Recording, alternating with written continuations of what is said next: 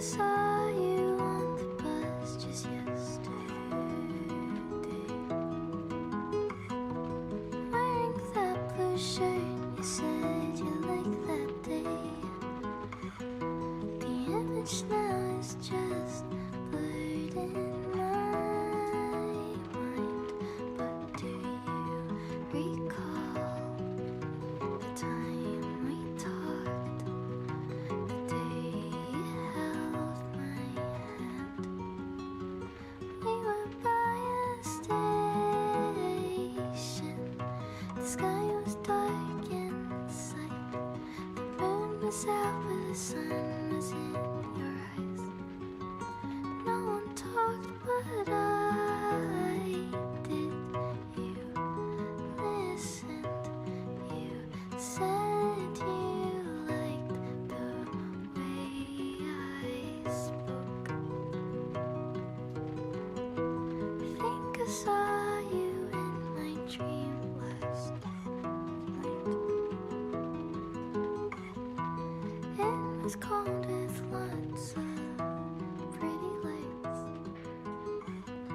The image now is just blurred in my mind. PCE, Do particularly for the consumer, you is in recall PCE. The other quick thought is that, time and we there's some talked, numbers to this. If we are right, US Treasuries rally about 60 to 70 basis points from here. But if the economy slows down, which is in our mind very plausible, very likely, then high yield credit spreads widen about 200 basis points. So net, despite the risk-free rate coming down, despite the Fed being dovish, your cost of equity is actually going up, not down, right? So you don't get that much help from valuations. That's what I think the market's missing. They're just looking at the world from a Fed perspective, which is what it has been very successful for the last 15 years. Just when the Fed turns dovish, you buy the market. But usually the Fed has been dovish at a time when there's been a fire to fight. Today, risk premiums are extremely compressed. There is no fire to fight. You know, VIX is at 12, high yield spreads are at 340. Very different from a normal Fed pivot. And we just listened to the ECB's de Gallo. Obviously, wholesome was like, yes, de Gallo has just been with Francine now. He says, you know, he's not, it's a game of tennis, as he says, not soccer. So he doesn't want to be obstructionist in terms of rate cuts. And it's interesting, he says we were lucky with energy prices coming down. And this is one thing that you touch on, and I think it was very candid by de Gallo to say that, look, we were lucky, energy prices came off. But he says inflation expectations are well anchored, unlike the 70s. Do you agree with him? I do, yes. Inflation expectations have, in fact, this is the one thing that you remember last year, or in fact now year before last, Schnabel had spoken about it. And so Schnabel was sort of one of the most important members of that board and had said that, look, if inflation expectations begin to get disanchored, and we were in the very early stages of that, we will do whatever it takes, which basically means, including a recession, if it costs us a recession, so be it, to bring down those inflation expectations back. And one of the variables that really does drive inflation expectations is energy prices. At that time, you know, we were worried about nat gas prices going to 300 euro to euro per megawatt hour. Today they're trading 30, right? So 10% of what that fear was. And that lower energy price really has meant that five-year inflation expectations, which the ECB watches very, very carefully, have begun to come off. They're still not at 10-year averages like they already are in the US. So in the US, you're pricing in disinflation. In Europe, you could price in a little bit more, but I think the ECB is going to be more careful than the Fed. So it's not all central banks being... Hey, have you ever tried really reaching out for the other side? I may be climbing on rainbows, but baby, here goes. Dreams, they're for those who sleep. Life is for us to keep. And if you're wondering what this all is leading to, I wanna make it with you. I really think that we could make it, girl. No, you don't know me well. every little thing only time will tell. If you believe the things that I do,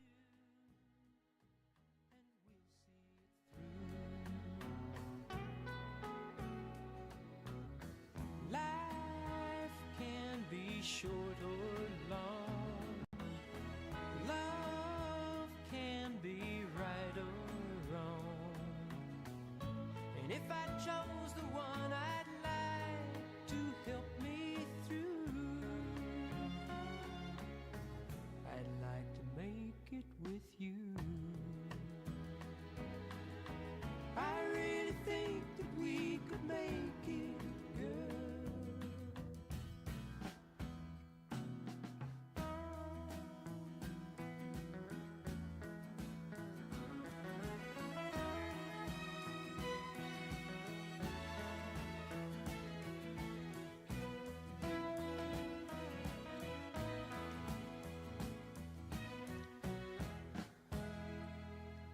Baby, you know that dreams there for those who sleep. He does get the nomination, so that's why I don't particularly expect a massive reaction. There should be some reaction. 여러분 안녕하세요. 뉴스 읽어주는 여자입니다. Would be around and post the election, so that's when the market, I think, 혹시 잘 들리시나요? but most of the reaction in Q4 in November. Okay, Banu, thank you very much for joining us this morning. An exciting year you've set us up for. That's Banu Boweja of UBS. Okay, quick. 오늘도 시작은 그렇게 쉽지 않았어요. 그 마이크가 문제가 좀 생겨가지고 역시 오늘도 유튜브 라이브 방송 그렇게 쉽지 않아요.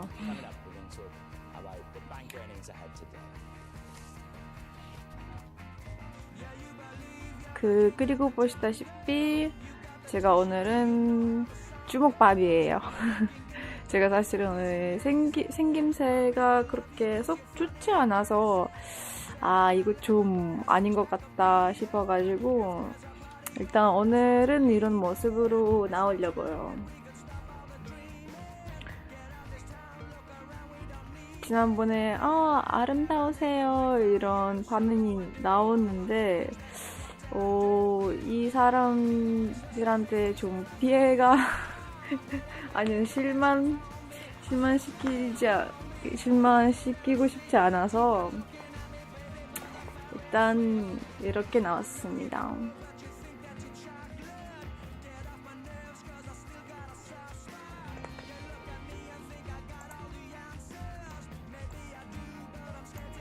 보시다시피 제가 오늘 조금 일찍 방송을 시작했는데 여유로운 시간이 좀 생겨가지고 미리 시작 열기 전에 좀 뉴스 좀 알아보고 차트 조금 분석해보고 이렇게 하려고 라이브 방송을 좀 미리 시작했어요. 근데 사실은 오늘 차트 보시다시피 오늘 사실 휴장으로 나스닥이 좀 많이 떨어지고 있어요. 보시다시피 한 4시 50분쯤에 이렇게 확 떨어졌는데 사실 반등을 노려보고 있는데 근데 언제쯤 매매 다시 해야 할지 언제쯤 들어가면 좋을지 계속 지금 대기 중이에요.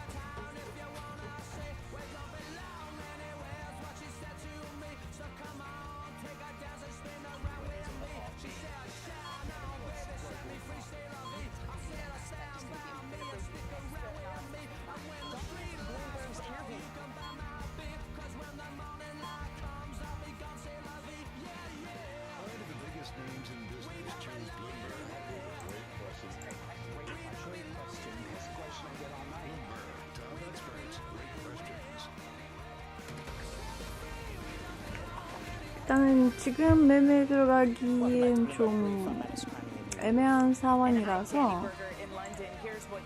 오늘 조금 천천히 뉴스부터 알아볼게요.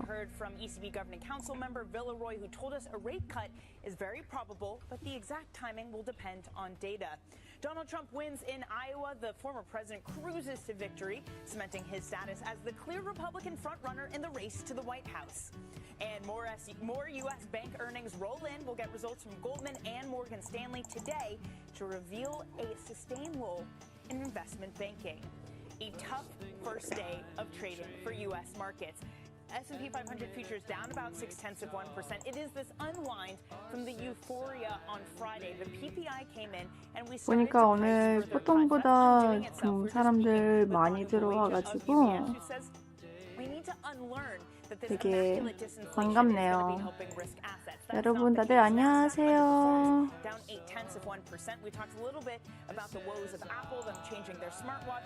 모르시는 분들이 있으면 저는 그 뉴스 읽어주는 여자 채널의 주인공 그냥 뉴걸입니다.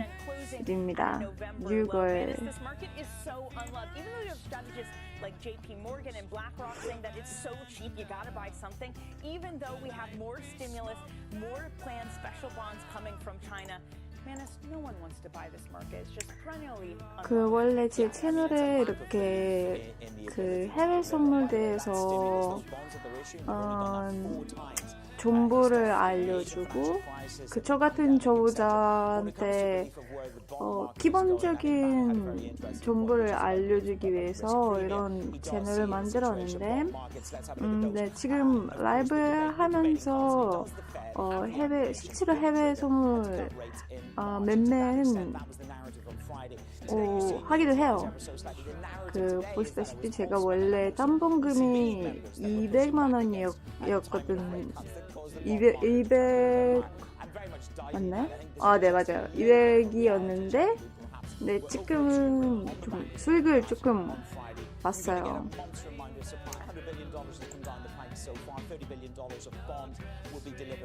해외 선물 한지 얼마 안 됐지만 그래도 꾸준히 이렇게 수익을 보고 있어서 조금 아직은 좀 운이 있는 것 같아요. 아, 주원씨, 네, 안녕하세요. 네, 오늘은 조금 일찍 방송을 시작했어요.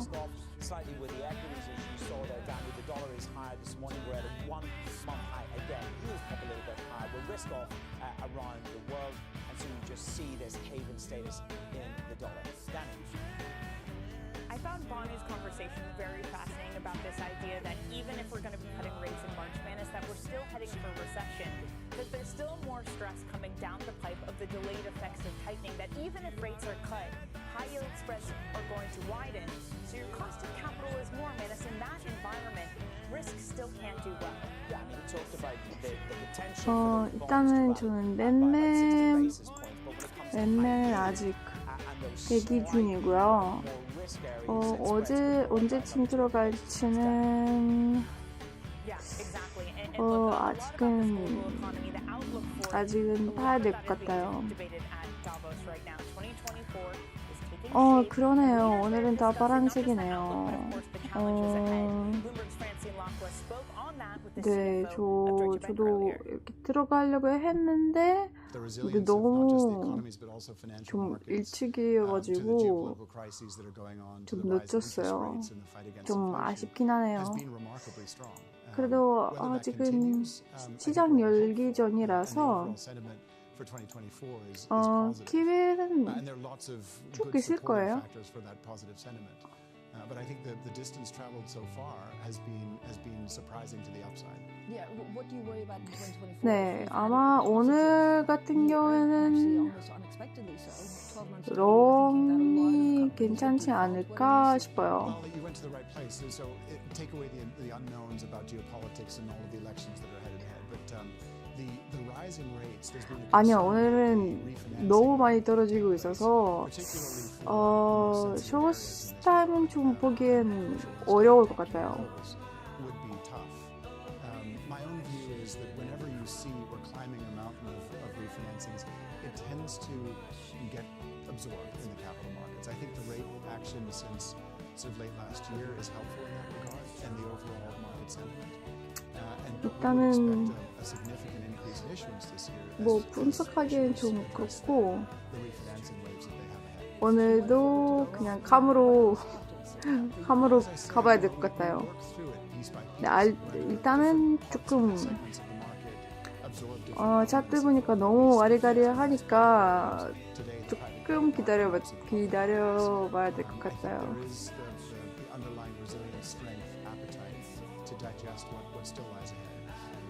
How are you worried about the German economy in a technical recession? I don't know whether this is a year where you kind of, the German economy. 아이고 주원 씨 오늘도 끔찍한 소리 하시네요. 러스컷이라뇨. 그러지 마세요.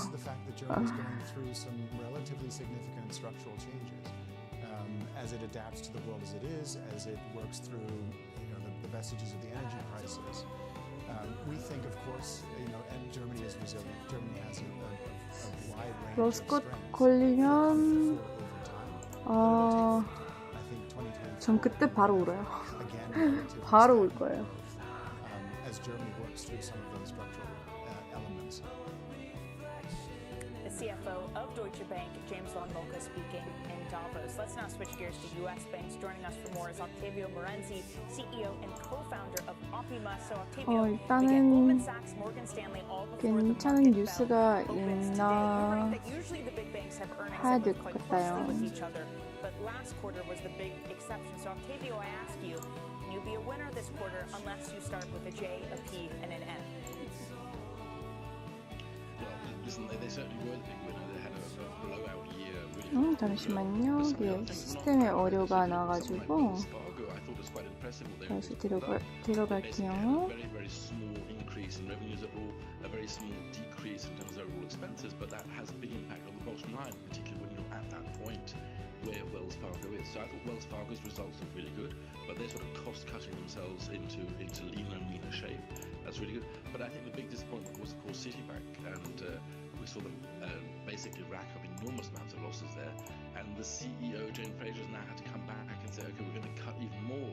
She basically sort of implemented a big restructuring program back in October, and the markets really responded very, very well to that. So Jane Fraser has done a fantastic job of talking up her stock price by promising enormous restructuring and enormous headcount cuts. So far the results are basically too soon to basically see those, but she really has her work cut out for her in the coming half year to really demonstrate that she can deliver that. Well, let's just pit you against Mike Mayo. Of course, we do this over the past 5 days. He says the stock can double. There's going to be a better. 그러니까요. 오늘은 느낌이 좀 저도 별로 좋지 않지만 왠지 매도로 가야 될 듯? 뭐 물론 제 개인적인 생각이지만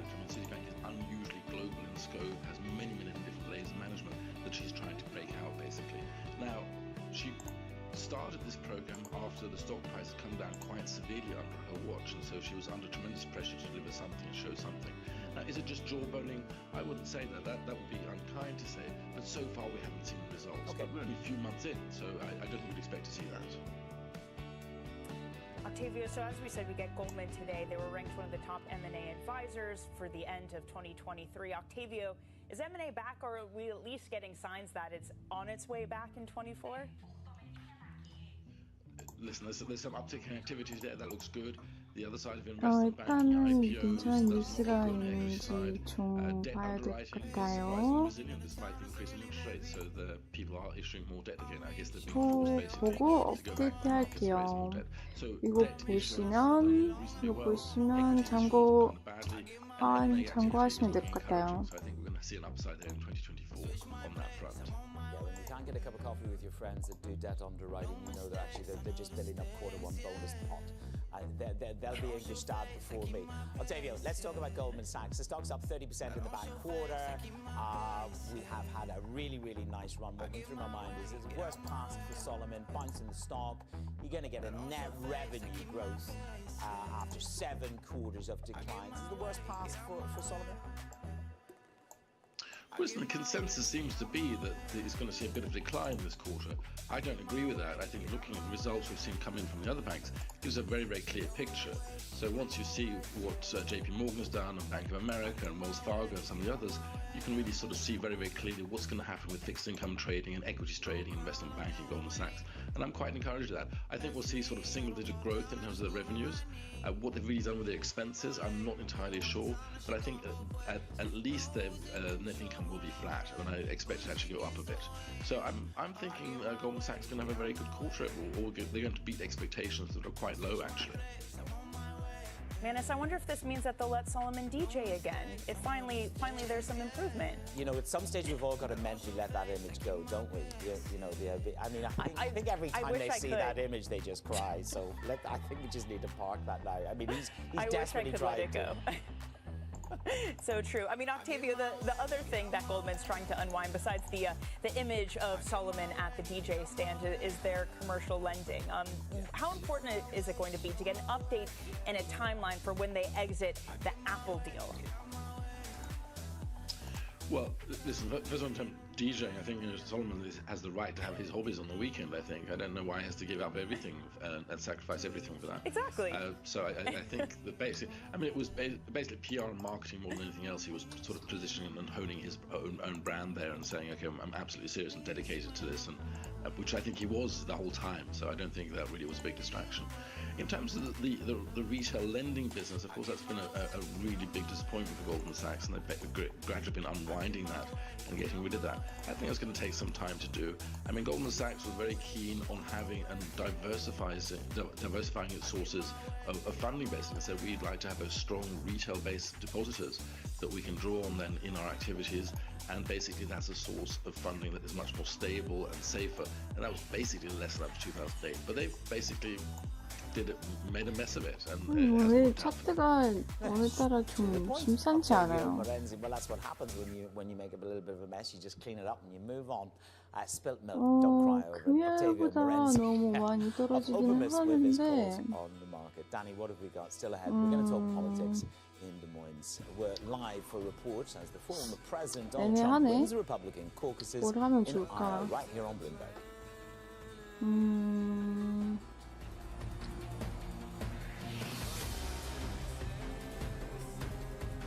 일단은 추천이라도 드러나 볼게요. 추천 좀 해주세요.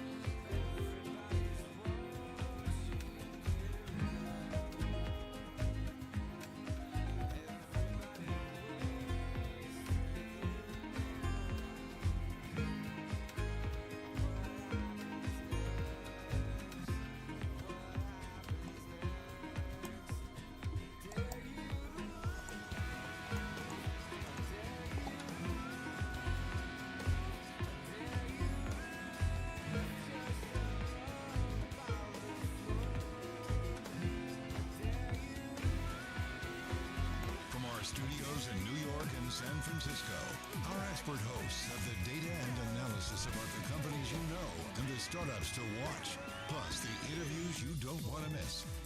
Watch Caroline Hyde and Ed Ludlow on Bloomberg Technology, the only daily business show dedicated to tech, right in the middle of the trading action at a new time, 11 a.m. on the East Coast, 8 a.m. in the West, only on Bloomberg Television. Context changes everything. Warren Buffett is somebody you've met and you know. What does he tell you about investing? He tells you to just do what he does, or what does he tell you? Pretty much. I mean, one of the things we have this great. 아하, 의견이 좀 갈리네요. 누구는 론이고 누구는 숏이고. 그럼 저는 어떻게 하면 좋을까요? 역시 제 감안만 믿을 수밖에 없죠. Debbie, who's been with him for over 40 years, wrote back and said, "How's October?" I said, "I'll be there. We're not going to the playoffs." And that led a series of 5 or 6 years where I go back to Omaha, and he said, "Alex, you always want to be a gentleman. You want to be a great baseball player."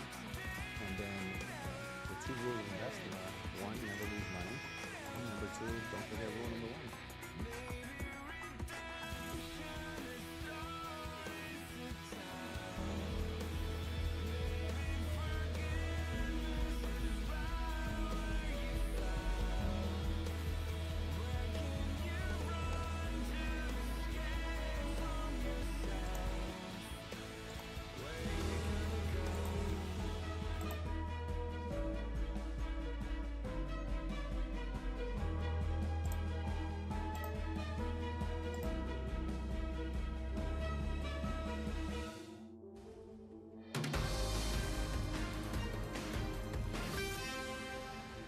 This is Bloomberg Brief. I'm Manus Granny in New York, alongside Danny Berger in London. Now, the IMF's managing director says artificial intelligence risks higher inequality and can harm financial stability. She spoke with Lisa Abramovich at Bloomberg House in Davos a bit earlier today. 무슨 이슈가 벌어졌나요? 저 사실 처음 들어봤는데요. 좀 찾아봐야 될 것 같아요. Over a foreseeable future are going to be impacted by artificial intelligence. And they would be impacted in one of two ways. If you're lucky, artificial intelligence will enhance your productivity, make your job more enjoyable, and very likely better paid. If you are unlucky, your job is gone. The United States is putting a lot of money into this. China's putting a lot of money into this. They might not have all of those prerequisites, but they do have a lot of money that they're funneling into the development of this. Does that make your job harder? Because there's almost a new arms race between the most powerful nations that are all member states of the IMF. What is making our job harder are two risks that come with artificial intelligence. One, increase of inequality. The world is already so unequal that it impacts the fabric of societies, and it spills over in protests on the streets, in lack of trust in governments. And artificial intelligence, unless this is attended, is going to deepen inequality. Those workers that would see their jobs enhanced, they'll make more money. But those that see their jobs gone, if there is no social safety net for them, they're going to be in trouble. And then across countries, inequality will grow. The second big risk we see from our perspective is on financial stability.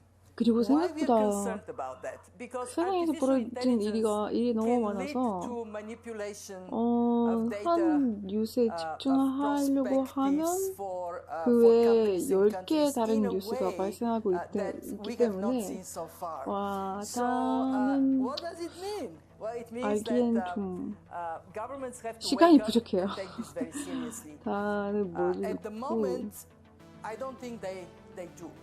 근데 역시는 이런 분야에서 주식 같은 경우도 그렇고 정보가 되게 필요하죠. 아무래도. What do you do? How do you regulate something that changes so rapidly? And how do you regulate it to bring the risks of misinformation, disinformation down, but grab the productivity benefit? Kristalina Georgieva, the IMF Managing Director, speaking with Lisa Abramovich at the Bloomberg House in Davos earlier today. Stay with us throughout the week. We have plenty more interviews live from the World Economic Forum in Davos. But first, coming up here on Bloomberg Brief, we're live in Des Moines as Iowa voters deliver former President Donald Trump a victory on a very cold night, moving him one step closer to a White House return. 심각하고 벌어졌나? 저 그때 잘 놀고 있었거든요.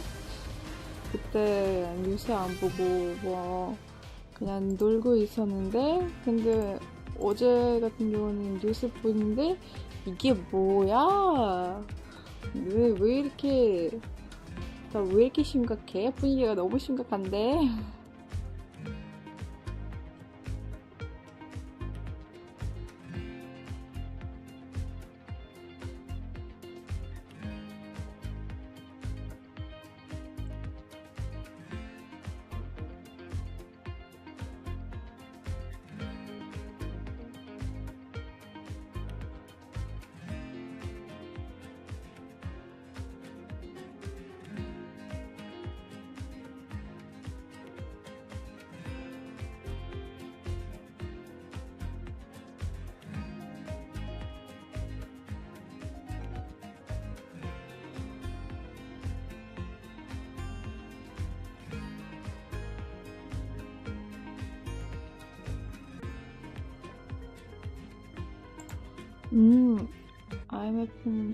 IMF는 나쁜 거 아닌가요? The younger generations are more, of course, pay more attention to sustainability. And so they are looking at brands that are greener, but you have to make sure you're authentic because they hate greenwashing. But what is very important to remember is that none of them, whether they're young or not, will ever sacrifice product quality and efficacy to sustainability, which is why part of the big transformation of our R&I, where there's this 오늘 billion 같은 euro 경우는 spent every year, most of 수익을 it 볼 is 수 spent on 있을지는 사실 잘 transforming 모르겠어요. our formulas from 일단 뭐 petrochemicals 해봐야 to biosourced 되고 ingredients and green sciences, but 해보면 without 그때 알 수 losing the efficacy. 있는데 왠지 오늘 하기 싫은데요. 제 감은 오늘 안 하는 게 나아요. Hear from leading economists, policymakers, and industry experts via live and on-demand webinars, only from Bloomberg. 근데 안 하면 라이브 방송이 의미가 없겠죠? 그러니까 조금도 안정적인 타이밍을 보고 그때 들어가면 되죠.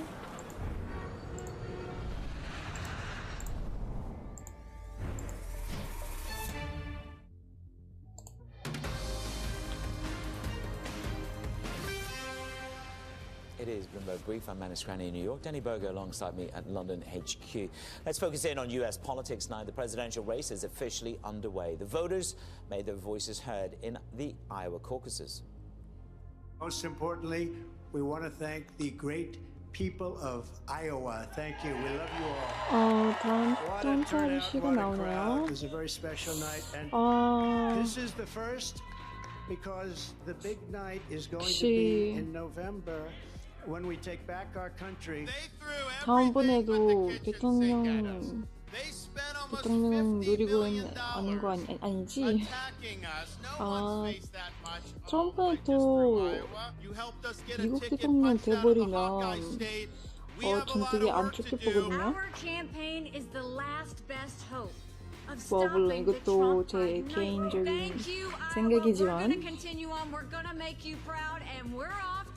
되게 웃기는 아저씨요. 그 아저씨 때문에 아저씨인지 할아버지인지 잘 모르겠는데 그 사람 때문에 안 좋은 상황이 좀 많이 벌어졌죠. There's nothing can stop Trump. 51% voted for him, double the widest margin in the caucus's history. What's your takeaway? Yeah, the only real surprise last night wasn't who came in first. We all knew that. We were all kind of waiting to see who would come in second. But the biggest surprise was just how little time it took for the TV networks and the Associated Press, who we rely on at Bloomberg, to call the race for President Trump. It took 31 minutes after the caucuses started, which means that most people were still in Iowa, were still caucusing. They were still meeting with their neighbors in this unusual process that they have in Iowa to talk about the candidates and to cast their votes. And it had barely started before we knew Trump was going to be the winner. And then later on, we learned that it was going to be Ron DeSantis in second place and Nikki Haley in third place. And as you just heard Ron DeSantis say, he got his ticket punched in New Hampshire. That's the way Iowa tends to work, is that we say that there's 3 tickets out of Iowa, and now we have 3 tickets, 3 candidates going to New Hampshire on the 23rd, the first of the nation New Hampshire primary. But one of these two, Ron DeSantis or Nikki Haley, has got to step up and prove that they can get the support to take on Donald Trump, or else this is going to be a very quick nomination fight. Well, Gregory, I have good news for you. If you're heading to New Hampshire, instead of -8 degrees, it will be a wonderful 23 degrees. What a joy you have on that campaign trail. Exactly. How does this set up for New Hampshire? I mean, is there any reason to expect, besides the slight change in weather, that there would be a change in outcome?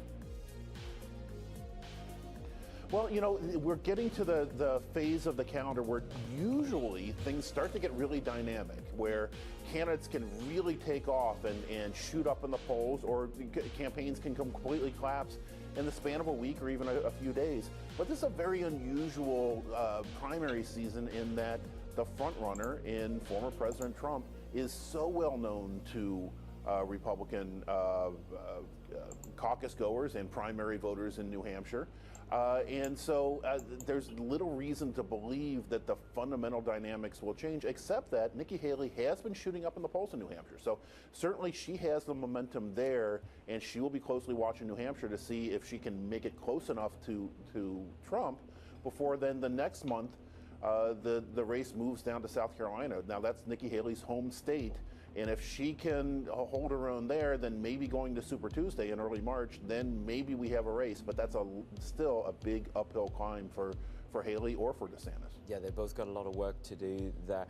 We're hearing from President Biden. It looks like Trump just won Iowa. I mean, that's stating the fact. This election's always going to be 공화주의자들이 트럼프를 왜 이렇게 좋은지 잘 So, of 모르겠어요. course, the odds. We're now going to have to work out these odds of a Trump-Biden rematch, aren't we?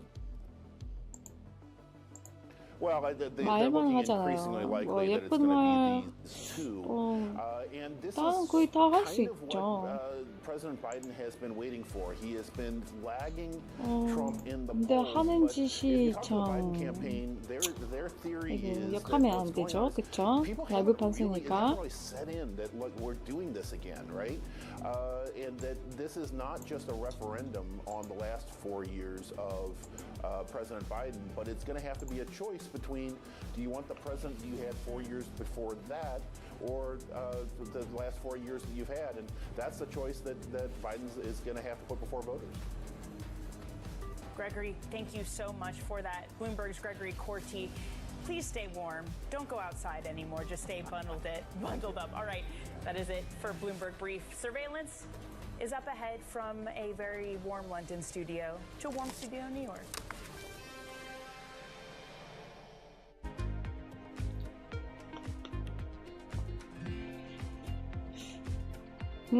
봐요. 오늘 주식 시장이 다 떨어지네요.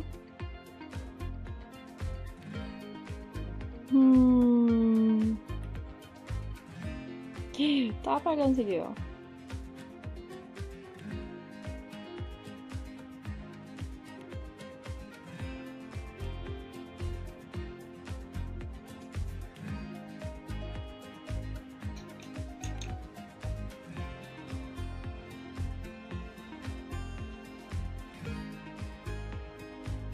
그래도 나스닥은 좀 올라가고 있네요.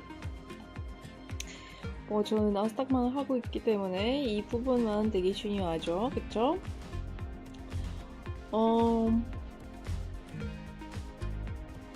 근데 주식은 다 떨어지는 마당에 나스닥만 올린다는 건 과연 좋을지 나쁠지는 좀 이따가 매매할 때는 그때 봐야겠어요. That we haven't seen in a long time. If you're a company today and you're not embracing the changes that are taking place with AI, you're going to be behind. How do you prove to the investor base that you haven't just tacked on AI to make yourself sexy? It's very hard to differentiate if you're not experienced with AI. The startup stories. We think this is a watershed moment for technology. Certain categories are more exciting than others. Right now, obviously, generative AI is a category that is very exciting to startup founders, customers, and venture capitalists as well. So what we are seeing is a new area of opportunities for new founders to come and change the industries that matter. And the real talk on realistic valuations. Some of the best opportunities are sitting right in front of us. How do you discern which ones are good on the marketplace right now? I think founders have woken up to the reality that taking on more money at higher terms doesn't necessarily play to their benefit in the long run. 매수로 갑시다. Follow the VC money on Bloomberg Technology. The only daily business show dedicated to tech right in the middle of the trading action. 12 p.m. on the East Coast, 9 a.m. in the West. Only 이거 on 아니다 Bloomberg 싶으면 Television. 매도로 갈아타야 될 것 같아요. Was going to keep Rain World Cup. This is a story as the economic picture covering the intersections of Hollywood, Silicon Valley, and beyond. 네, 진입했어요. 지금이야는 잘 모르겠고 일단 저는 지금이 타이밍이 좀 괜찮은 것 같아요. The big risk, I think, for markets is that inflation effectively gets stuck. We are getting inflation prints that are a bit hot. We know the consumer at some point is going to get squeezed a little bit, so that risk-off component is in there. 이게 조원 씨는 또 이상한 소리 하시네요. 나가주세요. 나가주시고 들어오지 마세요. This notion that immaculate disinflation is going to continue is something that I find very hard to reconcile with actual data. 그쵸, 돌비님은 저는 동의합니다. 아직은 결과를 알 수 없기 때문에 좀 지켜봐야죠. Live from Davos, Switzerland for our audience worldwide. Good afternoon. Good afternoon. This is Bloomberg Surveillance alongside Lisa Abramowitz. I'm Jonathan Ferro. Together through the week with Anne-Marie Hordern in Davos, Switzerland. Right now, the eyes of Davos. Bramo on Iowa. But everyone's just focusing on Donald Trump. Everyone is talking about it behind the scenes. No one really wants to talk about it when you get them alone, when you are in front of a group. But here's the question. I sense that too. Yes, 100%. I mean, this is the awkward elephant in the room when you talk in front of a panel. But it's definitely 일단 시작은 좀 나쁘지 않은 것 같아요. And frankly, unprepared for, as they really discuss in private. AMH, in many ways, Davos started last week on Friday with those comments from the ECB President Christine Lagarde to French TV. That set the tone for conversations through the whole of this week. Absolutely, and Trump is not just dominating in Iowa in the polls, and he's going to go potentially to New Hampshire. He's dominating the conversations here. Because Europe, they've had 4 years to prepare for potentially 나라에 another 가면 Trump 2.0 죽어요. administration. They're running around almost 거기는 panicked, is 상수가 what it feels like at this 없으니까요. Let's build on that. So President Lagarde of the ECB, let's park the fact we're talking about a central banker commenting on politics. Let's talk about the substance. President Lagarde, Bramo, is essentially saying that the former president, if he becomes the next president, he's going to be a threat to European goals. Climate, NATO, etc., etc. I think we have to reframe that as well. What has Europe done from America recently? What has Europe done for the United States and the White House? And I'm thinking of several key areas. We can talk about China. We can talk about NATO. What happened to military spend across Europe for the last 10 years? Have they delivered, stepped up to the plate? And to your point, they've had 4 years to meet that task. So it feels like you aren't buying into the message of rebuilding trust, which is the theme of this year's Davos. There isn't any. Well, but this is the issue, right? Are we seeing a splintering in that order that's really highlighting some of the tensions that are underpinning this particular meeting? That, I think, is what's coming to the fore with some of the anxiety around Trump. 사실은 제가 오늘 라이브 좀 일찍 시작한 이유는 조금 안정하게 하고 싶어서 잘 됐으면 좋겠어요. 조금씩 안정하게 수익을 보고 싶어서 제가 원래 같은 경우는 롤러코스터 되게 좋아하거든요. 근데 이런 여기 차트에 벌어지는 롤러코스터는 영 마음에 안 들어요. 왜냐면 스트레스가 엄청 많이 받아요. Yeah, but everyone's trying to push back, and we're hearing from everyone, gosh, stop getting so ahead of your skis. Every single person seems to be saying the same thing. We have an incredible lineup today. First, we're going to start off with Ken Rogoff, who's sitting alongside us, Harvard professor, former IMF chief economist. We're going to be speaking with the head of Moderna, Stefan Bancel, BNY Mellon's Robin Vince, and South African Reserve Bank Governor Lesetja Kganyago. That's all coming up in the next 90 minutes or so, John, as we are here in the beautiful Swiss Alps with bells chiming in the background. Let's be very clear. We get lucky. I've always felt this way. When you are a European-based anchor working for Bloomberg TV, you have to do this in the freezing cold. The US hours, about midday Swiss time, sun starts to come out. It's actually pretty comfortable, isn't it? It is right now. Check back with me in an hour and a half, and we can consider that. Let's kick off the conversation this morning with Ken Rogoff, the Harvard professor and former IMF 뉴스에서 뭐 재밌는 아니면 good morning or good afternoon. 유효한 Let's go with good afternoon and let's talk about what's happening 뉴스가 in the 나왔으면 economy. You wrote a 좋겠는데 fantastic piece in the Guardian just before Christmas. 날씨에 대한 얘기만 하네요. About the global economy not being out 뭐 of the 그쵸, woods. Can you just tease some of that out 우리도 for 여기 us 좀 just to begin? 추워요. Well, there seems to be 바람이 this 너무 consensus here 추워요. in Davos, but I'd also say more broadly in the States that, you know, it's not going to be as good as 2023, which was surprisingly good, but it's not going to be bad. Inflation's going to come down soft landing, and there seems to be very little understanding that there's a lot of volatility around that. And if you look at the geopolitical situation, forget about Trump, which we were talking about, but the geopolitical situation's like nothing I've seen in my professional lifetime. I mean, we've gone 오늘의 시장을 음악으로 충전시킵시다. Could get to be a hotter Cold War II than it was. And that's very destabilizing. Think what the 70s were like. 차트 올라가야 Part of that, 되니까. of course, was the breakup of Bretton Woods, but it was also, Iran, geopolitical instability. And so that, I think there's a lot of volatility. It's not all bad. I mean, we could have a good year, but that's really hanging over our head. As a market participant, what do you do with you don't know what you don't know? You don't know about the volatility. What do you do with, hey, a President Trump coming in 2.0? 도와줄 거예요. Okay, well, 근데 오히려 엄청 빠른 음악을 틀면 왠지 차트도 엄청 빠르게 와리가리 할 것 같아서 안정하게 신나는 음악 들어보시죠. That's what we teach in economics anyway. If there's a chance that the Red Sea gets closed down for 6 months and it adds to inflation and the prices of everything. 그쵸, 조은 씨. 지금 보면 조금씩 올라가고 있는데 그래도 이요 초까지는 올라가지 않을까 싶어요. Very sanguine. Even when I look at things like oil prices, I don't get it. I mean, why isn't there more of a premium built in? They, just think this is going to be over in a week because at least the 그럼 올라가야죠. 그럼 무조건 올라가야죠. Say if you look at Ukraine, if you look at what's going on in the Middle East, if it's the same next year, that's like the good outcome.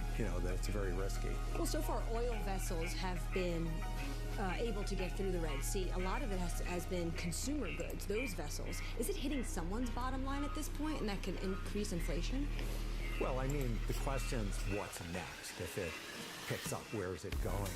There's certainly, I think, shipping rates have gone way up, right? I mean, that eventually hits something that's, only a component of what you pay, but we're sort of in a volatile state. It's not that what's happening is going to make inflation blow through the roof.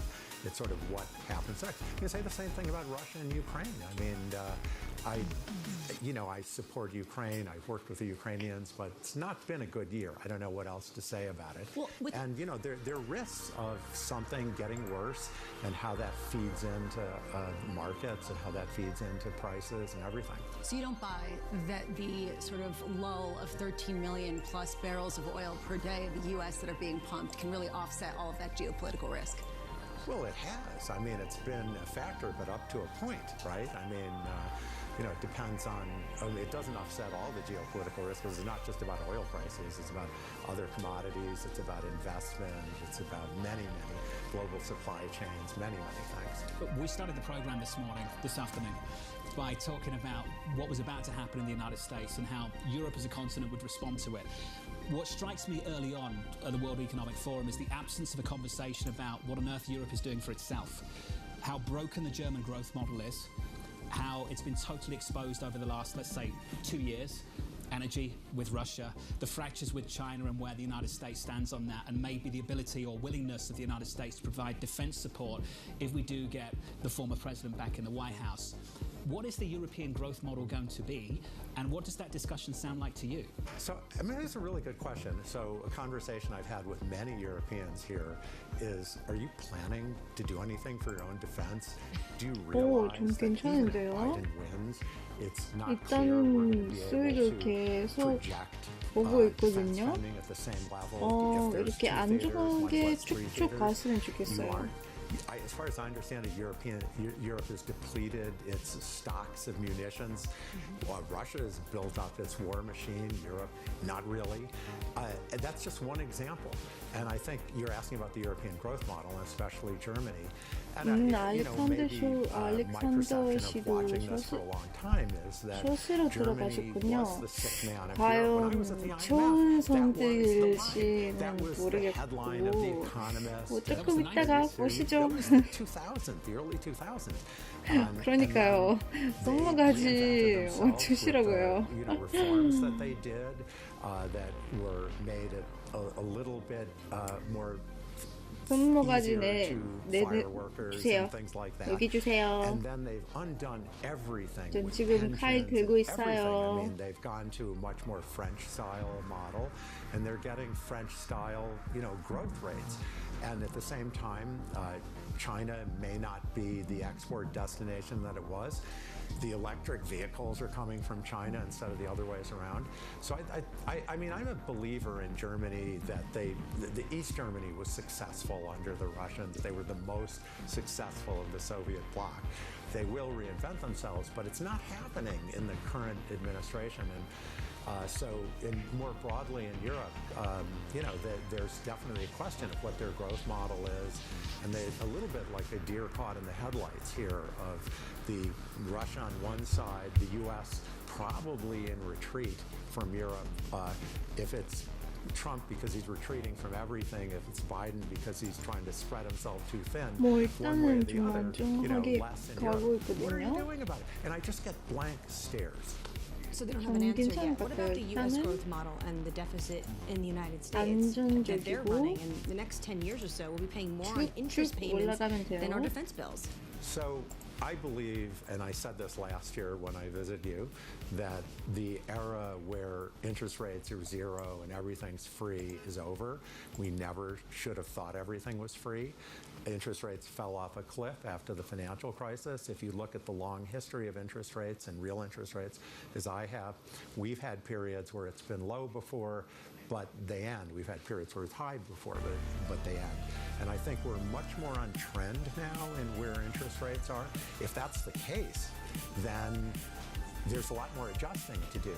And there seems to be zero political appetite in Washington. The only time they can kind of get things under control is when there's a divided government and they can't agree on anything and they can't. But I mean, certainly if you get the Democrats sweeping into office in a bigger way than last time, you know what's going to happen.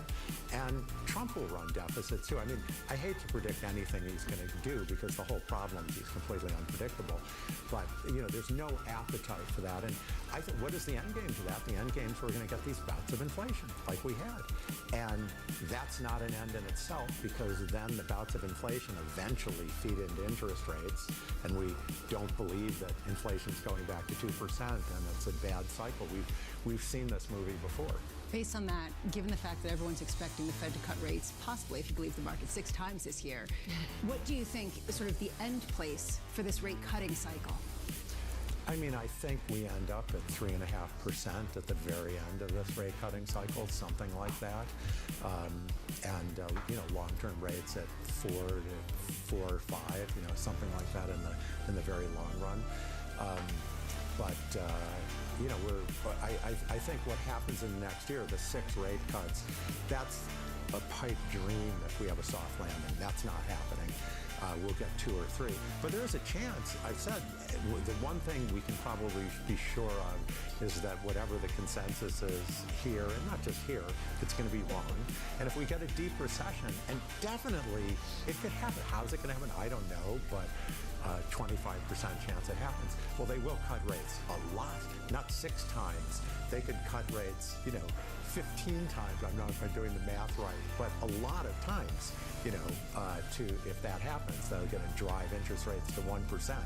So that could be built into that 6 rate cuts, possibly. Ken, this was great. Fantastic to start the week with you, as Thank always. you. Professor Ken Rogoff of Harvard. I think we can all agree that this forum often turns out to be a highlight reel of bad forecasts. Isn't that what often happens, Lisa? It often is when everyone comes in and says that it's going to be an amazing year, and then you get a pandemic or everything's 네, 주원님 밥 맛있게 드시고 다시 오세요. Absolutely critical for the conversations throughout this week. When the Europeans start to become fearful about the future of US policy, I think the Europeans need to focus on themselves a bit more about what they're going to do next. Up next on this program, Liddy Cantrell of PIMCO is coming up in the next hour to break down politics. The front runner in the Republican Party is about to run away with it all.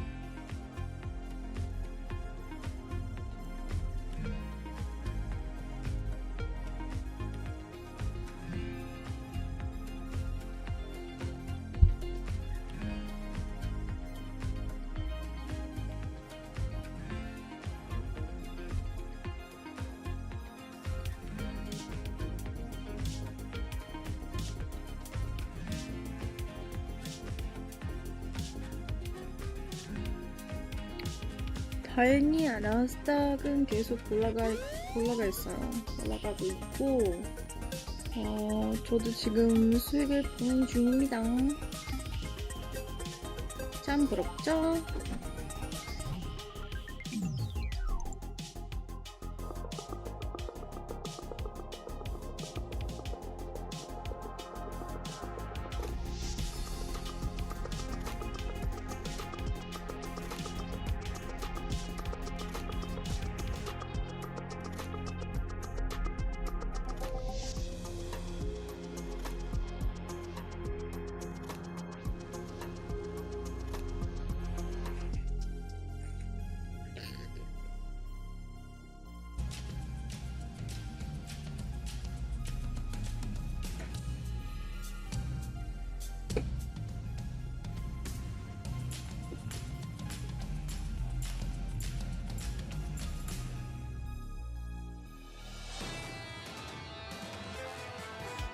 People talk about organic development, which of course is the core. People talk about M&A, but sort of not as much is talked about how much enterprise value gets created by partnering effectively. So that's the spirit with which I think about OpenAI. We just want to have a good commercial partnership, and we want to be investors in the entity, in even the way they're structured. So what I would like is good governance and real stability. That was Microsoft Chairman and CEO Satya Nadella discussing their latest investment and partnership with OpenAI. The topic of artificial intelligence dominating discussions here at the World Economic Forum. Here in Davos, Switzerland, let's get you a flavour of the price action going into the market open a little bit later on this morning. Equity futures on the S&P 500 pulling back just a touch. We're negative here by 0.5%. At least a busy week again, really. For earnings, we hear from Goldman and Morgan Stanley a little bit later. I love that we're not even mentioning it, even though that really should be front and center, considering that we did get sort of a bleak outlook going forward from some of the other banks. We get something similar from the Morgan Stanley, Goldman Sachs competition. We'll hear from Shonali Basak a little bit later on this morning. She's going to break things down in front of the Bloomberg terminal over in New York City. A range of events happening on the sidelines of the summit. Always the sidelines. Always. Right? Never like in the summit, but always the sidelines. A range of events happening on the sidelines of this summit, including this one. Bill Gates, the co-chairman of the Bill and Melinda Gates Foundation, speaking to Francine Lacqua at Bloomberg House in Davos. Let's take a listen.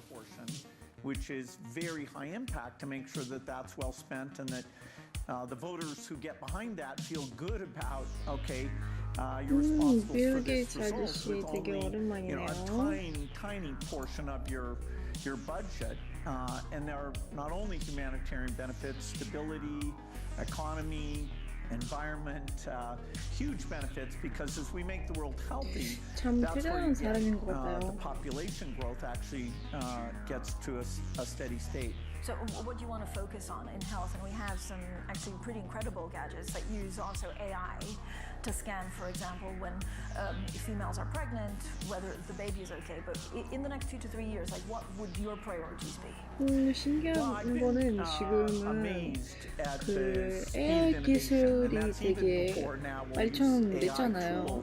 근데 이 AI 기술 가지고 사람들 건강을 조금 향상시키기 위해서 이렇게 어떤 노력을 지금 하고 있는데, 이 AI 기술을 가지고 그 임신한 여자분들 분들의 아이 상태 이렇게 볼 수 있거든요. 뭐 물론 기정에 있는 기계도 있긴 하는데 어떤 다른 방식으로 하지 않을까 싶어요. And so it's even better than the best human at doing that prediction. And so, even in rural Africa, you connect this to a cell phone, you do the scan, tells you what you need to know, and that would cut maternal deaths in half. 그럼 앞으로 병원 가지 않아도 이런 기계 집에만 있으면 그냥 핸드폰 연결을 해가지고 집에서 그냥 필요한 정보를 알 수 있다고 하네요. 뭐 아이 상태나 아이의 성별 같은 거, 되게 괜찮은 기술인 것 같아요. regulatory process, and that's also very 왜냐면 사실 expensive. Sadly, there's no natural market for this. The people who benefit from it 비싸잖아요, very 사실은. little money. So the normal market mechanism of is this a priority for the innovation agenda? 저 이렇게 Without 익히게만 있어도 governments being generous in philanthropy, it just never happens. But it's coming together. I was in 좀 Kenya seeing the 도움이 work, 될 수 있을 것 같아요. and we'll get it out there. We have partnerships with lots of the ultrasound companies, including Philips, who, if we fund it, they work with us very well. And this is an HPV single dose. So you basically have a That was Bloomberg's Francine Lacqua sitting down with Bill Gates. You can watch more of that interview when it's uploaded to Bloomberg.com. Got to be across a range of issues throughout this morning and throughout today, but without doubt, top of the agenda for us, I think, today is what happened overnight in Iowa.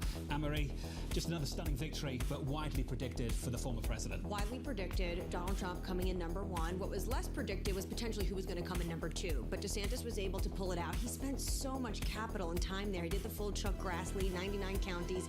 Nikki Haley, though, coming in third. What was so interesting, though, and probably very demoralizing for the DeSantis campaign and even the Haley campaign, within 30 minutes, AP, CNN, CBS, all were all ready to call it for the former president. Let's get some reaction. We can do that with Terry Haynes, the founder of Pangea Policy. Terry, wonderful to catch up with you, sir. Let's just get your reaction, your first thoughts following what happened overnight.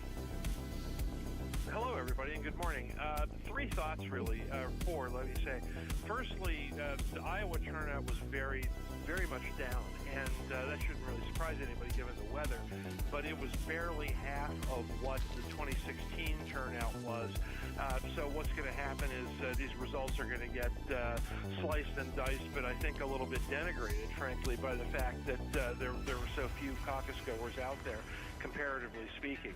Now, with that, how I tend to look at it is Trump versus not Trump, because that's what the street wants to know. And what we come away with, I think, are three things. Half of early primary voters don't want Trump to be the nominee. Secondly, there is a not Trump Republican nomination path that remains viable and probably gets pumped up from New Hampshire a little bit, and then nothing happens for a month. So this race will be very much at loose ends, which is good for challengers. And thirdly, buried in the Des Moines Register polls, the worst news for Trump is that nearly 30% of likely Iowa Republican caucus voters wouldn't vote for him in the general election. So what you're seeing is a looming Republican Party split should Trump become the nominee. It didn't seem like this was a split, Terry. As you know, we were just talking about how quickly all of the networks called this for Trump. Who's going to be number two? Did we learn that at least? If you do think that this is going to be a split race. No, well, firstly, it's a split because you've got 51% of Iowans voting for Trump. So my view is roughly 50% weren't for. Secondly, no, I don't think we did, because what you got is you got a situation going into New Hampshire where Haley is strong, and then there's going to be a month where there won't be any 지금 나온 뉴스가 제 생각엔 좀 썩 좋지 않은 뉴스인 것 같다. 왜냐면 들어보니까 지금 그 트럼프를 응원하는 사람들이 생각보다 많네요. 근데 트럼프는 또 여자랑 붙고 있거든요.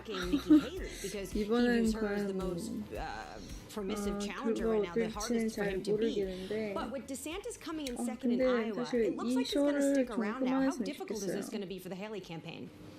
Oh, I think it's very difficult for them, and I doubt they're surprised by that. I mean, I doubt they thought they were going to get a clear path regardless. I think the media was burying DeSantis in Iowa, frankly, a lot more than the votes were going to come out.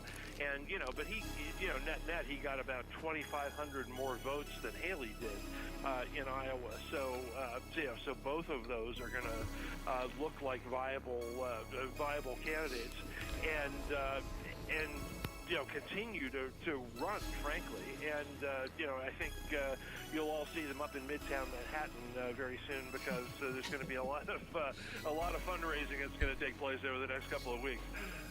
Terry, let's finish here. Can anything stop the former president? Can you what, John? I'm sorry.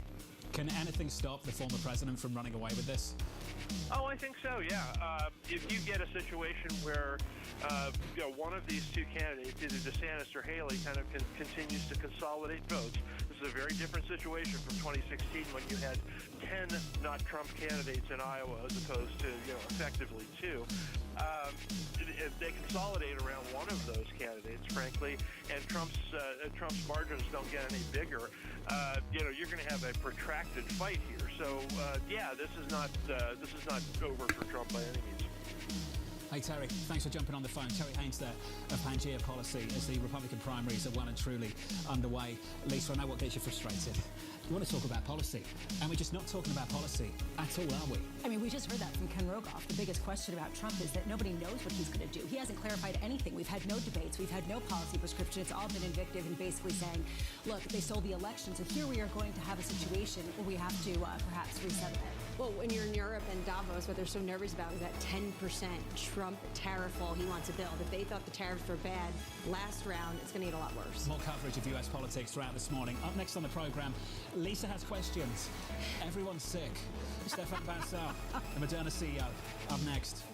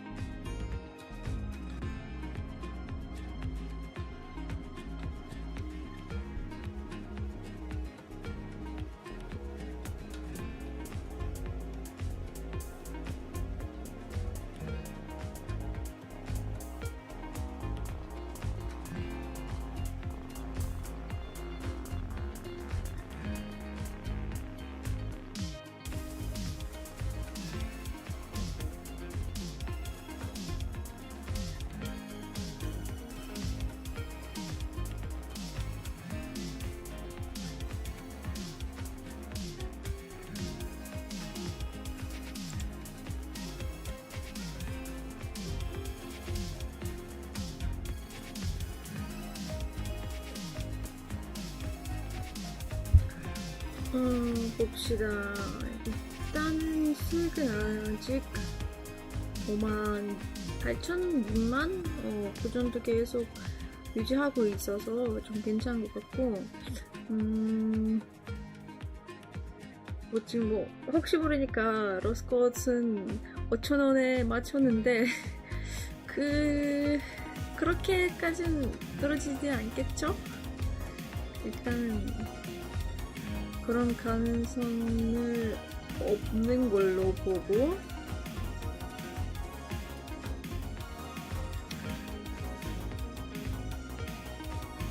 조금씩 그렇게 올라갑시다.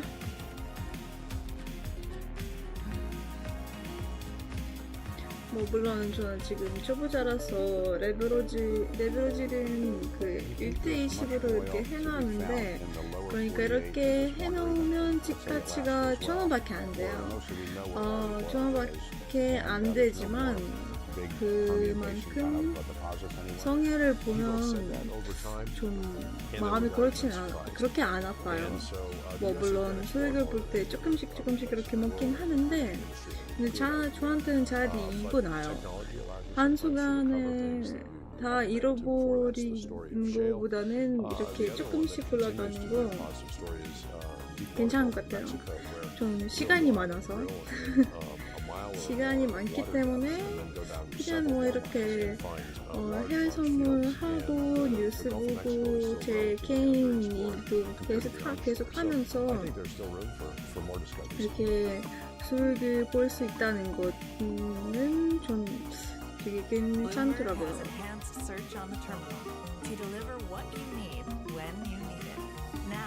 You can simply type phrases in everyday English in the command line. Compare financials. Find people. Analyze markets.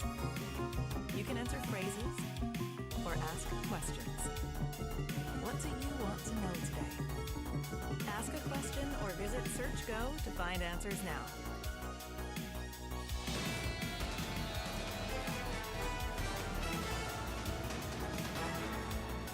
We're live from Davos, Switzerland at the World Economic Forum. Your price action this afternoon, this morning, depending on which part of the world you're in right now, looks like this. In the equity market on the S&P 500, equity futures shaping up as follows. Negative by 0.5%. On the NASDAQ, we're down by about 0.6%. Earnings season well underway. You'll hear from Goldman Sachs and Morgan Stanley in the next 24 hours. And then early February, in fact, at the end of this month, Lisa, we start to talk about tech as well. Which is really the main theme here, I would say, in Davos, artificial intelligence, which everyone basically says we don't know what's going to happen, but let's all talk about it and angst about it, because that seems to be the theme right now. Another theme is US debt. Budget deficits in America, trying to confront them. Is anyone going to confront them? Let's check out the bond market. 2-year, 10-year, 30-year. Treasuries look a little something like this. On a 10-year, yields are higher by, let's call it 6 or 7 basis points here, Lisa, just north of 4%. What's unusual is that we have got a consensus, surprise, shock, in Davos, Switzerland, but it's on Federal Reserve interest rates. The pipe dream of a soft landing and fixed rate cuts this year, the words of Ken Rogoff, Harvard professor, in the last 30 minutes. Basically saying there is no way they're going to get more than 2 rate cuts if we do get a soft landing. And we've heard pushback after pushback by Fed official, IMF chief economist came out earlier today. The market's not buying it. You do wonder where that leaves the President of the United States. They're banking on a soft landing. Big sign. They've all said it. Treasury Secretary Yellen, Joe Biden, and the economy is the number one issue, John, when it comes to American voters. Let's turn to foreign exchange just briefly and have a quick look at the euro. Lisa can guess where this is. The euro against the dollar, typically around 109.50 and not a million miles away this morning. Bramo? That's basically where we're at right now. A real question, you mentioned Europe and what their growth is going to be. Huge. And I don't see that being priced into the euro. Kit Juice was talking about that this morning in a note. Data comes out of Europe, data's bad. Where does that leave the ECB? Never mind having a single mandate to focus on inflation. The growth model in Europe is broken. It's shocking to me that every time we sit here in Europe, there isn't a bigger conversation about what the growth model is going to look like. Let's think about every single issue we talk about at the moment. EVs. Where's Europe on EVs? AI. Where's Europe on AI? They want to regulate it, sure. We all understand that. But who's driving it? Which is the reason why a lot of people are just shrugging when you've got ECB officials who come out one after another saying, we're not even going to cut rates this year, and the market's basically laughing at them, because what is the growth prospect to really get them out of the situation? John, what you have said about Europe is right. They've outsourced energy to Russia. That blew up in their faces. They outsourced their economy to China, and they're still trying to do almost different plans, depending on who you talk to, whether it's Macron or Schultz, and they've outsourced their defense to the United States of America. With the President of the United States seemingly leaning into this sort of multilateral approach, the next president might not be leaning in the same direction. Under surveillance this morning, Donald Trump moving a step closer to a rematch with Joe Biden. Trump winning 51% of the vote in the Iowa caucus, with Ron DeSantis a distant second and Nikki Haley third. The former president has another chance to tighten his grip on the Republican nomination at the New Hampshire primary next week. Anne-Marie, is the result, the outcome, going to be any different? Well, potentially it could be, only because New Hampshire, you do have Nikki Haley really trailing Trump's tail there. And you can see all his ad spending is against Haley. But poll after poll continues to show Trump just is dominating the Republican Party. He's almost an incumbent within this primary race of Republicans. Which is the reason why it's shocking that people are as shocked as they are to see it kind of facing in their, to be in their face. And to me, what's funny is that no one really wanted to think about it, so they didn't think about it. And then all of a sudden, this is sort of the first reality shock, and that even if it's no surprise, everybody knew this was going to be the outcome, it still is sort of igniting a conversation that everyone had been loath to have for so long. We talked about how annoyed you might be about the fact that we're not really discussing policy. We need to talk about bank policy and regulation. You could see a real shift in approach if we get a change in administration. A little bit later this morning, big bank earnings continue, with Morgan Stanley and Goldman expected in around about an hour. Bloomberg Intelligence expecting Goldman's net revenue to return to growth after 7 straight quarters of declines. For Morgan Stanley, it will be the first earnings call for new CEO Ted Pigg. And Lisa, you'll be leading that conversation a little bit later this week. This is the key question for someone coming into the helm after a storied career of James Gorman. How do you then shape a narrative where Morgan Stanley essentially won against Goldman Sachs? Now he has it to lose, right? There's this question of, okay, well then how does he sort of follow on at a time where a lot of people are warning of sort of a slow grind in the economy and for banks this year? So perhaps unfairly, but accurately, I described Davos as a highlight reel of bad forecasts. So last year, the forecast was US economic growth, we could dip into recession, China's going to reopen, it's going to be fantastic. Flip it on its head. Here we are 12 months later, we're talking about this. More stimulus on the way for China's economy. Senior policymakers considering $139 billion of new debt issuance under a so-called special sovereign bond plan. That's according to Bloomberg reporting. The sale would be the fourth in the past 26 years and would fund projects related to food, energy, supply chains, and Lisa, urbanization. This comes as China sends the largest delegation to Davos since 2017. There is a real feeling that the concern about slow growth in China is superseding a lot of the ideological rhetoric that we've heard from Xi Jinping. Whether they follow through on that remains to be seen. People don't know what would it take for companies, international companies, to get confidence to go back into China right now. Well, I think it would take what's going on geopolitically for international companies to want to go on. And also, depending on who the next president is, Joe Biden didn't pivot away from what the former president did when it came to tariffs and even double down. More export controls when it comes to China. Let's get to the next conversation with Stefan Bassett, the CEO of Moderna, alongside us on Bloomberg Surveillance. Good afternoon to you, Stefan. Good afternoon. Rebuilding Trust is the title of this forum. We know for your industry, you need to rebuild some trust with the vaccine industry. How do we go about doing that? I think we go using the data and the facts and trying to work with people who need it most. If you think about it, what makes me really sad in those days is you have a lot of people getting a flu shot to be protected, especially the elderly, which is great. And then some of them refuse to take a COVID shot. When you look at the data this season, you have 5 to 7 times more people being hospitalized with COVID in a senior group than flu. 시장이 되게 안정적이라서 그렇지는 않아요. 조금 떨어지고 있군요. 그래도 아직은 괜찮아요. Work together to make sure that people have access 많이 to the data 내려가지는 and the facts. 않아서. Because there's been so much misinformation and we need to get back to. Stefan, can I jump in? 성에는 보지 않은 이상 좀 괜찮다고 봐요. I think often we talk about it as if it's definitive, that we've found something out and that's the rule now. And I think for the general public, listening to the scientists over the last 3 years, I think what they've heard is this is the science, and then the follow-up 6 months later is we got it wrong, we learned something new. How do we change that? I think that was one of the challenges in some countries where people were a bit too dogmatic, trying to communicate in very simple terms to the public, because we had to communicate very complex science to the public, and sometimes we're a bit too in the absolutes, whereas we were learning in real time about this virus. Nobody has seen this virus before.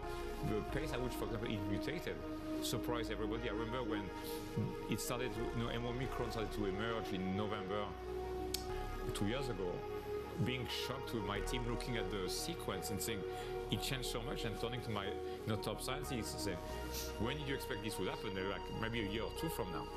So a lot of humility in terms of science and about also communicating. I remember early in the pandemic, hearing public health officials saying, you don't need to wear a mask. And watching this on TV and saying, how can you say that? Because it's a respiratory virus. Of course you need to wear a mask. I understand what they were trying to do, which is to protect the supply for people working in hospitals. Right. But by making such a blank statement, you lose credibility. To that point, a lot of people here are sick. A lot of people have canceled. Are you wearing a mask? No. Okay, so because I'm vaccinated. Okay, but a lot of people are frustrated that when you get vaccinated, you still get sick, just less sick. Are we getting closer to getting vaccinated and then not getting the flu, or not getting COVID, or not getting RSV? So it depends on our immune system is what it is as humans. We cannot change that, or we don't know yet how to change the immune system. And so the question is, when do you get infected versus when you got the vaccine? Which is, if it's many months separations, you're going to get protected against long COVID. If you think about it, the piece we should all think about those tools, vaccines, is to protect you against very bad outcome, like insurance, And so for the elderly, you don't want them to get hospitalized. For people our age, is not getting long COVID. I didn't get my COVID shot because I'm scared of being hospitalized. I'm 52, I'm pretty healthy. But what I don't want to have is long COVID. I got co-workers who got long COVID, and it's really, really bad. And those were healthy people in their mid-40s that spent 6 months without being able to be a father or a mother, a co-worker, and these are the type of things we need to prevent. We're trying to move into the post-COVID era. We're trying. I don't know if we have. but we're trying really hard. And I'm wondering from your vantage point how you get Moderna to be a company other than a vaccine company, which isn't as profitable, isn't as lucrative as other drugs that are reimbursed at higher rates. So I want to challenge that a little bit. I think innovative vaccine is a very good business. What you don't want to be is in a vaccine where you have 50 me toos, and the price, of course, is very, very low. Look at what Merck has done with HPV. It's a $6 billion franchise. They own the franchise around the world, or what GSK has done with Shingrix. And so I think it's highly possible. And if you look at Moderna pipeline, a lot of innovation coming, including with this year. So we're going to see our second product launch this year. When it happens, will make us really a platform company because it will be the second product using exactly the same chemistry, the same technology. And then we have products like CMV that we should have a phase 3 this year. CMV is number one cause of birth defect in the developed world, so in the UK, in the US, in Europe. And there's no thing today. There's no vaccine that exists. Everybody has tried. They all broke their teeth on trying to make the CMV vaccine. So this, I think, is very lucrative. Because those viruses are not going away. 시간이 정해져 있기 때문에 좀 나중에 those are very 먹으려고요. interesting businesses. 한 And then if you think about what we're doing in cancer, just before 11시쯤에? Christmas we announced 50% 근데 지금 reduction of 시간이 death or 좀 recurrence of 여유가 disease. This is the 있으니까 best drug on the market. In a clinical 미리 study for 수익을 skin 좀 cancer, we 보고 believe this can be extended to 편안한 phase 3 마음으로 ongoing and other cancers. 저녁을 And then genetic 먹으려고 disease. 해요.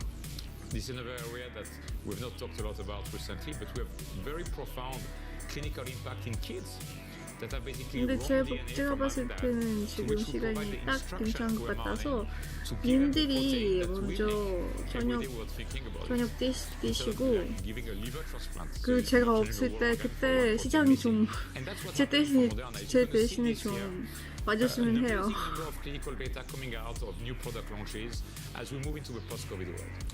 네, 지금 살 꾸준히 찌고 있어요.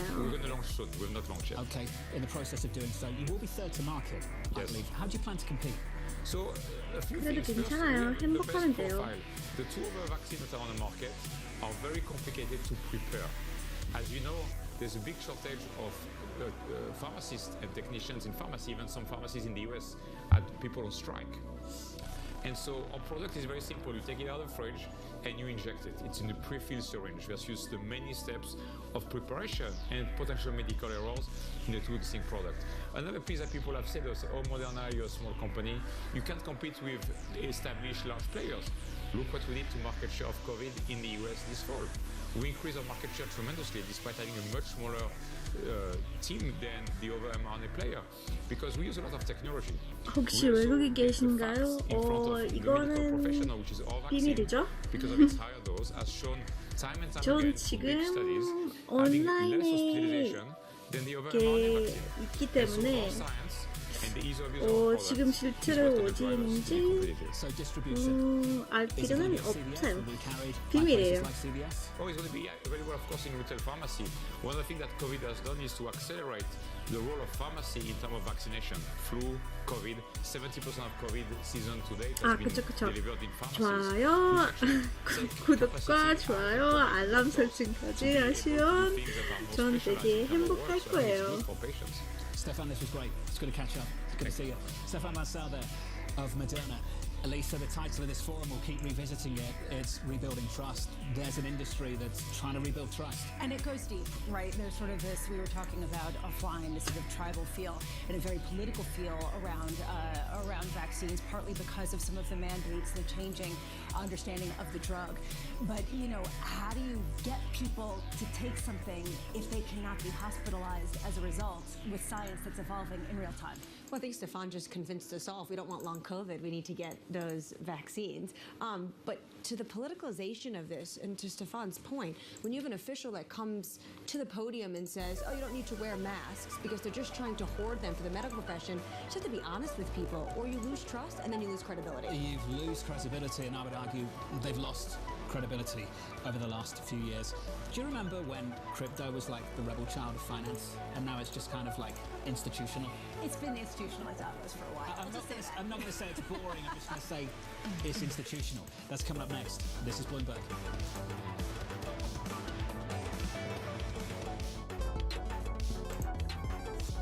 Regional sports networks. There's a lot of, it's a business that seems to be collapsing.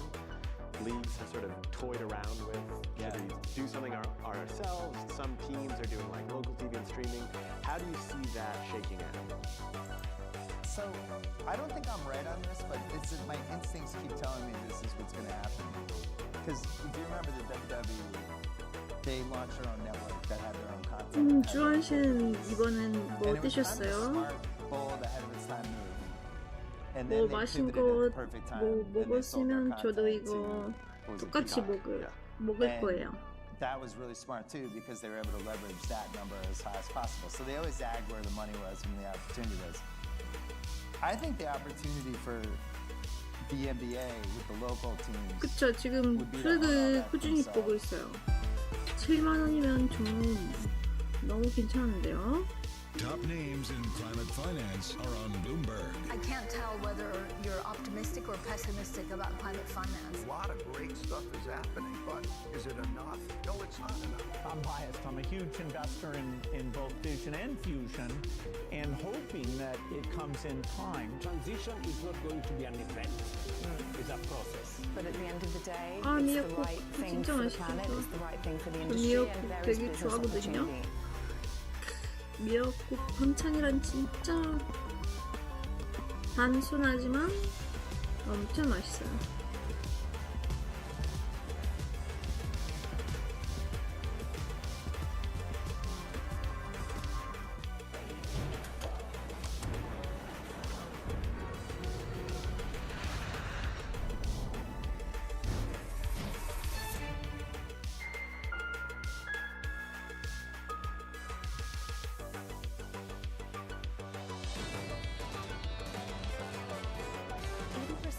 Of the G20 countries have crypto regulation. You see that in Japan, you see that in Singapore, you see that in many countries around the world, big financial centers. And so we're optimistic the US jumps into this and gets this right, but we're definitely seeing a lot of thoughtful regulation in many countries.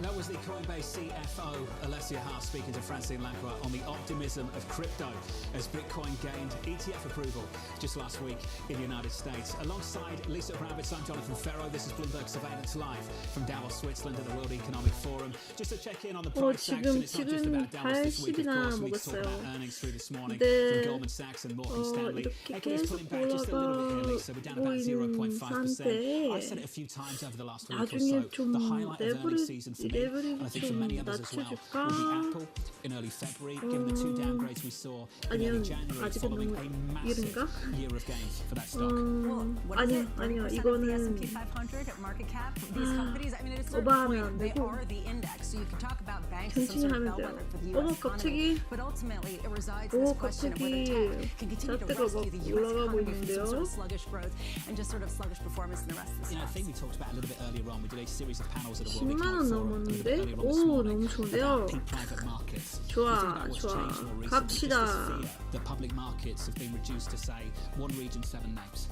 And ultimately, 좋아, if you 좋아, want 좋아, alpha 좋아. diversification, you've got to go elsewhere. When we talked to the bankers this week, asked them about regulation and the prospect of higher capital rules, and you're going to see a lot of unhappy faces. You ask the asset managers in private credit, you're going to see a lot of happy faces. Regulation this year is a big deal. That's been the issue, and frankly, the complaint from a lot of the big banks is that private capital is stealing our lunch. They're capturing everything that we can't do because we can't really invest in the same way without holding a whole lot of capital, which is interesting and something I want to ask Ted Pick of Morgan Stanley about private markets. How do you get in as a big bank, regulated as a bank, but be profitable in the same way as private equity? Ted Pick and Morgan Stanley later on this week. Brian Moynihan of Bank of America as well. So we'll be catching up with the whole financial sector through this morning and through the week. And the regulation's getting better for the world of crypto. Let's have that conversation right now with Jeremy Allaire, the co-founder and CEO of Circle. Jeremy, good afternoon. Thank you. Great to be here. We mentioned in the previous segment, and I don't know if you heard this, so I'll repeat it again. Do you remember when crypto and everything you do was like the rebel child of finance, and now it just feels like institutional? Is that a good thing? Well, I do think it's a good thing in the sense that, you know, when we set out to do what we're doing over 10 years ago, I think the vision was that you could integrate the traditional financial system with this new technology, and that this new technology could really change the possibilities for how money moved in the world and how different types of financial services can work. And the only way to do that is by connecting them together doing it in a regulatory compliant way. There's obviously different dimensions of this industry, and so there's certainly a part of the industry that seeks to have nothing to do with the traditional financial industry or governments or anything like that. The mainstream phase of this is one which brought together regulation, traditional finance, and blockchain technology, and leading crypto players that can kind of connect those worlds together. Talking about institutionalization, Bitcoin ETF, we just saw it approved. You were just talking about that. Does that make your job easier or harder as you try to get people to adapt to stable coins, which are different when everyone associates crypto with Bitcoin? It makes it easier, and I think a couple ways to think about that. The first is that 근데 사실은 지금 가상화폐 시장이 별로 안 좁잖아요. 그러니까 한 사람이 the biggest asset managers, that they're moving into this space, and that's a kind of validation. And I think to the average, whether it be person or institution or large internet firm, this sends a signal that this is now connecting to the global financial system. And I think people will begin to say, okay, what are the killer apps of this? What are the killer technologies of this? And there's no question that the killer app of blockchains today are stablecoins. And so I think it leads more people into that path of discovery, and it leads more people to begin actively trying to apply this technology. So that's really a very positive for us. So is this the perfect moment to do an initial public offering? I mean, I can't comment, obviously, on any kind of regulatory filings. We've always said we want to build one of the most trusted, transparent, compliant companies in the world, and ultimately becoming a U.S.-listed public company is part of that strategy, but I can't make any comments about any specific filings. 비트코인 하는 사람이 좀 많았는데 참 다들 망했어요. I can sense the hesitancy, so how about we frame it a third way? You tried to go public before. What's changed in the last year or so between then and now? How different is your company? What kind of position are you in versus previously? Well, I can certainly talk about the evolution of the space and the company as well. I think, our business, the USDC business, went through a period of very significant growth, and we've gone through a lot of growth in terms of its economic potential for us. 매도할까? We just came out this week with the State of USDC Economy Report for 2024, and it's an incredible story about hugely increasing types of applications of USDC in international applications. 그냥 에러 모르겠다 매수로 하자. 근데 일단 지금 보니까 좀 괜찮은 선택이었어요. 왜 망했지? 뭐 잘못 투자했지 뭐. 별 공부 안 하고 그냥 투자해버리면 그런 결과 볼 수밖에 없죠. 뭐 물론 저도 지금 비슷한 상황이긴 하는데 그래도 꾸준히 뭐 공부하고 있어요. 물론 아직 부족한 부분이 없전 많은데 그 도와줄 그 업체가 있어서 다행히 지금 계속 그렇게 안전적인 방향으로 가고 있어요. Is in fact an SEC registered fund structure that has daily transparency into all of the instruments underlying about 90% of the USDC reserve. So there is that transparency, and there is that kind of more and more protections around that. That's being codified into laws around the world, meaning regulators everywhere are saying you have to have these reserves, you have to have these audits, you have to have the relevant kind of anti-money laundering, all those things. So I think the model we've developed is also becoming a norm around the world with regulators. Jeremy, appreciate the update. And to those of you at home following this conversation, if you want the cheat guide, if you bump into Jeremy in Davos, Switzerland, don't ask about the IPO, ask about the party. Because crypto parties, people are talking about no money in crypto. The crypto parties are where it's at this week, big time. 와, 이게 왜 저러지? 이 갑자기 왜 저러지? 계속 올라갔네. 오, 기분이 좋네. 이거지. 이 맛으로 하는 거지. Jeremy Aleda of Circle. Can you going on at the World Economic Forum? Here's another conversation for you. Ruth Porat, the Alphabet CFO, speaking with David Rubenstein of the Carlyle Group at Bloomberg House in Davos. The great meltdown, the great financial crisis of 07-08 occurred, and it is said that if people thought that Morgan Stanley and Goldman Sachs and everybody else was going to go under. Were you living through that, and did you actually think Morgan Stanley was going to make it at that time? There were days I did not. It was bad. So I was running financial institutions banking at the time, and probably the most meaningful part of my career was when Hank Paulson called and said, I need advice, I need some bankers here. And so I went to led a team that worked on Fannie Freddie. 그쵸, 오늘 좀 떨어질 각이었는데 갑자기 왜 그래? 무섭게 너무 많이 올라가는데? Put them into conservatorship. And I got to Morgan Stanley, John Mack was CEO at the time, and he said, okay, you're in charge of liquidity, figure out liquidity. And of course, days before what very much was running out of liquidity, there was no way to get liquidity. In fact, one day we were trying to figure out what to do, and I was on the trading floor, and I'm like, can we maybe sell the chairs? There were Herman Miller chairs. I thought that might be a solution. That was supposed to be funny, but it was actually really scary at the time. So no, it was hard, but we did this whole series of different teams, and it worked. MUFG came in, they were an incredible partner, the government came in, we became a Fed-regulated bank, but there were some very scary times and a lot of important lessons. One of the big challenges was that Mitsubishi agreed to invest at, let's say, $23. That was Alphabet CFO Ruth Porat speaking with David Rubenstein at the Bloomberg House event in Davos. You can watch more of that conversation when we upload it to Bloomberg.com, and for Bloomberg Terminal users, you can find that at Live Go. AI, big feature this week. Yeah, what are they saying definitively, though? Other than we want to own it, we want to capitalize on it, it's going to change the world.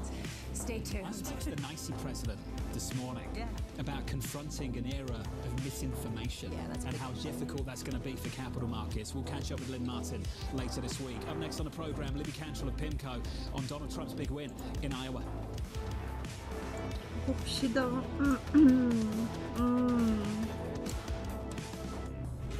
조금 왔다 갔다 하긴 하는데 지금 딱 좋아요. 너무 좋아요. Bloomberg brings you conversations that allow for deep discussions and important insights. How has that shaped your strategy for the bank? Is this new normal? Is this like a 사실 이렇게 해외선물 쭉 그렇게 편하게 하고 싶어요. 너무 왔다 갔다 하면 너무 정신이 없고 뉴스 볼 수 있는 타이밍이 별로 없고 제 할 일도 할 시간이 없고 지금 딱 좋아요. And there are air traffic control challenges. And so we've had to overinvest in hiring excess crew members and building flexibility into our planning process. And so over time, we hope to wean some of those investments back as the operating environment around us stabilizes. We made the decision early on that we were only going to invest internally on key differentiating technologies, and clearly the powertrain is the key differentiating technology. So our investment is a recurring investment with respect to the powertrain team, the battery team, which is part of it, the engine team. 그쵸, 뭐 초보 목숨 그렇죠 뭐. Recurring costs with the other components because we're not developing those internally. We're using the existing aerospace defense supplier base for most of the other components. We invest a lot in 이렇게 the 확 offices that 떨어지지는 you feel 않겠죠? home, that you can actually be at your best yourself, and people work very differently. We take a lot of input from the sports world, actually, the athlete spirit, right? Building a sports team that can perform at the best, but also talking a lot about the explorer spirit. How can we really tap into new things, continue being disruptive? We have 80 different nationalities head-on. It's very important to have a diverse team because we have a very diverse landscape of customers. This is Bloomberg News Now. News when you want it at the touch of a button. Another volatile day on Wall Street. We're seeing big moves. All eyes on Capitol Hill as Democrats and Republicans. Today's job numbers casting doubt on the Fed's next move. Inflation remains front and center. And that's news when you want it with Bloomberg News 제가 잘하기보다는 제가 지금 쓰는 업체가 있는데 그쪽에서 많이 도와주시고 좀 알려주시기도 하고 그러니까 이분들 덕분에 이렇게 안 좋은 게 하는 거지 뭐. We'll show you what's happening in ETFs like no one else. Bloomberg ETF 잠시 IQ. 조정, New 잠시 time 조정 starts Monday. 해야 되나? From our studios in New York and San Francisco, our expert hosts have the data and analysis about the companies you know and the 좀 startups 갑자기 to watch. 떨어지면 Plus, the 좀 interviews you don't want to miss. 무섭긴 Watch 하는데. Caroline Hyde and Ed Ludlow on Bloomberg Technology, the only daily business show dedicated to tech, right in the middle of the trading action at a new time, 11 a.m. on the East Coast, 8 a.m. in the West, only on Bloomberg 그쵸. Television. 지난번에 Context changes 얘기했어요. everything.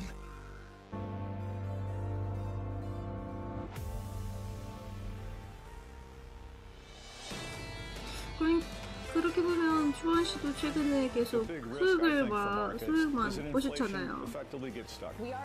그렇지 않은가? We know the consumer at some point is going to get squeezed a little bit, so that risk-off component is in there. You run the fine line of potentially keeping inflation underpinned at a trajectory that's uncomfortable if policy, if psychology doesn't moderate a bit. This notion that immaculate disinflation is going to continue 걱정할 게 뭐 is something 있어요? that I'm very hard to reconcile 러스 with 것도 actual data. 해놨어요. This is Bloomberg Surveillance, live from the World Economic Forum in Davos. Lisa made the rules. It is good afternoon. It is not good morning. Live from Davos, Switzerland for our audience worldwide. Good afternoon, good afternoon. This is Bloomberg Surveillance alongside Lisa Abramowitz. I'm Jonathan Farrow together 그러세요, this week with 씨. Anne-Marie Hordern. In your equity market, the S&P 500 equity futures are slightly negative. It is hour two of our coverage on day one of the World Economic 열심히 하세요. Forum in Davos, Switzerland. What an hour behind us 응원할게요. already. Lisa, we've got to reflect on Ken Rogoff, the Harvard professor, calling a soft landing and six rate cuts a pipe dream for this market. And maybe it reflects a little bit of the nervousness that you're feeling percolate into markets. When I say little, I really mean little. But you've heard so many different officials push back on the market's pricing, and the market keeps saying, essentially, implying, well, we've gotten it right and you've gotten it wrong. So let's go. But really, to me, that's what sticks out given the over-indebted kind of structure that we have. If it's a pipe dream for financial markets, AMH, we've got to talk about it. What on earth does it mean for this White House going into an election campaign this year? An absolute headache, because this is their base case. How many times have we seen Treasury Secretary Janet Yellen come out and say it looks like we're going to have a soft landing? The President of the United States himself thinks 도움이 that. So 됐다는 we set them 걸 up for 진짜 potentially a 다행입니다. decent timeline of half November, because the most important issue remains the economy, and you know that just plays into how 괜찮은 Trump won 정보를 in such a massive way last 알려주고 night in 싶은데 Well, the big thing we 그러니까 woke up to 이렇게 this morning wasn't 서프라이브를 anything to do with Davos, Switzerland. Wasn't anything 하고 to do with the World 있죠? Economic Forum. We were talking about the results overnight in Iowa. And 조금이나마 when you asked people in the hallways of this 사람들한테 conference, 도움을 repeatedly, you asked them 줬으면 on the 해요. record, off the record, they almost brace. They don't want to discuss the prospect of the former president coming back into power. You can hear them say, well, it's up to the Americans to choose who they will, and they will do what they will. But, you know, if you take a look at policies, we're not sure what. Basically, no one wants to talk about it. But at the same time, why haven't people been dealing with this? Because he's been the front runner for quite a while. So I'm curious to see as more people kind of put themselves out 뉴스 there, 봤을 how they plan to 때 adjust their business plans, how they plan to 아나운서 adjust their policies in 분들도 response 지금 너무 to something that's more than just a possibility. 의외하네요. 아니 사람들이 왜 트럼프를 응원하는지 지도 모르면서 아우 참 너무 답답한 마음을 지금 전달하고 있어요. 저도 동의합니다. It's amazing to me that they haven't prepared for it. It's amazing to me that we're waking up this week and having the same old conversation. The United States is a threat to globalization, regardless perhaps of who's in the White House, yet at the same time, there's a total absence of conversation about European growth models and the failure of the last 10 years plus in places like Germany. Well, that's why you turned it on its head when you hear from Christine Lagarde, the central banker, talking about what Trump would mean for Europe. But in the past 4 years, should Europe have been looking more introspectively about themselves? Their energy dependence on Russia, their economic dependence on China, their defense dependence on the United States.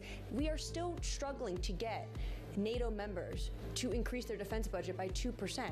And rightly so at the Warsaw Security Forum when a UK defense minister came out and said, what more will it take? There is a war on European soil. You have to increase. We cannot always rely on the Americans. And the reason why I find this is interesting that we're talking about this is because where is the European AI push, given the fact that everyone's here talking about AI? I'm serious because, you know, like everyone's talking, this is going to rule the world. Well, that's what we're talking about Microsoft and Apple and Amazon and what they're going to do when they come out with earnings, because that has ruled the world. We could talk geopolitics all we want, but if money talks, that's what's really been the biggest speaker. What's the old saying? We've talked about it on Bloomberg Surveillance before. America innovates, China replicates, and Europe tries to regulate. Isn't that what's happening? You can say that. What's happening across a whole range of things? How do you change that? I don't think it's going to change anytime soon based on attitudes on the continent that we see just repeatedly. Every single year we come here, it's exactly the same. I don't think the attitude has shifted on that front whatsoever. Well, there is one individual here who I'm looking out for because he is here, as he says, to read the riot act to the Davos elite, and that is the Heritage Foundation CEO. He said he was invited, he's avoided it for years, and he wants to come here and talk about where they've gone wrong. Is he coming on with us? Potentially. We're trying to make that happen. Okay, let's make this happen. Check out the markets going into earnings season on Wall Street. We're going to round that up all up for you in the next 24 hours or so. Goldman Sachs and Morgan Stanley just around the corner. Later this hour, I believe, Lisa. Going into that, equity futures negative here by 0.4%. We have another incredible lineup. A lot of people who are really going to give a view forward, including Cantor Fitzgerald Chairman and Chief Executive Officer Howard Lutnick. Fantastic timing given the bank earnings we've been getting, as well as Nuveen CEO Jose Minaya. Intel's Pat Gelsinger, does he rule the world? Can he make the chips for the Amazons of the world and the Apples and Chevron's Mike Wirth, especially given this backdrop? We were talking Ken Rogoff. Why are oil prices not responding to this geopolitical turmoil? I mean, we talk all these highfalutin comments. How do people respond to them? You give you some sort of stimulus, an event, and try to predict the market outcome. Good luck to you. I was speaking to a pension fund manager a little bit earlier on this morning, and we were talking about doing business in America, and we tried to bring up the topic of US politics and who was in the White House. He talked about states. He talked about the ease of doing business in some states versus others. I said, name them. Reluctant to do so. Yeah. Then he mentioned Texas. Mike Wirth talked to him about doing business in California a little bit later. Especially given the fact that I believe they are not refining anymore there. They're pulling back from certain Californian activities. Yeah, because of regulation. And there's sort of this question of, can states take the helm given the sort of national uncertainty? Mike Wirth of Chevron coming up a little bit later on today. We've got to start this hour with this conversation on Iowa. The front runner for the Republican Party is running away with it very, very early on. Libby Cantrell joins us now, Managing Director and Head of Public Policy at PIMCO. Libby, great to get your perspective on all of this and your insights. Let's just start with the results overnight. Hardly shocking. Where do we go from here? Yeah, hardly shocking, and good morning from very snowy New York. Yeah, so in many ways, I think that the big question, John, was, is this going to be a coronation of Donald Trump? He's obvioly been, as you've mentioned, the clear front runner in 와, 이거 보세요. 20만 원까지 올라가네. 지금 찍단 16,000 897, 896 이렇게 계속 올라가고 있는데 너무 좋은데요. 기분이 기분이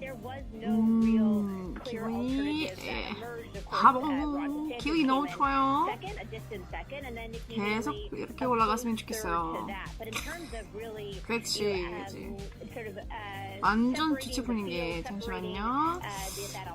좀 괜찮은 말이 뭐가 있을까?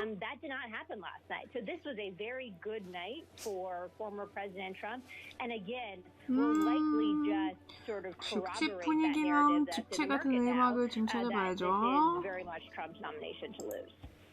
Libby, you wrote one of the most interesting and quotable things in one of your notes recently, and Libby, I think about it all the time. You wrote, no, 좋네요 라고 하려고 했는데 또 내려가네.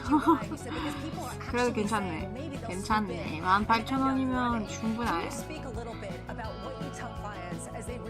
18,000원이면 친구를 다 불러가지고 삼겹살 먹고 김치찌개 먹고 뭐가 더 있을까? 맛있는 거 뭐가 있을까? are a little bit befuddled by sort of the American 달려보자. and potentially are saying that out of hope. Now, what we tell them is that just practically speaking, there will be no other kind of Democratic candidate. Joe Biden will be the Democratic nominee, and at this point, it does look like now it's not for sure. And I would just 뭐 say, 물론 누구한테는 18만 원 되게 소박할 수 있을지는 모르겠지만 저한테는 딱이에요. 저는 그렇게 많이 벌진 않고 되게 평범한 사람이다 보니까 이런 돈도 저한테 돈이죠.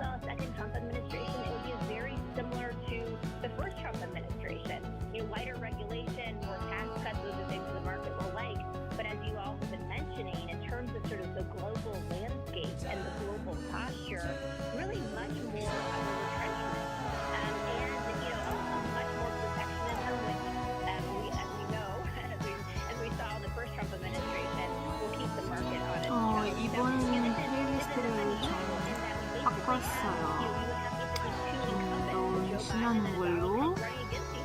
이것도 분들한테 공유할게요. 저희 영상 밑에 링크를 남겨줄게요. If you look at the polls, the Americans do not want to see going up head to head. But I want to ask you about the political timeline and really sit on New Hampshire. You have Nikki Haley sitting just behind the former president of New Hampshire. But now with DeSantis having a decent showing in Iowa, he's probably going to stick around. How does she chase the top and defend herself from the bottom? Yeah, and I think that's exactly, that's why I think last night was such a good night for Donald Trump, because again, there was no sort of clear second, no clear alternative to Trump. There was no sort of precipitating factor that really would lead to a consolidation of that vote. And as a result, DeSantis is likely going to stay in this, potentially until South Carolina. 야, 190만 원, 좀 섬뜩하네. 굉장히 섬뜩하네. 아니야. 일단은 좀 소박하게 가시죠.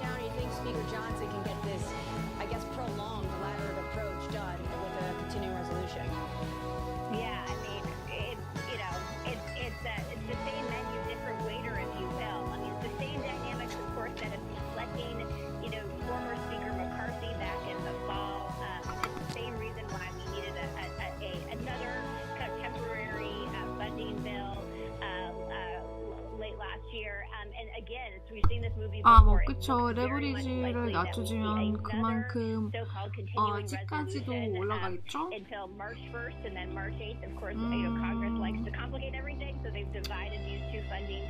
뭐 전 아직 보시다시피 지금 제 당분금도 300만 원밖에 안 돼가지고 이거 가지고 뭐 할 수도 없잖아요, 사실은.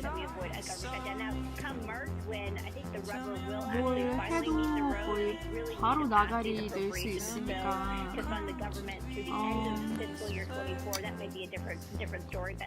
그냥 일단은 이거 게임이라고 생각하면 돼요.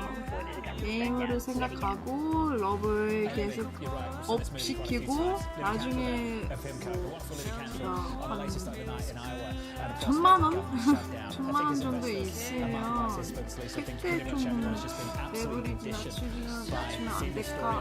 낮추면 괜찮지 않을까?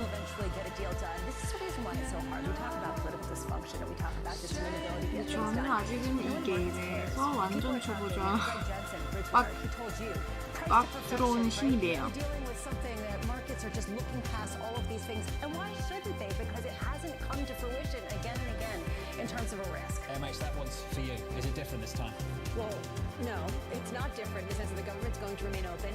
They are doing this laddered approach. Under the law, you don't just set one date for potentially the government shutdown. 와, There's now 2 dates 수익률이 for the government to shut down. 50%면 They like to make things a little more 그쵸. confusing. 그건 My question is, does Speaker 넘어갈 Johnson 만하죠. hold his gavel? Can he keep on to his job? Because McCarthy lost it with this same exact move. 별 욕심이 아직 없기 때문에 전 아직 손맛을 모르는 여자예요.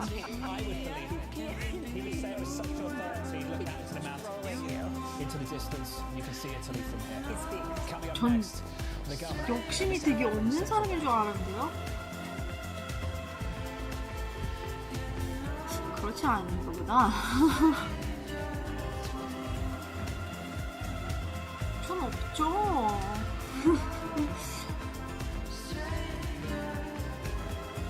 사실 지금 막 찌까지 떨어지고 있는데 좀 아무렇지 않아요. 아무렇지 않긴 한데 아니 아무렇지 않아요. 뭐 내려가면 되지 뭐 어때?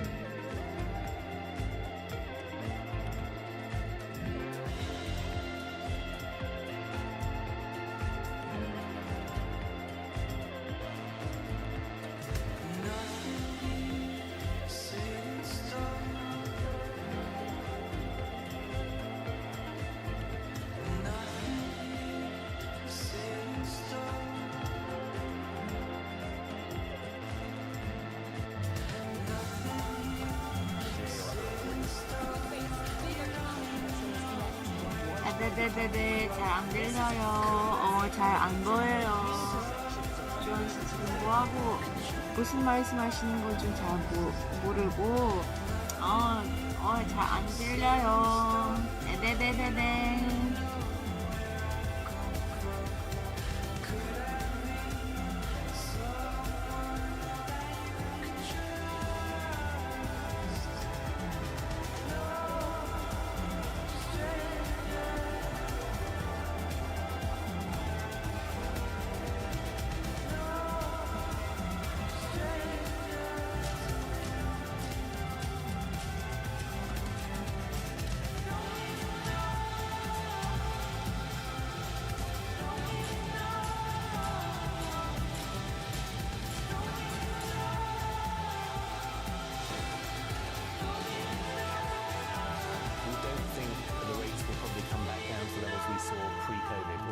Interest rate cycle just because of the level of government debt and spending and the state of the economies across the world.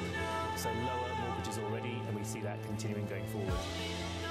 That was Charlie Nunn, the Lloyds Banking Group CEO, speaking to Francine Lacroix on his outlook for the UK economy and ultimately for rates. Big conversation about global rates here at Davos, Switzerland, at the World Economic Forum. We were talking to Ken Rogoff at Harvard a little bit earlier this morning. Lisa, high for longer was his mantra, really pushing that one quite hard. Basically saying 3.5% was probably the ending rate for this Fed after they start cutting, because we do get this soft landing, right, if we go with sort of consensus narrative, and then going up to 4 and 5% thereafter because of the deficit. No one's talking about the deficit anymore. It only matters when people start getting worried. Correct Chancellor Bridgewater did talk about a deficit. And did he actually say that trade around? At some point we'll get to that wall, that moment. How full is that? Like, what does that day look like? I always ask that. What does that day look like when we start to really care about it? That's why you gotta focus on the options. It's all the options. 지원 씨 감사해요. 좋아요 눌러주시면 제 기분도 좋아요.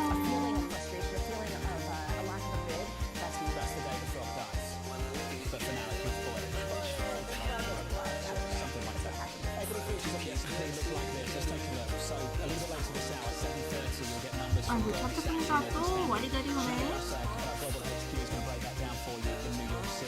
We had a ton of earnings, Lisa, on Friday. Get more to come later this morning. And what we're looking for is just some sort of forward look, because we kind of had a blue look from some of the CEOs who were really coming out with a kitchen sink, saying they were going to be cutting pretty dramatically. 뭐 일단 제가 코를 뺄 생각이 없거든요. 일단은 쭉 가보고 봐야 될 것 같아요. 이 상황에서 계속 조금 내려왔다가 또 올라갈 것 같아서 포지션을 유지하는 게 괜찮을 것 같아요. 일단은 이렇게 가보고 있는지 저는 우선 편하게 잠깐 할게요. This is quite something. We saw your Jackson Hole. It was pretty cold that morning as well. That was late August, and we still didn't get the nice weather for you. I want to pick up on the conversation we started in Jackson Hole, Wyoming, together, the three of us. We talked about the Federal Reserve front-loading interest rate hikes, and every time you and I catch up, I think it's worth reminding everybody who follows this story. The original front-loaders were not the Federal Reserve, the ECB, and the Bank of England. The original front-loaders of monetary policy and interest rate hikes came from emerging markets. First question, are you going to be the first to come as well? This is the discussion that fascinates me. Earlier on in the conversation, we were talking about a Harvard professor was talking about interest rates being high for longer. And one of the things I always start my conversation with is, can we look and say how persistent has inflation is? Because that is the point of the project. And so far, inflation has actually been more persistent than we had initially thought. We have had a few readings where we had surprises. That's in my own country, in South Africa. Inflation was on the downward trajectory. It hit the low of 4.7, and before we knew it, it turned again before it went down. So inflation is more persistent. So if we want to know, want to look at which central banks are going to cut first, it's going to be those that have succeeded in bringing inflation down to target, or at the very least the ones with a lot more policy room. And you have seen that the early cutters this time around has also been the Latin American central banks that had very high real interest rates. They had that space, and that is what you should be looking at.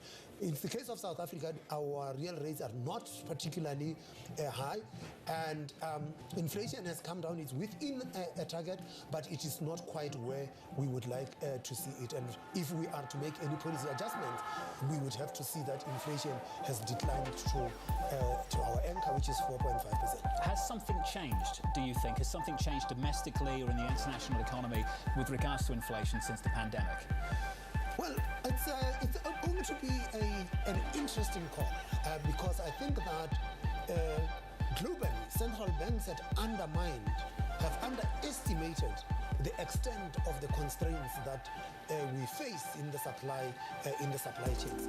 Those have eased to an extent, but inflation is still stubbornly high, and that for it to be eventually conquered, we are going to have to keep rates higher for longer. I think that more importantly is that we are faced with something that even in the case of South Africa we hadn't seen, a public that is increasingly intolerant of high inflation.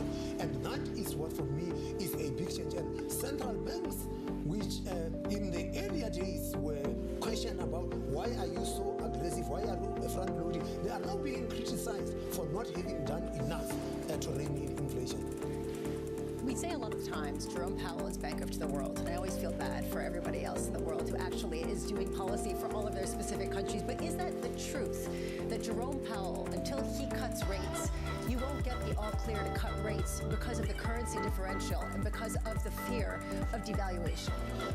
A great central banker he is. He is the chairman of the Federal Reserve Bank of the United States, not the Federal Reserve of the world. And I have got no doubt that when he makes decisions, he and his colleagues make decisions, they make decisions based on the dynamics and the outlook of the United States economy. And that for me is very important.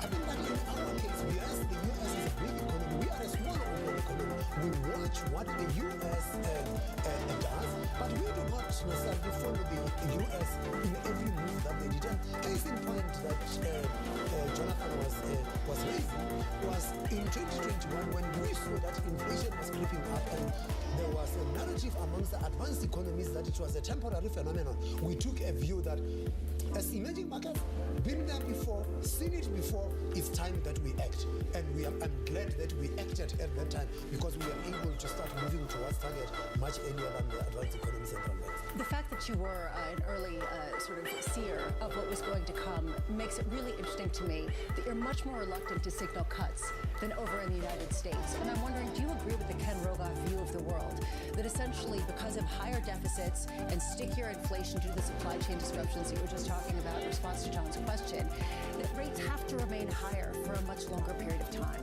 I will take it further. It's not just deficits. Look at the levels of public debt across the world. And these levels have got to be brought down. And one of the things that has happened historically was to almost inflate is actually available for the treasuries. Two, you have got treasuries globally that have been addicted to very cheap money. That era of cheap money is gone. And many treasuries are finding that they are borrowing at rates that are significantly higher than what they were borrowing at before the pandemic and during the pandemic. And that is that even in that space, what you are having is that you have got a whole generation of the public that had known only low inflation and low interest rates. And now inflation has risen and interest rates had to rise. And so you have got to rein in inflation because they are intolerant of inflation. And so you will see interest rates being higher for longer until the battle on the inflation front has been won. We've got about a minute left with you, so let's do something provocative. You introduced the topic, though, not me.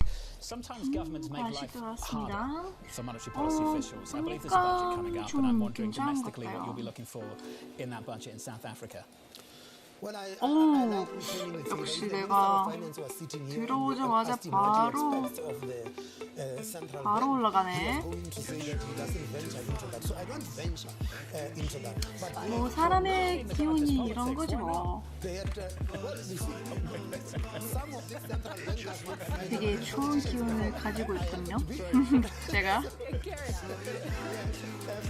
I think that there had been a pronouncement from the South African National Treasury to set the fiscal policy on a sustainable path. I have got no reason to second guess them. I have got every reason that if they had made a commitment, they will meet that commitment. But fiscal policy is not going to be easy this year.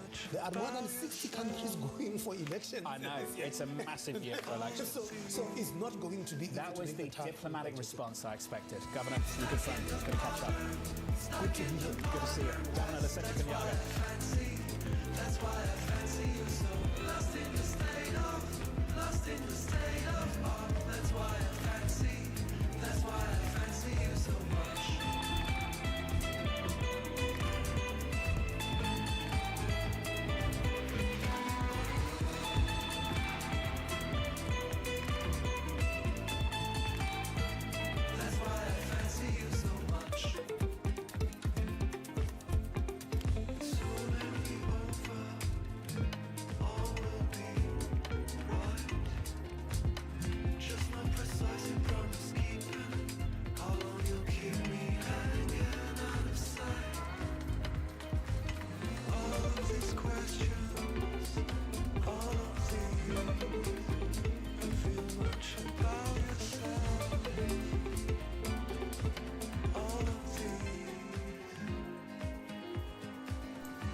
어우 18만원 19만원 어우 저는 잘못 봤나? 아무튼 계속 올라가고 있어. 좋아 물론 뉴스 보니까 다 계속 떨어지고 있는데 주식이 다 떨어지는 마당에 이렇게 나스닥만 올라가면 되나? 뭐 나스닥만 말고 S&P 500도 계속 올라가고 있는데 네, 조금씩 안타깝기도 가요나 옛날 노래는 안 됐고 이거 들려주는 순간에 바로 차단돼버리죠.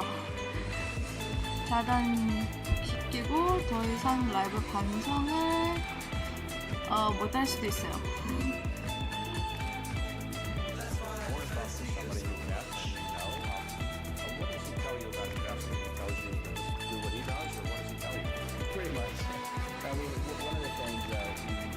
Great connection about Phillips baseball. The reason why Warren and amongst others, he insured my contract, the 252.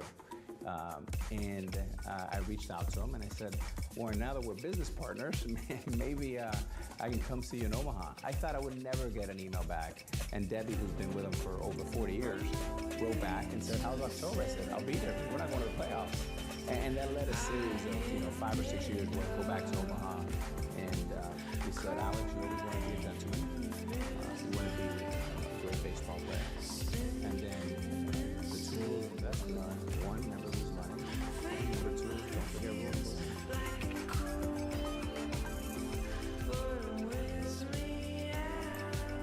아싸! 20까지 올라갔지.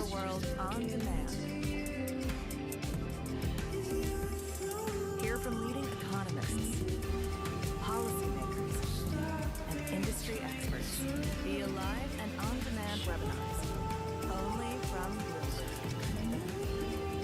Start exploring to see what's moving the markets. Visit Bloomberg.com/webinars.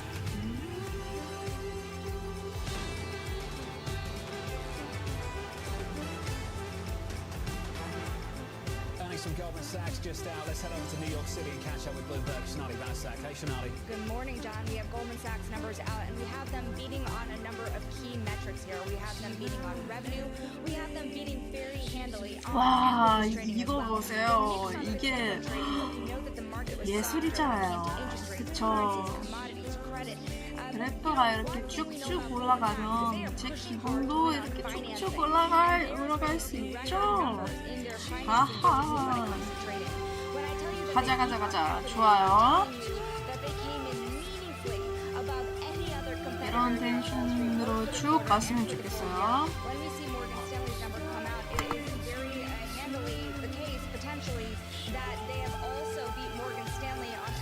Sales and trading figures as well. We have Morgan Stanley figures out as well, and I can tell you right now that Goldman has beat them once again for the quarter in equities trading. As we watch Morgan Stanley's numbers come across the wire as well, the numbers look strong. Also, John, you have Morgan Stanley's wealth management net revenue beating expectations as well. They, like Goldman Sachs, had one-time charges on other matters from Morgan Stanley. We know also that was a provision for legal expenses as well. But we are looking at strong numbers across the board. You are seeing the stocks reacting. Goldman now up about 0.6%. Morgan Stanley up by 1.6%. Remember, for Morgan Stanley, this was the final quarter of James Gorman's tenure, and now they are passing the reins over to Mr. Ted Pick. Additionally, we are hearing from David Solomon, Goldman Sachs, in the release calling 2024 the year of execution. What exactly is the year of execution? You have to remember last year, throughout the year, that there was a lot of quarters where they had returns that were either muted, below expectations, and sometimes the worst they've seen in years. And what you're seeing now is them really turning around the story, not only beating on some key metrics here, Lisa. I will say they're the only bank that brought in more than $1 billion in advisory fees in a bad year for deals. Last year, they're bringing in 위치가 좀 꽤 so you have them 꽤 beating 높죠? on things that they are known for. 괜찮네 아직은. And they are having their asset and wealth manager also beating expectations here. Remember, last year, they took a lot of charges tied to assets in that consumer unit, either that they were offloading or when it came to their historical principal investments. Remember, these are these balance sheet heavy investments for Goldman Sachs that they are trying to reduce reliance on. And in the most recent quarter, you saw them announce that they have really beat a lot of their fundraising expectations here and bring in more third-party money than they set out to do, as well as beating in net revenues at that asset and wealth manager. So they're showing progress. They still have that table with the one-time items that they've had the last couple quarters. 손만 들어오잖아요. The hits that they've been taking, say tied to those historical investments, the scope of those losses are much, much lower than we've seen in prior quarters. They are being really prided here for being conservative on the onset. And even when it comes to their loan portfolios, the losses are starting to become more muted over time. And so David Solomon, on day one really, or the beginning of the new year, is coming out and saying, this is Goldman's strategy. We have made some mistakes in consumer before, but we are moving on forward and focusing on the core business. And the core business is where you're seeing some wins. Chanel, just zooming out as we parse through all the numbers, we'll be analyzing this, you'll be analyzing this in the hours to come. and with all of the analyst calls, we're seeing credit losses come in much lighter than previously expected. For Goldman Sachs, expected losses for credit, 577 million versus an estimate of 621. For Morgan Stanley, that number is even more shocking. It's 3 million versus 133 million. Do you get a sense that basically the banks are sounding an all clear on consumer and corporate creditworthiness at this point? You're saying the economy is better and people are going to pay their bills. Lisa, you have to look at it in two terms here because you did see the biggest banks, JP Morgan, Bank of America, on the charge-off rates come in a little higher and guide for the year that charge-off rates would start to increase through the year. For JP Morgan, that's less than 3.5%, and for Citigroup, that's between 3.5 and 4%. These are above pre-pandemic levels. But Goldman Sachs and Morgan Stanley, when you look at these provisions, they are weighted to the level of consumer, and they're weighted towards institutions. And you have not seen the type of stress in those markets that were initially expected from many investors here. It's yet to see how the year shakes out, but should rates start to come down, then that distress, that those losses on credit books could be less pronounced than initially expected, as you know.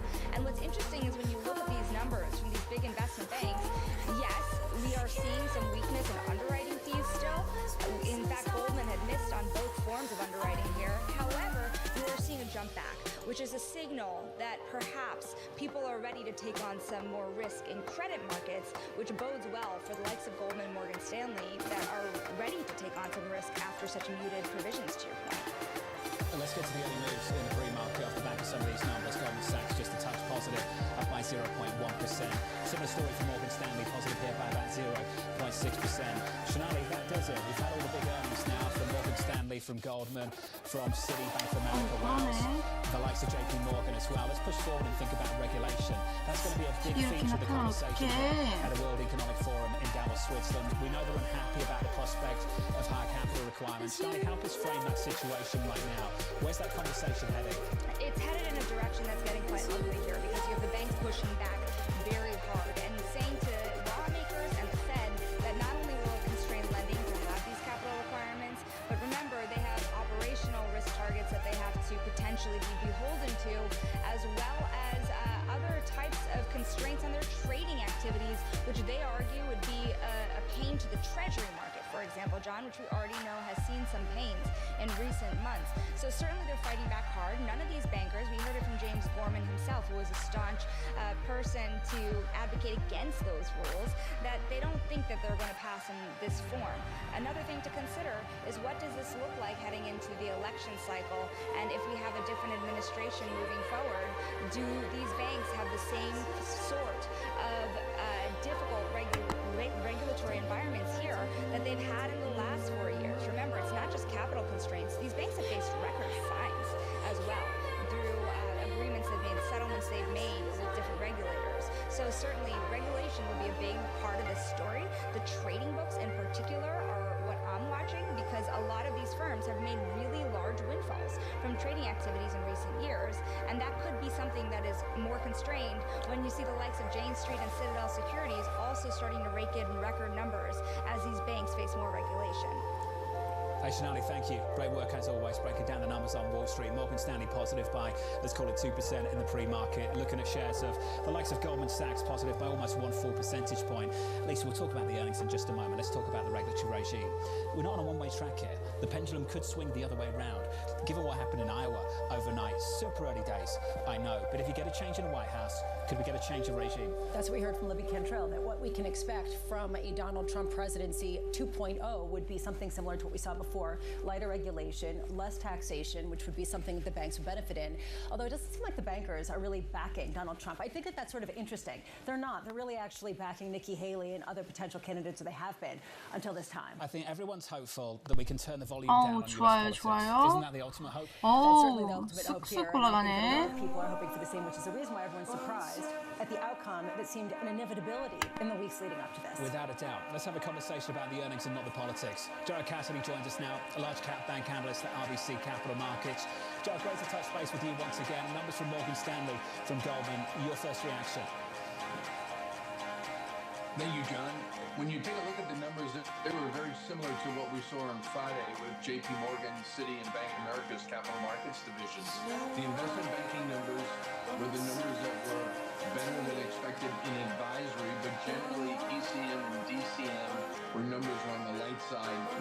to expectations.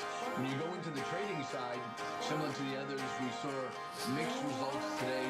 Equity trading was strong, FIC trading not so much as against expectations, and that was similar to what we saw on Friday. So overall, the quarters in capital markets were decent quarters. They weren't blowout great quarters, but they weren't real problems either. And 와 진짜 이건 the outlook for 2020. 이거 기분이 너무 좋은데요? 봅시다. 야. 20원이라니 괜찮지. 이거 이 측이 참 매력적이네. 매력적인 자식이다 진짜. But it's not very good for investment banking results. Investment banking needs stability, steady markets. And now with the Fed looking like it's on pause. 그쵸. 이제 앞으로 주어진 말을 계속 들어야 되네요. I think investment banking, particularly in the ECM and advisory business, could be the standouts in 2024. But then we may not see as strong trading numbers, particularly in equities. Who's winning right now, Gerard, in the banking earnings race? I would say that they're all clumped together. You have to put, in terms of in the capital markets business, as you pointed out earlier in the program, Goldman Sachs is a dominant player in capital markets, as is JP Morgan. Those guys go neck and neck as number one and number two.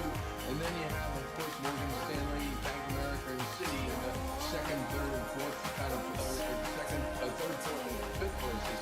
But I would say that there was no real standout. 아니요. 저 그 정도 바보 아니에요. They all have decent numbers in the quarter. So we can push out the timeline a little bit and make some guesses about the future. So let's tweak that together. What do you think the banking industry is going to look like, Gerard, in the next 5 years? What are the kind of business lines that these companies will have to pull back from, ultimately because of the regulatory environment? 와, 쑥쑥 가네. 와, 보기가 너무 좋네요. 가자. 아이고 신난다. 야, 신난다. But yes, there will be higher capital requirements, particularly within the capital markets business, in the operational risk area, for the trading books in particular. But this is going to be interesting, John, when you have that longer-term outlook. And I don't want to sound too Pollyannish here, but after this is finally said and done, which hopefully this year we'll get the final proposal, what is it going to look like for the next 5 years? Is this it? We think it might be. Imagine the banks having the opportunity to know that these are the final regulations for the next 5 years and they're not going to change. That's a very positive outcome. Granted, profitability will be lower because of higher capital, but just knowing what the goalpost is and not having it move is a positive. Does it enable these CEOs to trod more heavily into private capital, which we've been talking about extensively, how much that's really taken a lot of the business out of the traditional bread and butter of banking, say, 20 years ago? 좋아요. You're right, Lisa. It has made big inroads, 지금 particularly in 분위기 the 나쁘지 last 않네요. 24 months. And certainly the banks 갑시다, will look 갑시다. to get more involved there. But we always have to be careful. Whenever we see rapid growth in credit extension, which is what's going on in the private capital area, you always got to be careful about that because we know from history, whenever you see that in an economic real slowdown or recession, that comes back and gives you a hard time. So yes, I think they'll get more involved in it. They'll do it more cautiously, but that is a line of business that the big banks will likely pursue over the next 12 to 24 months. Hey Gerard, great to catch up, sir. As always, Gerard Cassidy there of RBC Capital Markets. Numbers out from Goldman Sachs and Morgan Stanley the last 10-15 minutes or so. If you check out the moves in the pre-market, both stocks are in the green, both positive by something like 1 to 2% in the first 15 minutes. Not even Brammer responding to those numbers as they drop. The regulatory regime, to his point, let's think about what Gerard's just told us. If we do get a rush into private markets, is Moody's right to warn that you could get a race to the bottom, specifically in credit? This has been something people have raised for a long time. Have we seen it yet? It's unclear because there isn't a lot of transparency. We'll only know it when, who was it who said, was it really Warren Buffett, that when the tide rolls out, that's when you see who's swimming naked? I mean, there's sort of a sense of that, but the tide hasn't rolled out, so I guess we'll just have to see. And we don't want to see anyone swimming naked either. Let's face it. You really had to go there. I mean, they brought it up. Yeah. So it's a comment. Yeah, you know. We don't. It's a metaphor. Come on.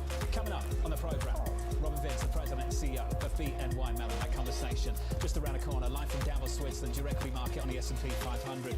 Equity futures shaping up as follows, pulling back through most of this morning. We're negative here by 0.3%.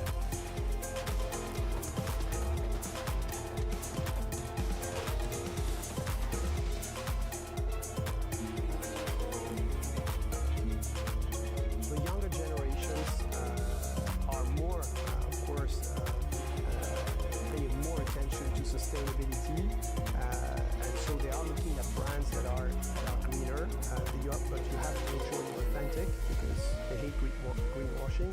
But what is very important to remember is that none of them, whether they're young or not, will ever sacrifice product quality and efficacy to sustainability, which is why part of the big transformation of our R&I, where there's this €1 billion we spend every year, most of it is spent on transforming our formulas from petrochemicals to biosourced ingredients and green sciences, but without losing the efficacy.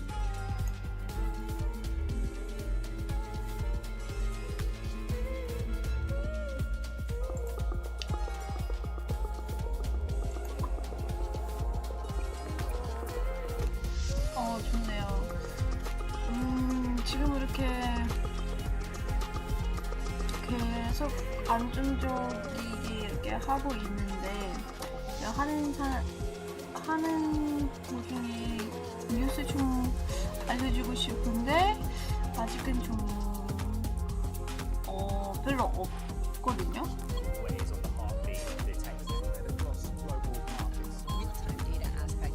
뭐 좀 기다려야 되겠어요.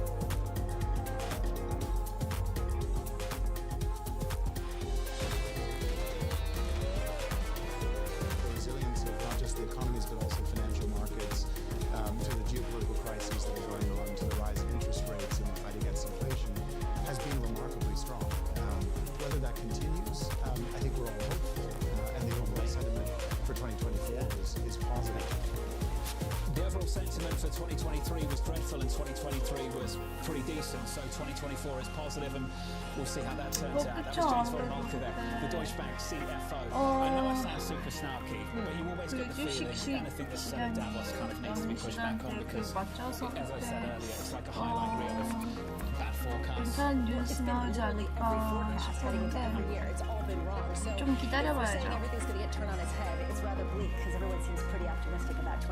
So less of the snark, let's reflect on this. The last 12 months, I think it's absolutely phenomenal that we've seen the Federal Reserve go from 0 to 5.5%, from QE to QT, and unemployment is still below 4%, and GDP in the third quarter had something close to a 5 handle. So we should really be reflecting on the resilience of this economy and financial markets as well, for that matter. The fact that credit spreads are as tight as they are, you look every single morning, and equity markets are a whisker from all-time highs. That is certainly not where we thought we would be 12 months ago, and I would even say maybe even 6. So I'm going to ask this to you. Have you heard any explanation for that that really seems definitive? There's the resiliency. There's the fact that people got gobs of cash and hoarded it. There's the fact that companies got gobs of cash and hoarded it. But there's this big mystery. If rates stay at these elevated levels for a prolonged period of time, will we see the same resiliency, or will things change? And I don't think that question has really been answered in any kind of Well, I think that's the hope, that we just go back to the old world. The rates are coming down. There's a great phrase in credit, and I'm sure you know it. Survive until 25. Just get to 2025 and rates coming back down, it's going to be okay. As long as rates come back down, but we heard from Ken Rogoff, they're probably not. And I think that's really one of the questions overhanging this sort of hope and dream of a soft landing. Let's start a conversation here on resilience with Robin Vince, the President and CEO of BNY Mellon. Robin, good afternoon. Good afternoon. It's great to be with you both here in sunny Dallas. Fantastic to catch up with you. I did not realise how old your bank was. What's the number now? 240 years old this year. This is our anniversary year.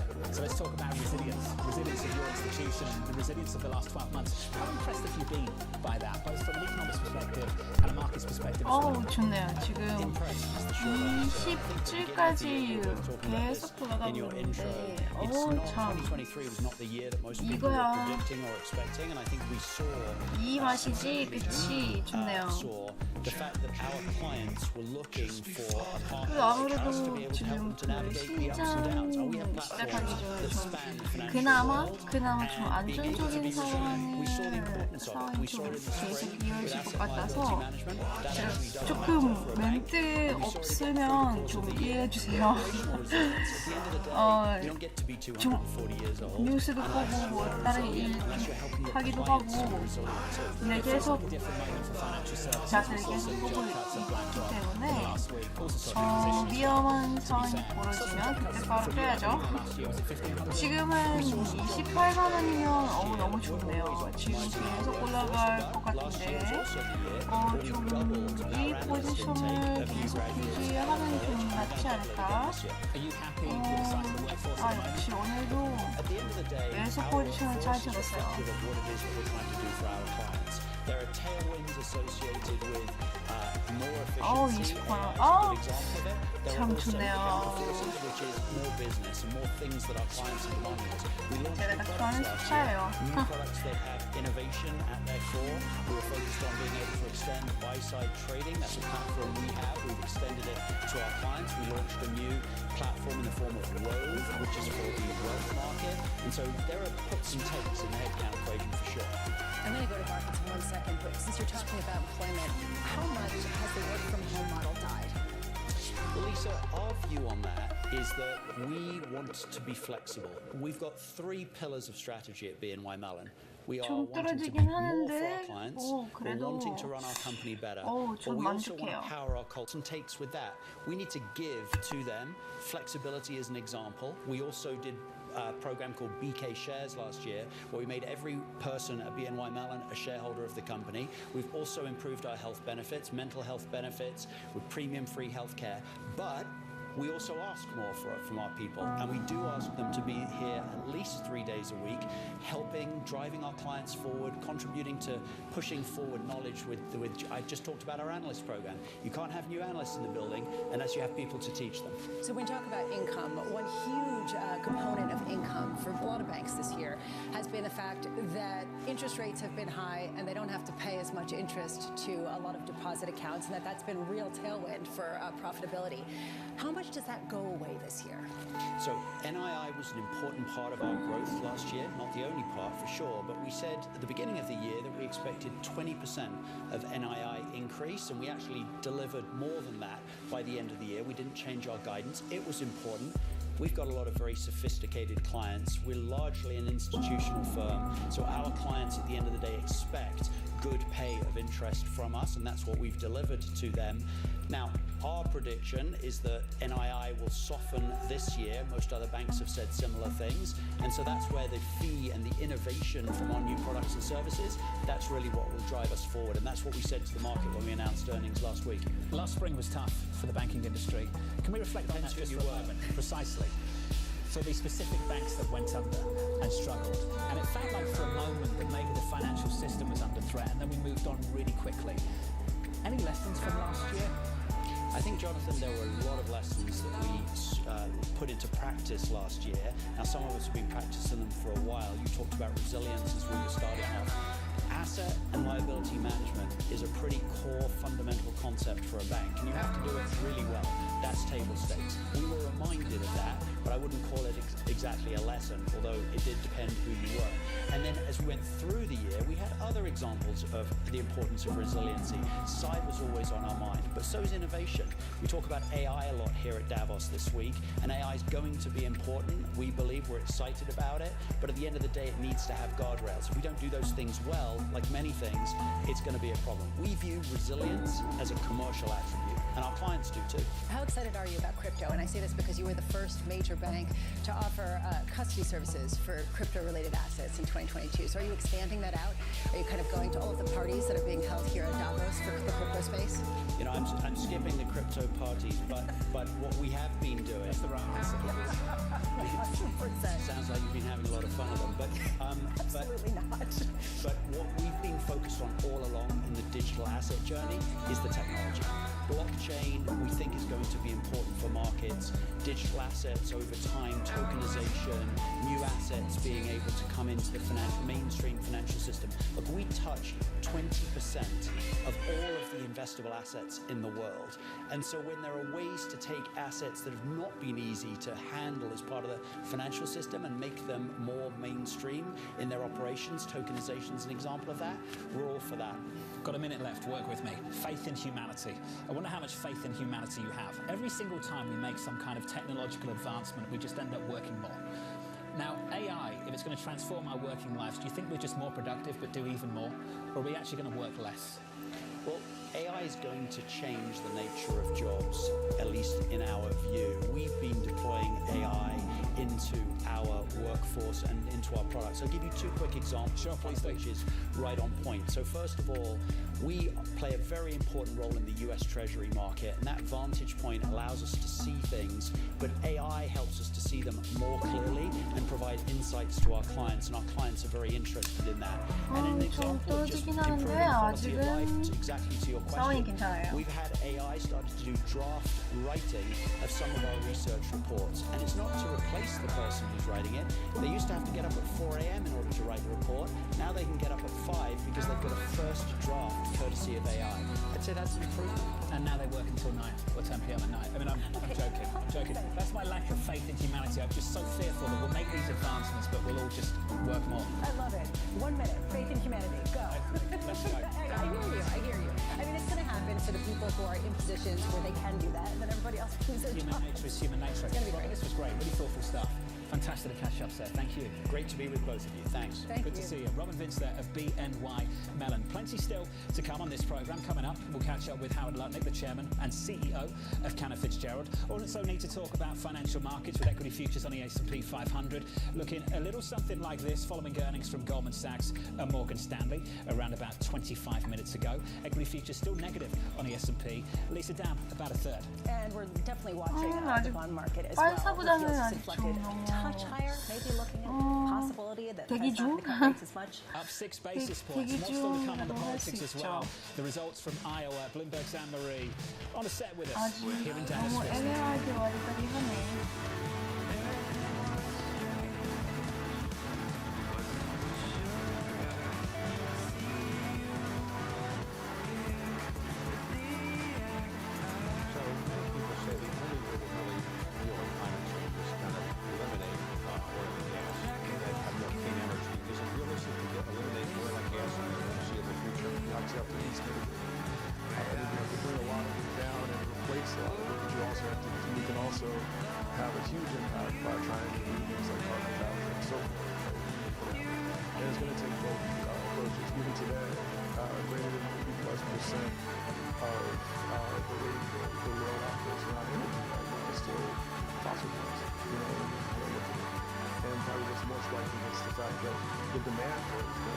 뭐 수익은 주원 씨보다 크진 않죠.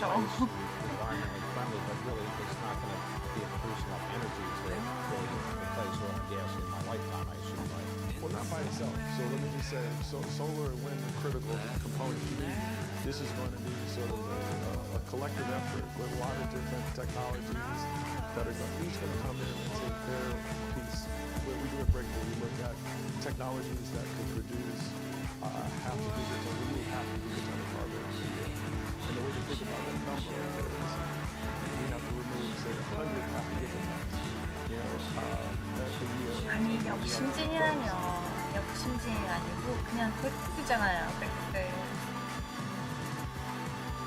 Bloomberg has enhanced search on the terminal to deliver what you need when you need it. Now, you can simply type phrases in everyday English in the command line.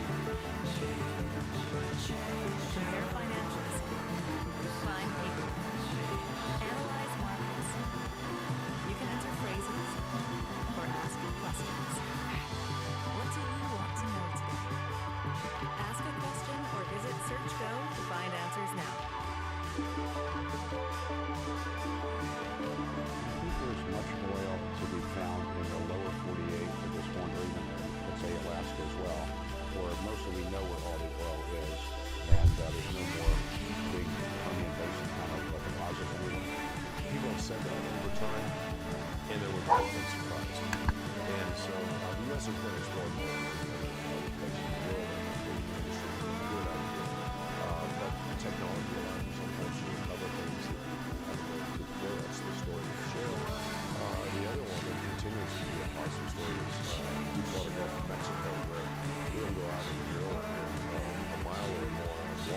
go down several multiples and find large fields, and the Gulf of Mexico is still relatively underexplored compared to the onshore. So I think there's still room for more discoveries.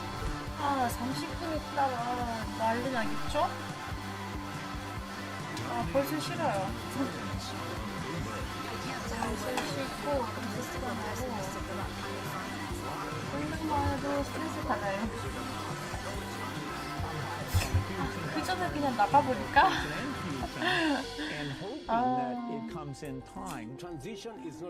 지금도 27원이면 저는 완전 개꿀이죠. 저는 완전 좋아요.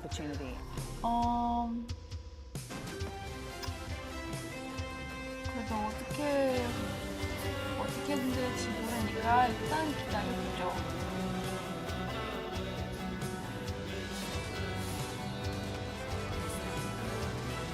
Under the hood, there is some indication that the labor market's a lot more balanced. The labor market at some point in our view is going to have. 근데 제가 봤을 때 오늘 같은 경우는 아무 중요한 발표 같은 거 없죠? Progression, which is the labor market issue. We have high labor costs coming through the pipeline. The market is probably going to have more of a pullback than what we've seen so far. The market's in a sort of tracking mode. They'll probably stay there for a while, at least for the next few weeks. This is Bloomberg Surveillance, live from the World Economic Forum in Davos. Live from Davos, Switzerland, for our audience worldwide at the World Economic Forum. Good afternoon. Good afternoon. This is Bloomberg Surveillance alongside Lisa Roberts. I'm Jonathan Ferro, together this week with Anne-Marie Porter. We talked about Davos and the World Economic Forum being a highlight reel of people forecasting poorly. It's also a highlight reel of people complaining about the cold and sitting in the snow. 가끔 이렇게 개가 짖는 소리가 나올 수 있으니까 좀 양해 부탁드립니다. 아직 산책 시켜야 되는데 제가 지금 시장에 너무 빠져 있어서 조금 있다가 밥 먹을 때 밥 먹고 그때 산책하니까 산책해야 될 것 같아요. 안 그러면 계속 짖을 거예요. Misplaced confidence, and maybe even complacency. Lisa, a word that I think that you all need to go pretty hard as we kick off 2024 and our coverage of this forum. Can we turn to something 10시 30분 미국 9월 엠파이어 스테이트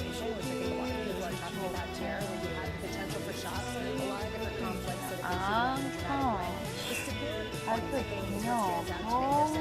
재밌겠죠? 또 와리가리 났겠죠?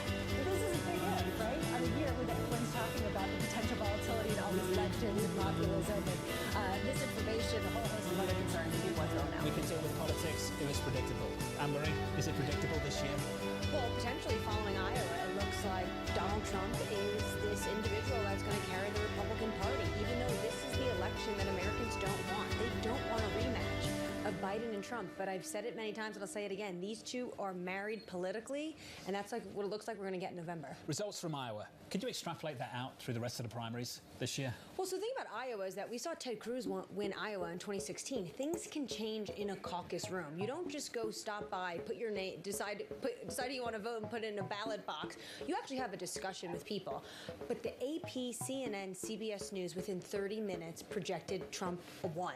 This is before people even got in the caucus room to have this discussion. This infuriated the DeSantis camp.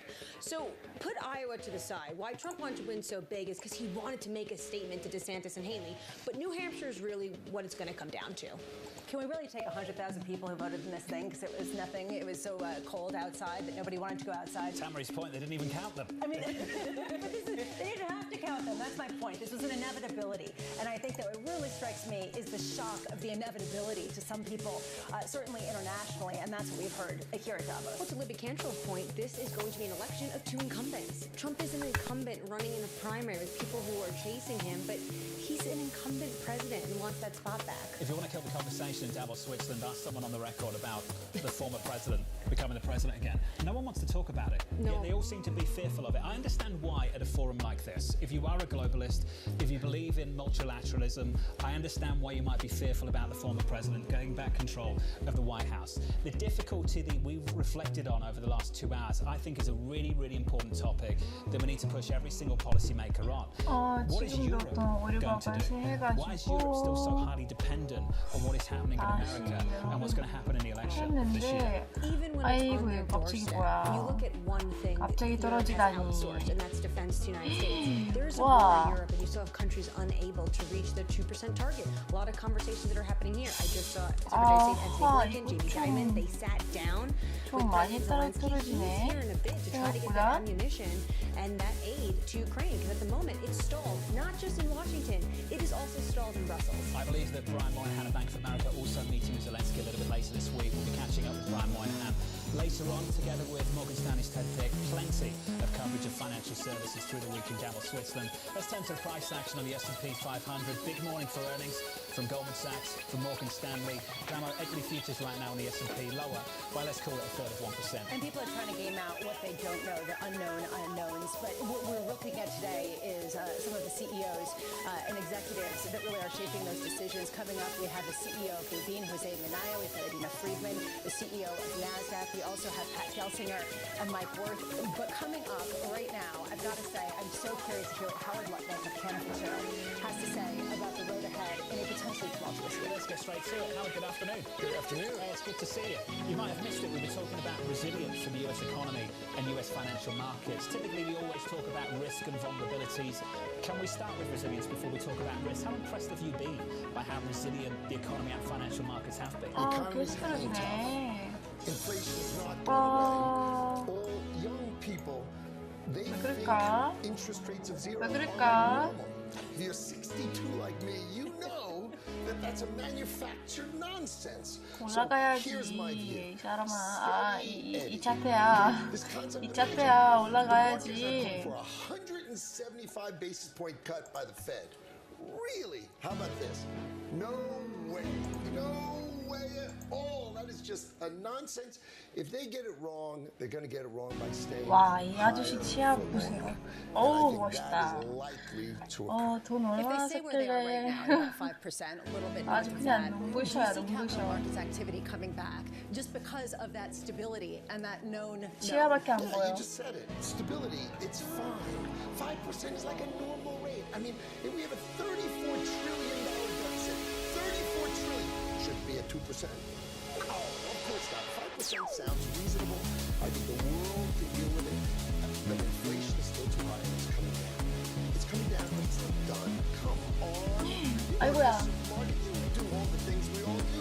You gotta be kidding me. Inflation is not a rearview mirror, and therefore we're going to stay higher for longer, but not really higher. It's kind of here, maybe a little short just to show off. But let's face it, 175 basis points. That I think is actually funny. 일단 어떻게 생각하세요? 딱 10시 30분을 되면 확 벌어질지 아니면 확 올라갈지는 궁금하네요. 일단 뷰원 씨는 어떻게 생각하세요? 저는 생각합니다. 제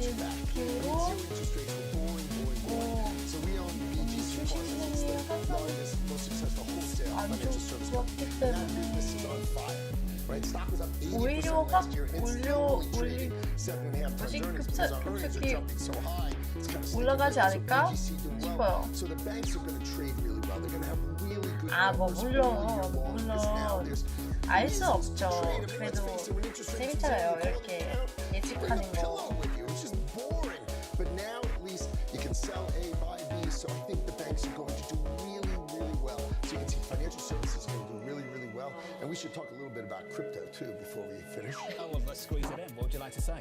So, remember when gold ETFs started? They were very exciting in 04, and it kind of stayed steady. There was all this hype that everyone's going to buy gold, and so I think Bitcoin ran up. It's kind of stayed steady.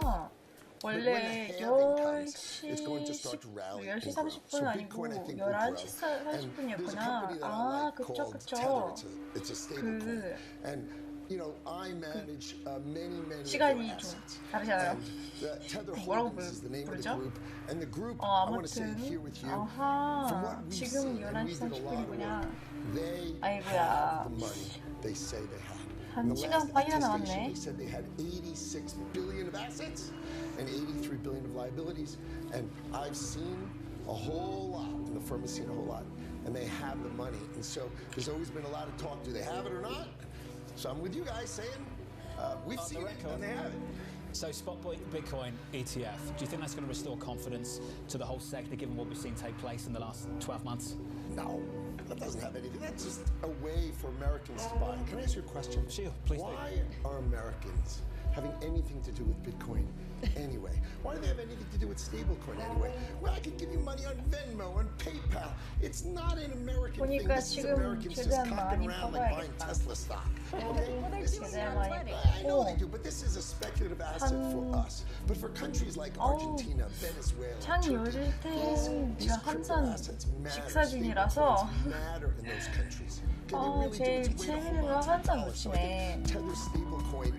네, 아니면 재밌는 거보다는 제일 위험한 거 계속 피하고 그러고 있어요. 오히려 좀 그것 때문에 제가 계속 수익을 보고 있지 않을까? 왜냐면 제일 위험할 때는 그냥 에라 모르겠다. 고려 안 하고 이럴 때는 남정할 때 조금씩 때문에 오히려 이것도 반복일 수도 있어요. So remember, we are extraordinary in the markets for U.S. Treasuries. So we have an electronic marketplace for U.S. Treasuries. It's been growing market share. 그러니까 아마 초보자들 위해서 이거는 좀 괜찮은 전략이지 않을까 싶어요. 물론 돈이 엄청 급하시면 시장 열 때 그때 바로 하시면 될 것 같은데 좀 그렇지 않아요. 그렇지 않아요. Just to keep someone a little honest, a little competition. So FMX is coming. We expect to get CFTC full approvals. We're going to announce all our partners with banks, which will really be more of who's not in than who is in. It'll be less exciting because everybody's going to be in. And we will roll out a competitor to the CME in 2024. We'll have you back on with another pitch. I do want to get to this idea of fixed income trading. You were saying that this is good before you could have a pillow. Now it's actually exciting and fun, but it's been maybe a little too exciting. We saw FIC results come in from some of the banks a little lighter than people had previously expected. What's optimal in terms of yield swings and what's good or what's bad for traders? Well, traders like volatility. They like movement. It doesn't mean it's always going to go their way.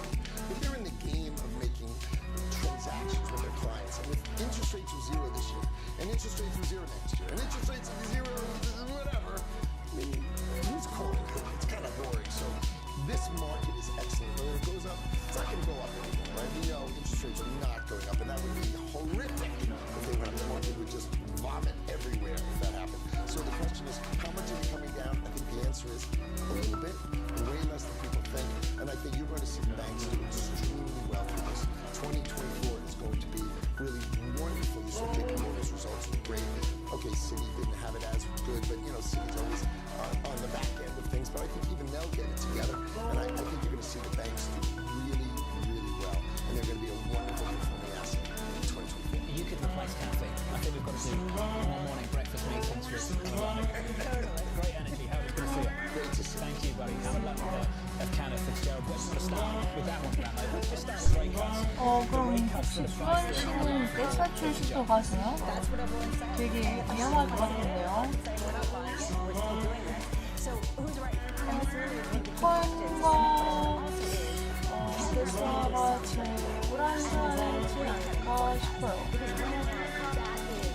dissonance. There's a lot of optimism for people who are saying the pipe dream. 일론 마스크가 워낙 입이 좀 사니까 여러 가지 말 때문에 시장이 좀 시장 자원이 안게 나올 수밖에 없죠, 사실은. Yields are higher, up by 6 basis points and back to 4% on a 10-year.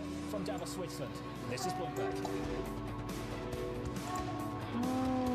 참 신기하네요. 저 방금도 어떤 아마 인터넷 문제 때문이지 않을까? 지금 또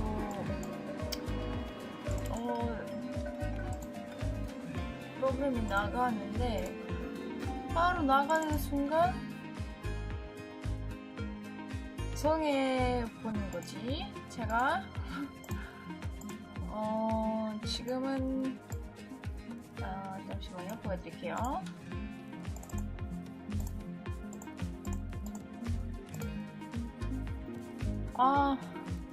봐요. 너무 많이 떨어지네요. 20만 원이 아니, 20만 원이라니. 거의 30까지 올라가는데.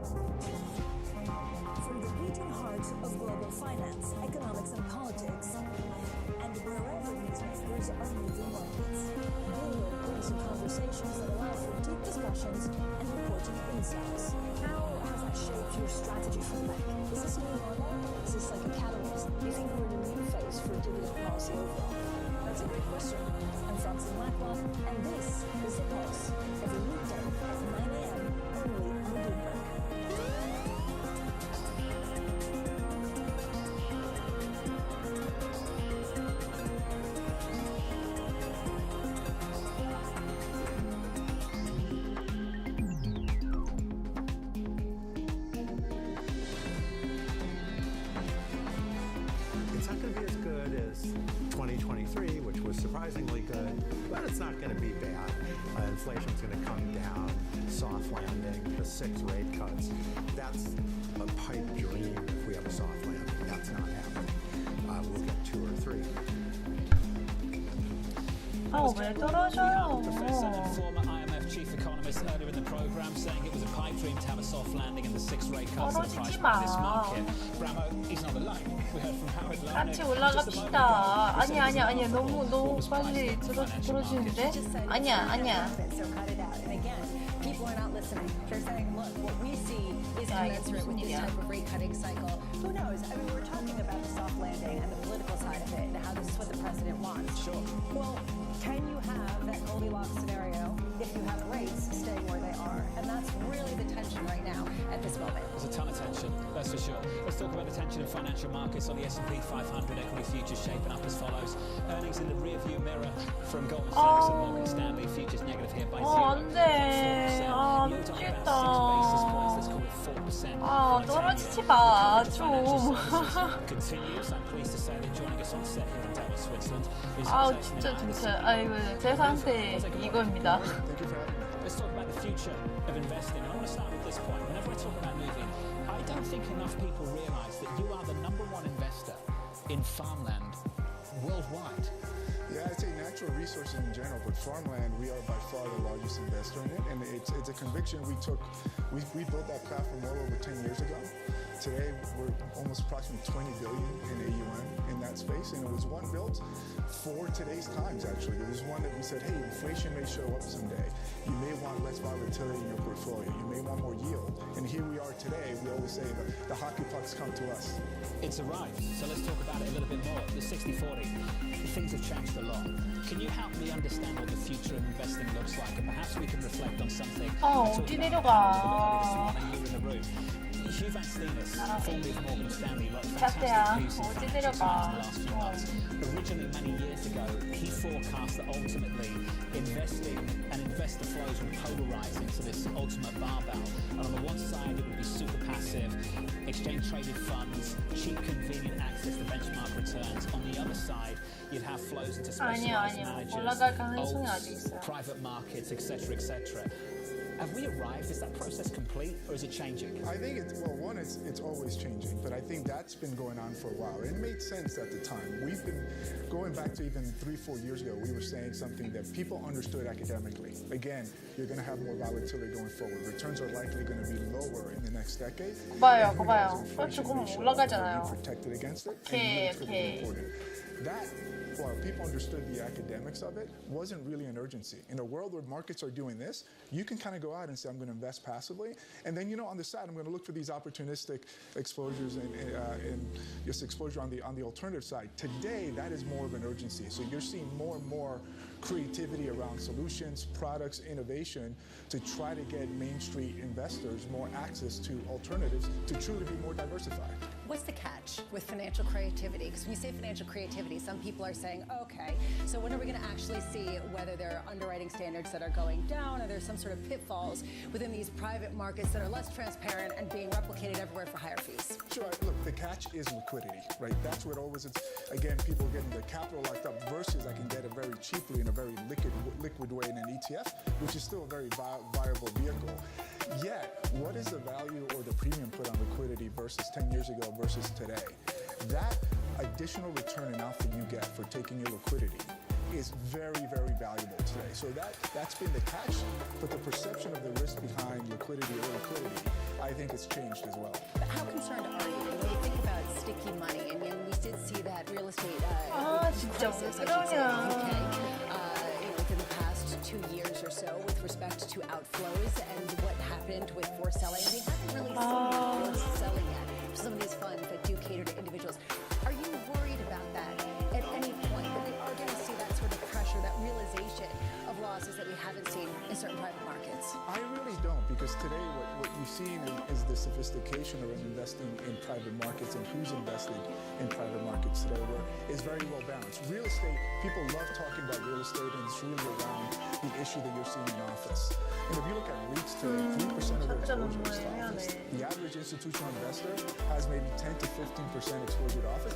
They'll feel some pain there, but you know what? Things like life sciences, storage, logistics, they're doing fine. So again, it's an area of the sector where people are a lot more diversified than you would think, and the liquidity is going to be felt, or the lack of liquidity is going to be felt differently. The ultimate question, I think, that leads to questions like these is, have we really paid the price for taking interest rates to 5.5% from zero? Do you think we have?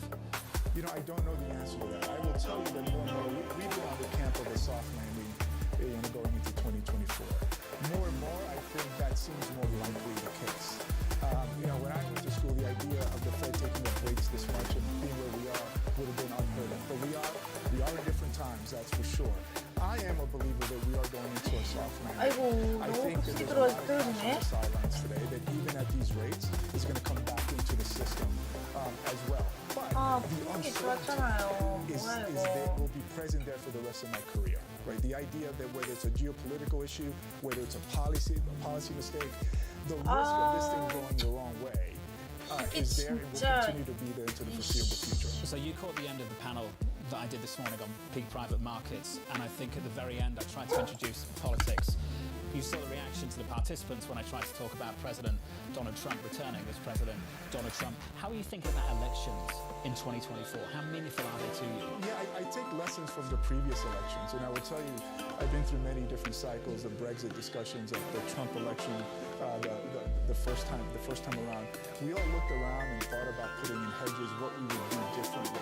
At the end of the day, we took a step back. I can't control elections. I can't control the markets per se. We can control the fundamentals and how we pick good management teams, good companies. So I've learned to kind of move away from that noise and really focus on the fundamentals of what we do well and anticipate volatility.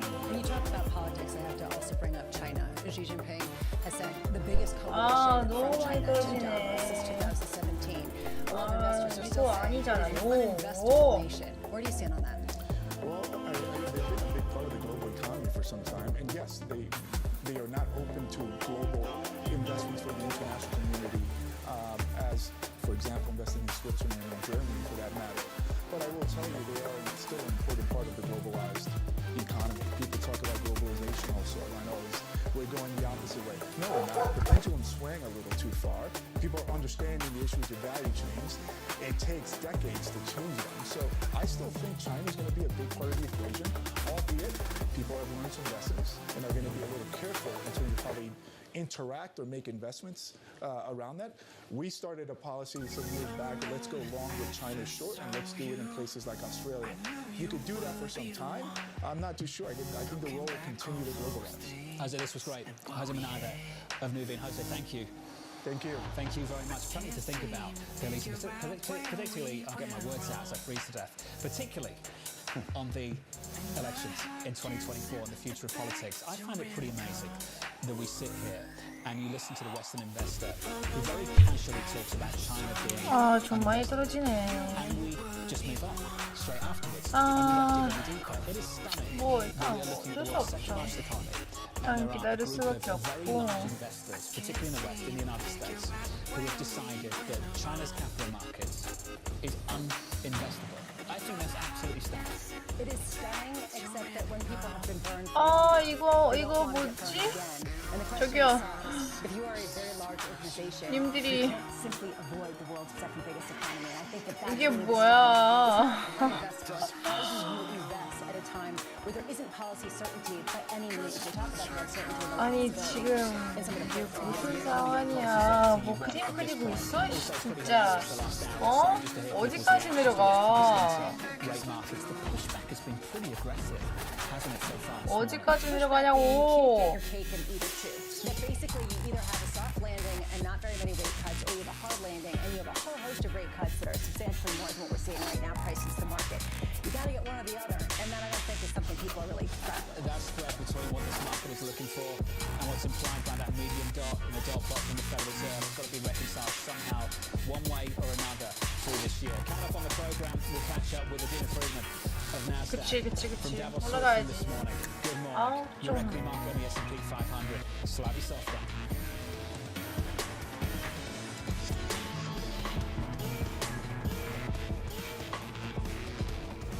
진짜 이거 무슨 상황이야 진짜? 사람은 빡치네. 빡치가 되네. 진짜.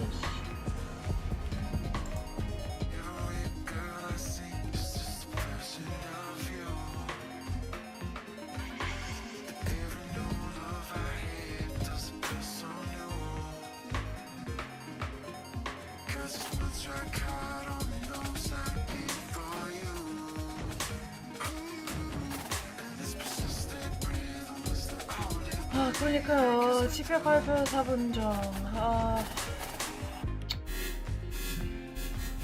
근데 또 떨어지면 어떡해요? 봐봐요. 여기 주식만 보면 뉴스에 나오는 주식만 보면 나 빨간색이잖아요. 나 지금 내려가고 있어요.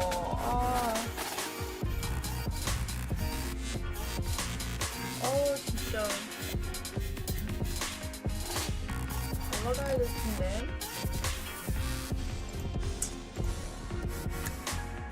4분 전에 3분.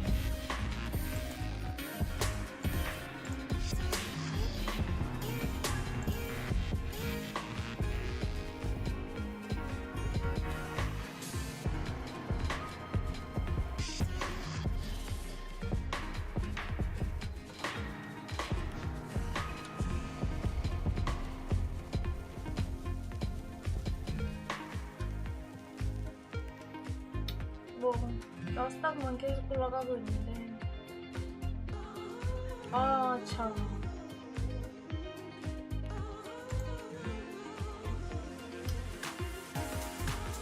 모르겠네요.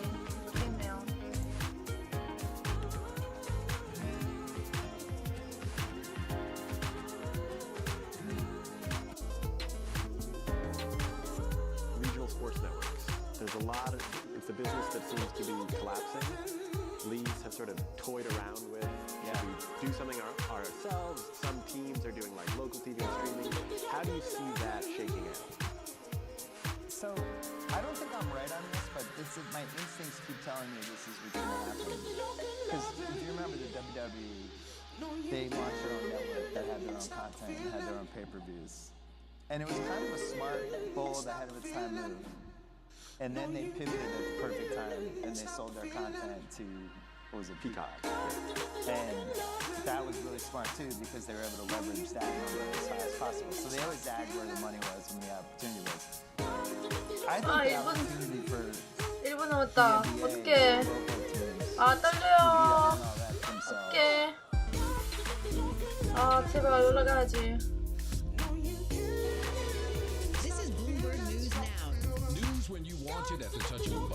Another volatile day on Wall Street. We're seeing 숲이 떨어지면 바로 나가야 되지 않을까?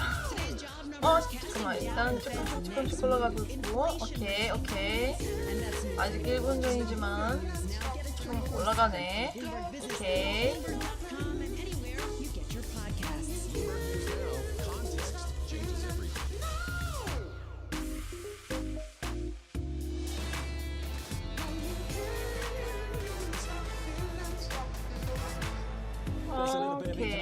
Just around the corner. We'll get to that with my McKee in just a moment. 아직인데. Live from Dallas, Switzerland. 우와!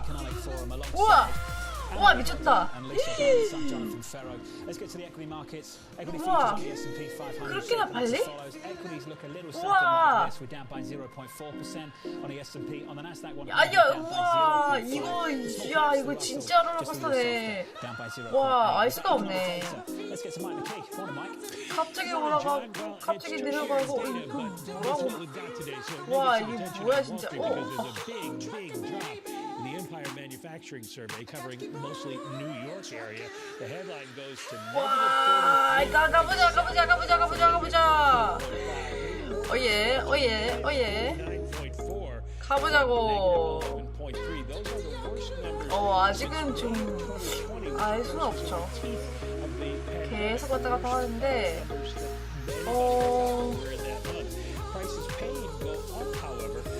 지금 매수 되게 많네. 올라가자.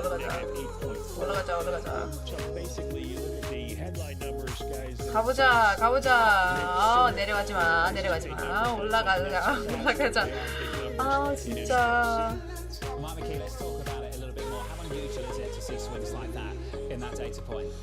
쭉쭉쭉쭉쭉쭉쭉 갑시다.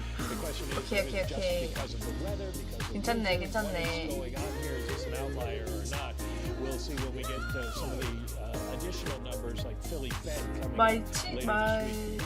만칠천까지 올라갈 수 있지 않을까? 아니면 오늘 좀 어려울까?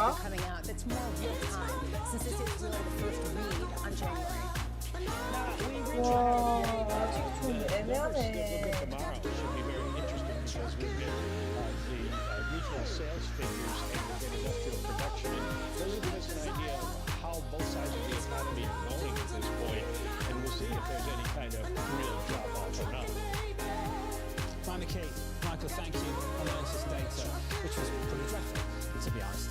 Lisa, what's it? I think it's really shockingly dreadful. -43 as opposed to the expected -5. You're seeing a bit of reaction in markets. But again, I mean, we just wonder, okay, did it just get cold and people not go out? Or was there something specific in Wasn't that what we said about certain data points in December as well? Or there was a strike or this particular thing. I mean, it's just, you can't really get too jazzed with one number. 그치, 올라가자. What was the North Star of last year? Jobless claims?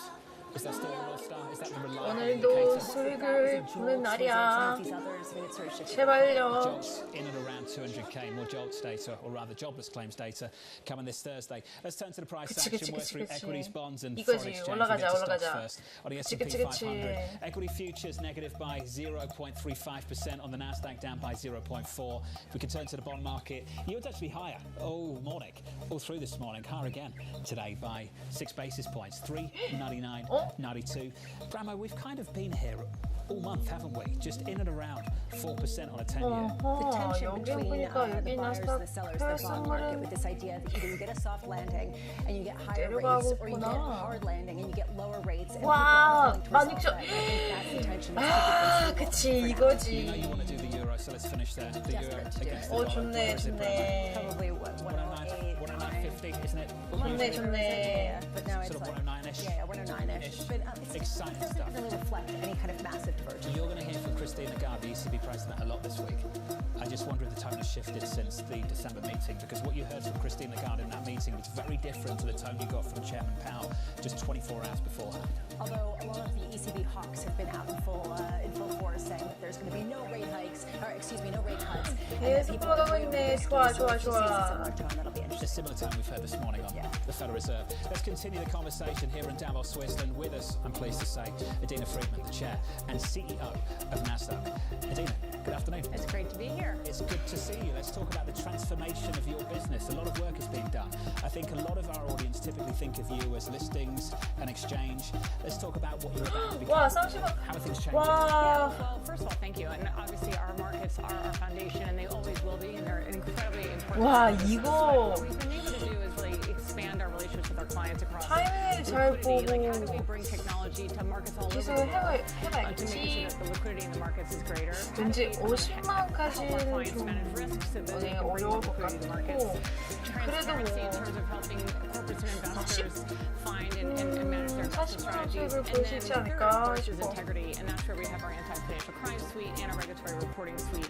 So 와, that we 거 봐요. help the banks and brokers 지금 딱 30일. manage the 제가 integrity 제 within the 수익을 financial system. 보면 So we've had 거의 왔다 갔다 하긴 하는데 거의 30만 원 including 됐어요. our acquisition of Adenza last year, 어, but we've been on this journey now for about 넣어갔어. 7 years. Yeah, since 30만 넣어갔어. 2017, you 좋아, took 좋아, over, 좋아. and I believe you've had about a dozen acquisitions since then as you tried to broaden out. In the next 5 years, what proportion of your business do you think is going to be on the listing side? And what proportion do you think is going to come from some of the other fintech aspects that you've acquired and built out? Well, we actually look at it in terms of kind of the trading business. 오케이, and that's 그대로 really 쭉 between 가면 70 돼요. and 75%. 좋아, 좋아. Sorry, between 20 and 25% of our business today. And then we have our solutions businesses, which is all the data and the analytics, the software solutions, and that's actually between 70 and 75% of our business today. And with Adenza, that it gets even a little bit higher. So we're really, really pleased that we have a really complete suite of solutions that we offer corporates, investors, banks, and other exchanges that help them navigate all the complexity that the capital markets and the financial system introduce. You know, I've got to say, at Davos, I've been really struck by how much discussion is around artificial intelligence. How people really are trying to figure out what to make of it. And Kristalina Georgieva of the IMF said that one of her big concerns is financial stability. That she is very concerned that people are not moving quickly enough to adapt the financial system to just how quickly some of these systematic learning programs can actually work.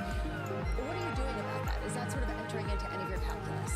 Yeah, I mean, first of all, I think that the financial industry in many respects is on the forefront of a lot of technological innovation. On the other hand, it has a lot of regulation that underpins it, so it has to move with the speed of regulation in some cases. So what we try to do is bring as much innovation as we can to the solutions that help them manage the regulatory environment. How do we bring AI into the tools that help them manage down crime? How do we bring AI into markets, actually, to make it so they have a better experience in the markets? We have actually our first AI-driven order type that's coming out into our markets this quarter. And how do we help them as a more advanced technology provider so that they can adapt more quickly to all of the risks that are happening around them? Can we build on AI just a little bit more?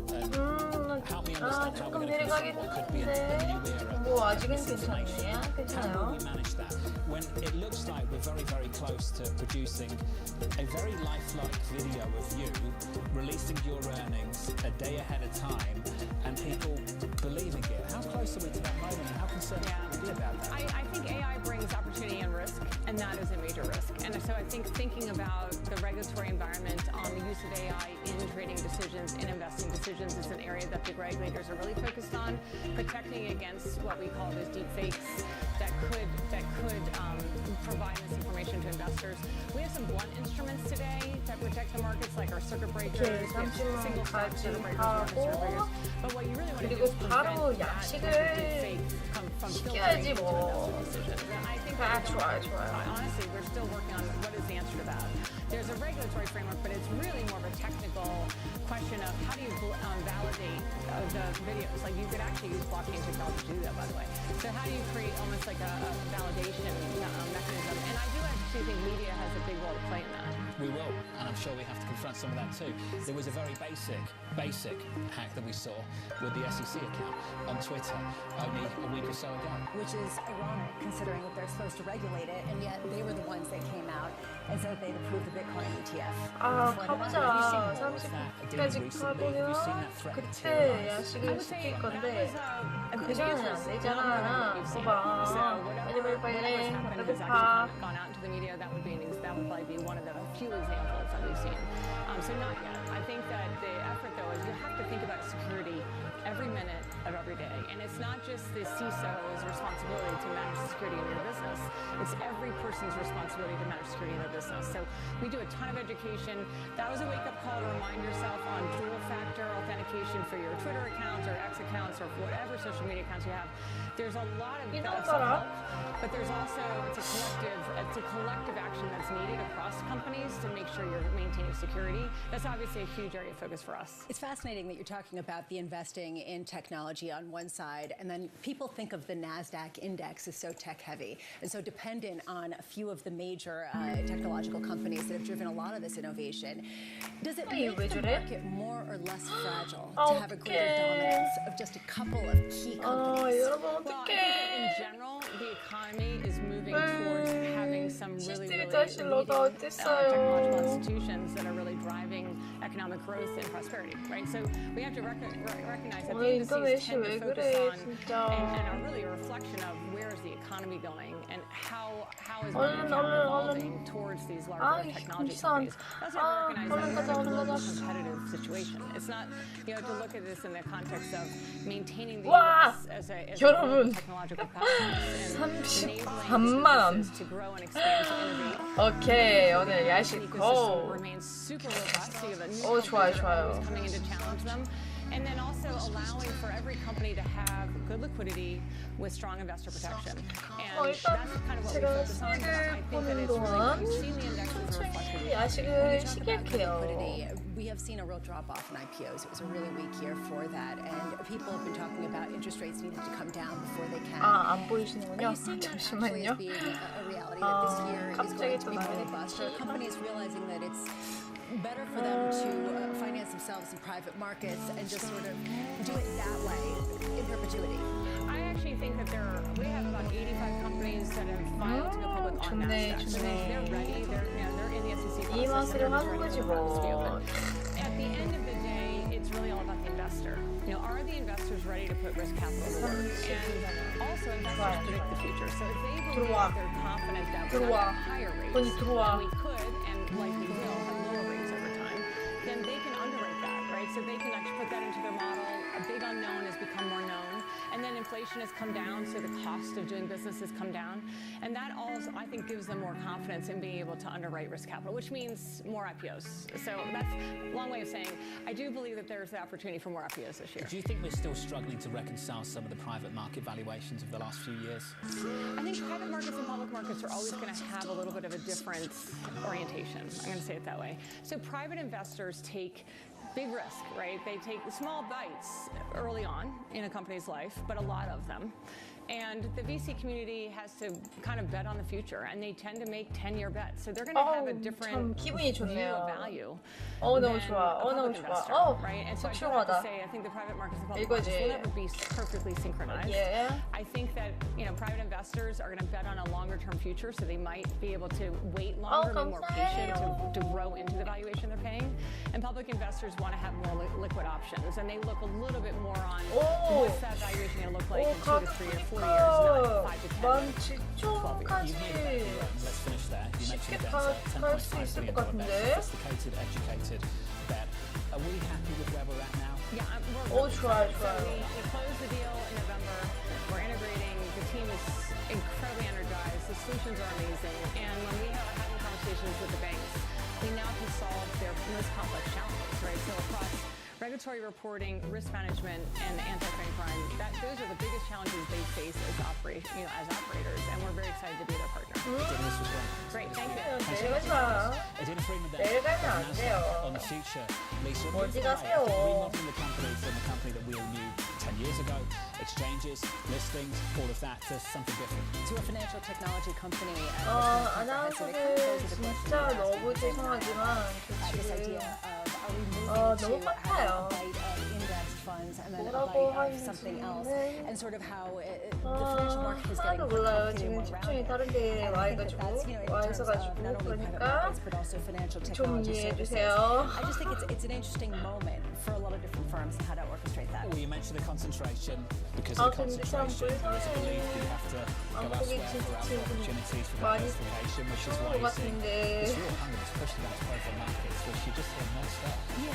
지금 낮은데 Questions with Pat Gelsinger, the CEO of Intel. That conversation is coming up next, live from Davos, Switzerland. 좋아요.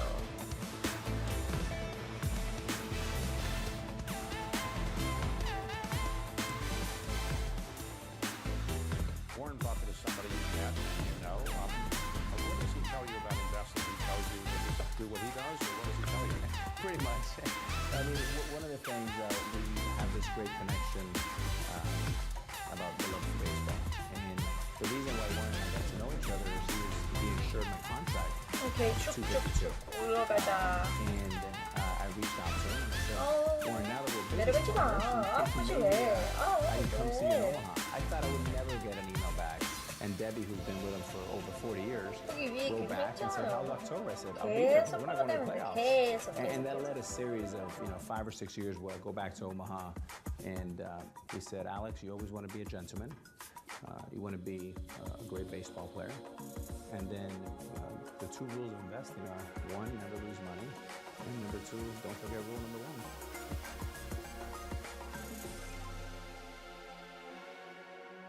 From our studios in New York and San Francisco, our expert hosts have the data and analysis about the companies you know and the stories to watch, plus the interviews you don't want to miss. Watch Caroline Hyde and Ed Ludlow on Bloomberg Technology, the only daily business show dedicated to tech, right in the middle of the trading action at a new time, 11 a.m. on the East Coast, 8 a.m. in the West, only on Bloomberg Television. Context changes everything. 이건 좀 잠시만요. 갑자기 이렇게 내려가면 어떡해요?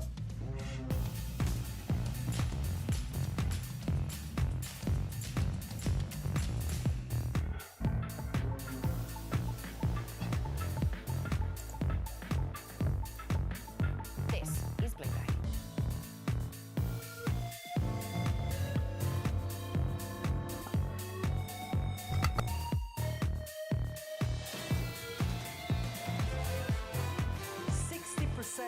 of jobs in advanced economies. Over a foreseeable future, 아, 어디까지 내려가 좀. if you're lucky, artificial intelligence will enhance your productivity, make your job more enjoyable, and very likely better paid. If you're unlucky, your job is gone. Such ugly environs. Kristalina Georgieva there, the IMF Managing Director, sitting down with Bloomberg's Lisa Bramwitz a little bit earlier on today. How did that go? It was really interesting, actually. She had some 안 돼요. 이렇게 내려가면 어떡해요.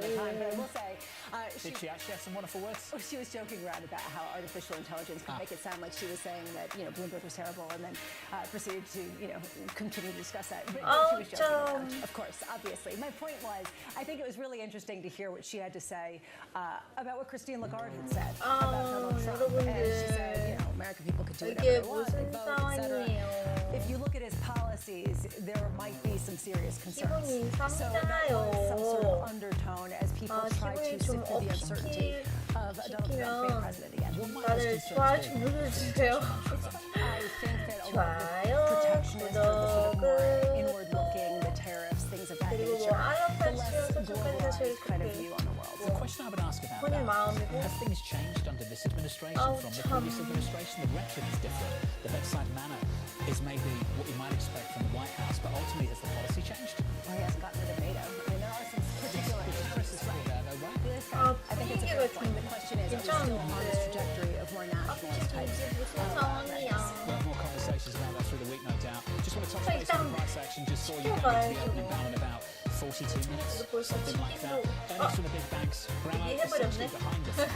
Goldman, Morgan 오늘 Stanley. 야식은 치킨이에요. Can you say any shockers? I can't think of any shockers. There are no shockers. To me, the biggest shocker was Howard Lutnick coming on and saying, it's going to be an amazing year. Just ignore all of the negative talk. It's going to be a great year. So maybe that's more of what we can expect. And the aggressive pushback against rate cut calls as well has just been a dominant theme of this morning. Absolutely. People basically saying you either get a soft landing and very few rate cuts or a hard landing and many more rate cuts. We've got a fantastic guest with us on set, not to talk about rate policy at the Federal Reserve. Pat Gausinger, the CEO of Intel, does not want to do that. Pat, good afternoon. It's good to see you. Good afternoon, Joe. Lisa, great to be with you today. No questions on Chairman Powell. No questions on Chairman Powell.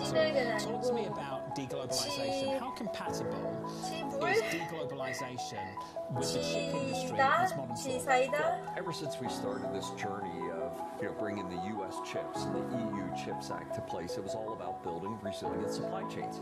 And we said for something so critical, and I ask all the time, what aspect of your life is not becoming more digital?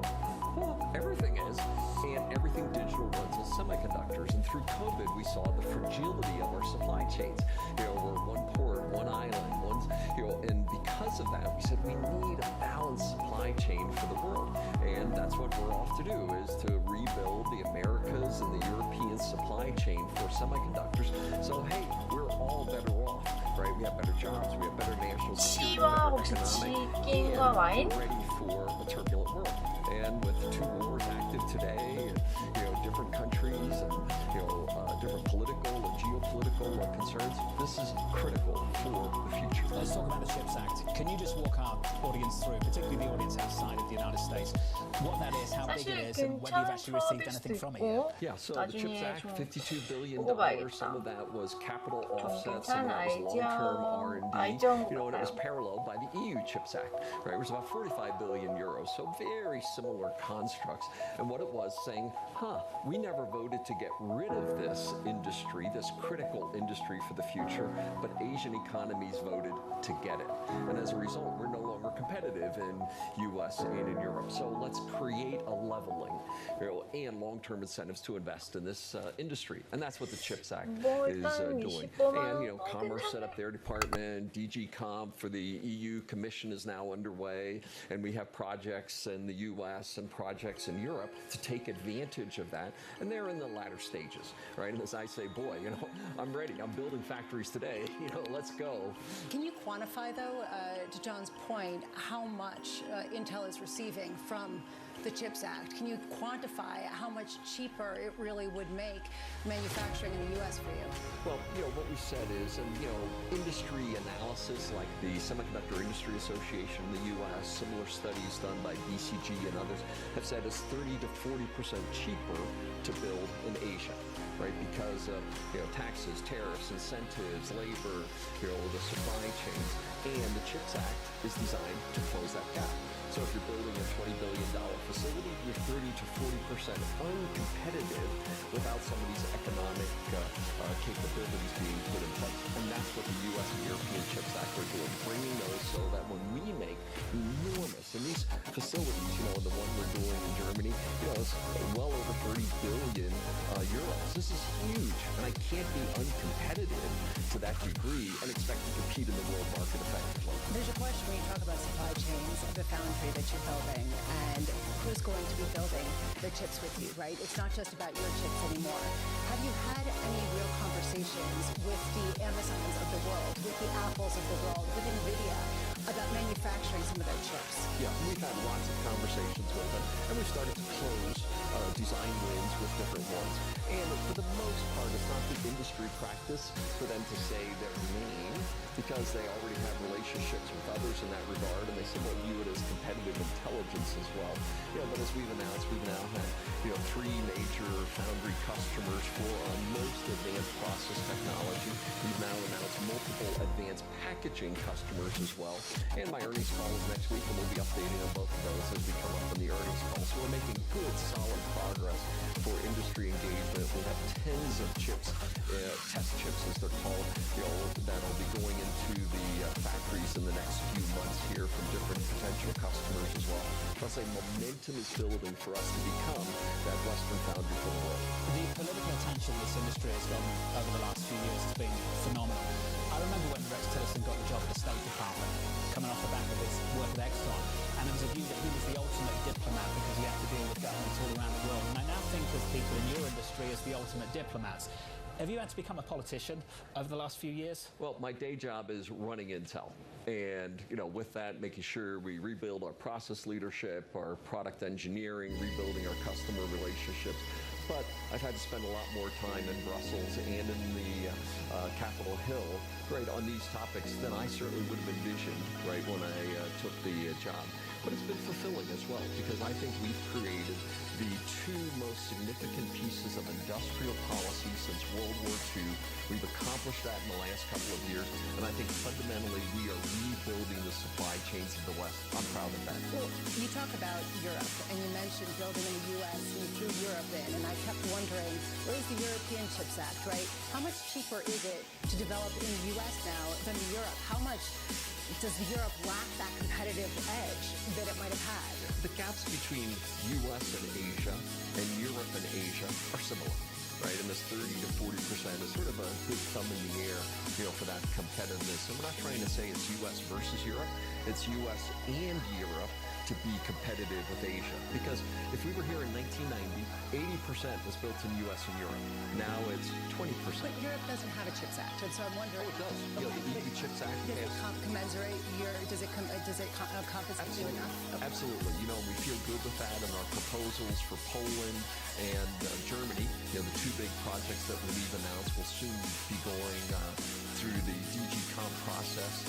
I just met with Commissioner Vestager last week, and we discussed those proposals coming forward from Germany, bringing it forward, and Poland bringing it forward. So, we're expecting those to come to fruition quickly and get the big, Magdeburg project underway, the big Wrocław project underway. We're quite excited, and it builds on what we're doing already in Ireland, right, which is making good progress on what we're already doing in Israel. Pat, it's good to see you. Thanks for catching up with us. Hey, thank you so much. Always a pleasure to be in Bloomberg. Thank you very much. Pat Gaussinger there of Intel, the CEO of Intel and the ultimate politician, I guess, which is what's happened to that industry over the last few years. You have to be, because this is the new arms race. It is Absolutely. the chips race. It is the technological race, and it has to do very much with the hardware as well as the software. So we're going to round up this program, and I believe Manus Cranny is going to take you to the opening bell in the next hour on Bloomberg TV. In the next hour, though, we'll be back. We'll be catching up with Mike Wirth of Chevron, and we'll no doubt be talking about politics and policy, not in the White House, but from state to state, California to Texas. Which we've seen in massive ways, talking about leaving California because of some practices that make it a lot less profitable. Interesting kind of dynamic. We've seen this with people moving too. Big time, big time. I wish I could, but I'm not sure I'm able to. I'd go for the taxes. Yeah? Yeah, without a doubt. Coming up on Bloomberg TV, Mike Wirth, CEO of Chevron. I think I just did.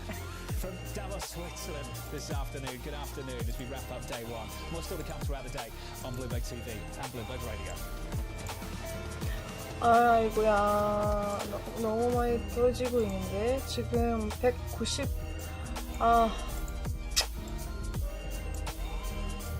진짜 이게 무슨 상황이야. 저도 끝까지 가고 싶은데 왜 안 될까요?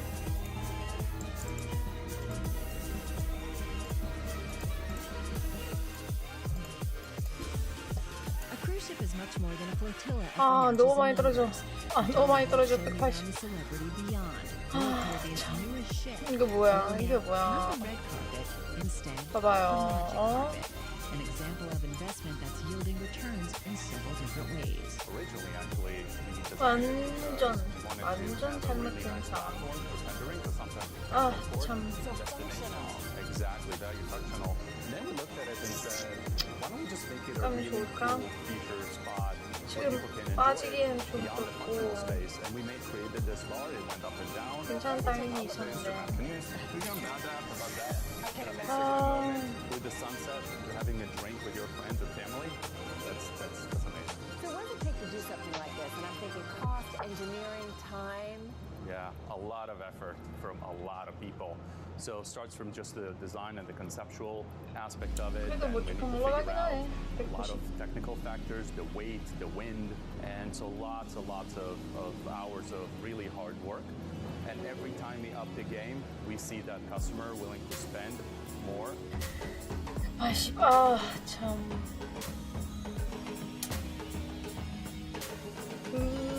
싫어요. 이런 상황 참 싫어요. 아유, 롤러코스터 진짜.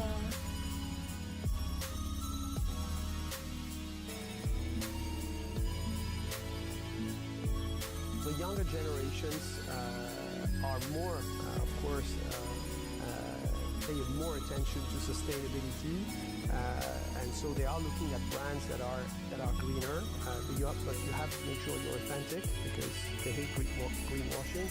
But what is very important to remember is that none of them, whether they're young or not, will ever sacrifice product quality. 입고 가라고 했잖아요. Which is why, part of the big transformation of our R&I, where there's this €1 billion we spend every year, most of it is spent on transforming our formulas from petrochemicals to biosourced ingredients and green sciences, but without losing the efficacy.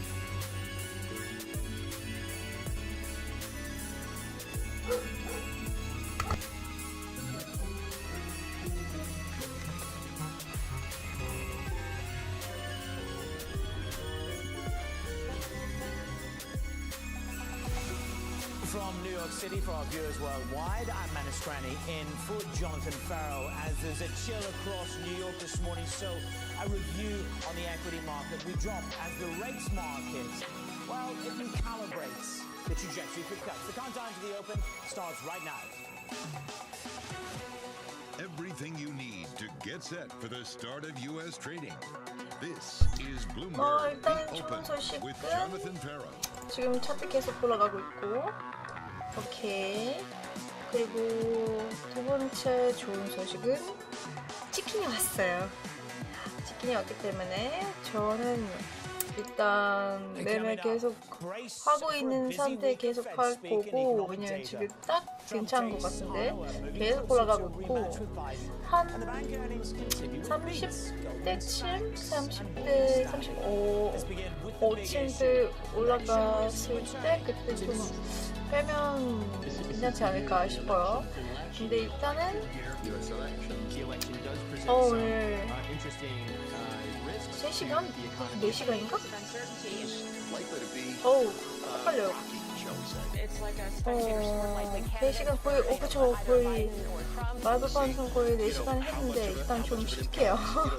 쉬고 치킨 먹고 좀 이따가 다시 올게요.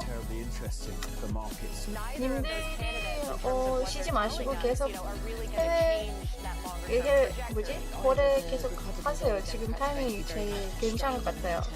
일단은 뭐 화이팅! 조한 씨도 화이팅! 울지 마세요. 화이팅! Whatever it may be, could impact the confidence of consumers. You're going to get a lot of swings. You will have volatility. Have an election here in the U.S. that promises to be, bizarre.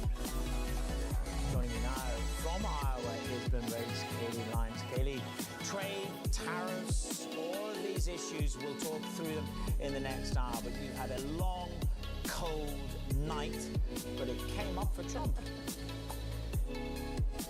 It did, and that isn't all too surprising, Manis. He came away here in Iowa with 51% of the vote. Ron DeSantis, who came in second, got 21%, and Nikki Haley, 19 in third. She won one county here in Iowa. Donald Trump won the other 98. He almost had a clean sweep of all 99 counties here in Iowa. Again, we thought he would win. What was surprising, though, was how quickly this race was called for him. Just about 30 minutes after the caucuses began is when the Associated Press and other major networks called this race for Trump. Ron DeSantis' campaign has called that election interference. I'm sure that is a story we haven't heard the end of, but what these networks and the Associated Press said was that it was just clear very early on that no one was going to be able to catch Trump. This really cements his status as the frontrunner in this nomination campaign and his status, frankly, as the presumptive Republican nominee. That said, it isn't over yet. 1 week from today is the New Hampshire primary, and former UN Ambassador Nikki Haley is significantly closer to him in polls in that state. In recent polls, it shows she's in single digits, so we could potentially see an upset there. One factor to consider, though, is Vivek Ramaswamy, who came in fourth here in Iowa last night, has now left the race and endorsed Trump. He was polling in the low single digits in New Hampshire, but the thinking is whatever votes he would have gotten there will just go to the former president, so that could make him more difficult to topple in the first-in-the-nation primary state. If he is able to win New Hampshire, as he did here in Iowa last night, it is very difficult to see how anyone else, Ron DeSantis or Nikki Haley, would have a path to the nomination. If he wins the next contest, it is highly likely that what we see in 2024 in the general election is a rematch between Trump and Biden. Manis. Katie, thank you very much. Great reporting by yourself and the team over the past 24 hours. Onwards to New Hampshire. Joining me now is Isaac Boltanski, BTIG. So here we go. The headlines rolling. It was called in 30 minutes. Euphoria for the Trump camp. You would say, hold your horses and wait for New Hampshire. Talk me through the reason. Yeah, look, I think that this was an expected outcome. We can look below the surface, and there are some interesting dynamics that I think are meaningful. In particular, these contests tend to catalyze consolidation. And I think what the Trump campaign is loving this morning is that Ron DeSantis won second place, which means that he's going to continue on into New Hampshire. And that means that the opposition to Trump remains fractured. And as long as that opposition remains fractured, as long as we don't see it consolidate around a single candidate, that's good for the Trump campaign. Furthermore, you obviously add that Vivek left the campaign, and look, that's not nothing. He got 7% of the vote in Iowa, so that was a meaningful night for the former president on two different fronts. New Hampshire, to me, is far more meaningful, though, because New Hampshire has been a better predictor of who ultimately gets the nominee. If you look back at the 7 past primaries for the GOP nomination for president, New Hampshire has accurately predicted with their vote 5 of the past 7, whereas Iowa has only predicted 2 of the past 7. And part of that has to do with the caucus dynamics. Part of it has to do with the voter base being more moderate in New Hampshire. But look, I truly think New Hampshire is the big race here, and if Trump wins that, he should really finish up this whole primary by Super Tuesday. The legal attempts to bump Trump off the ticket. 17 states are still working through whether they will confirm Trump or not, and we have 4 federal cases pending. 2/3 of the voters in the GOP saying he should be fit for president.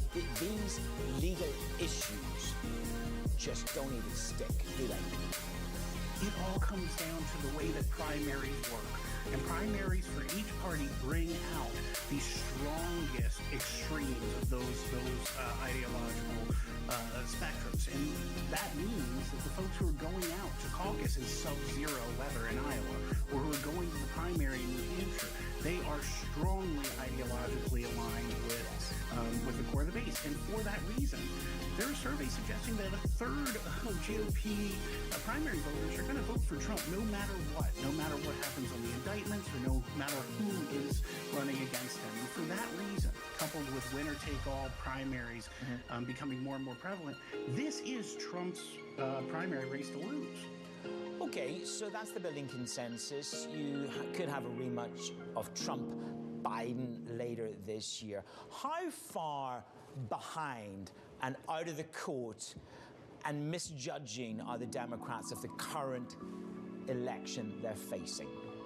Look, we're still in a phase here where traditional DC is arguing that there's a pathway where this is a race between anyone other than Trump and Biden. There is still a fair amount of copium that you hear in political circles here in town. But I think the base case is that it's going to be Trump v. Biden. And man, to me, the most important thing here is that you can have as many opinions as you want about how this is going to go, but it's going to come down to about 7 states. And we have to remind ourselves that the last election in 2020 was decided by 44,000 voters in 3 states. You add in the complication with third-party candidates and other dynamic issues such as the economy, and it's easy to see that this is a pickup. And that's based on what we mentioned with Biden on the as it's called, transcriber, on the analysis of the Iowa caucuses. Let's talk about the market implication. We have double lines. Jeff Sherman and Sanal Desai of Franklin Templeton. Here we are, political risk. Neither of you really want to talk about how that plays out in markets so far out. But let me take it to you first of all, Sanal. It's about the risk of tariffs, the risk of fiscal. It's about the risks of maybe what comes if Donald Trump is on the ticket and then if he wins. Is that how I've got to concern myself from a market perspective? Can I take a slightly contrarian view here? Of course. I'll just note, we all talked about tariffs under Trump. Not one of those tariffs has gone away. And we are over 3 years into the current administration, and I doubt very much that the tariffs will go away under the next administration, regardless of who comes into the White House. So that's number one. I'd just say, there is no difference here. They see tariffs seem to be remarkably popular in the US right now. Yeah. It doesn't matter. The other piece is fiscal.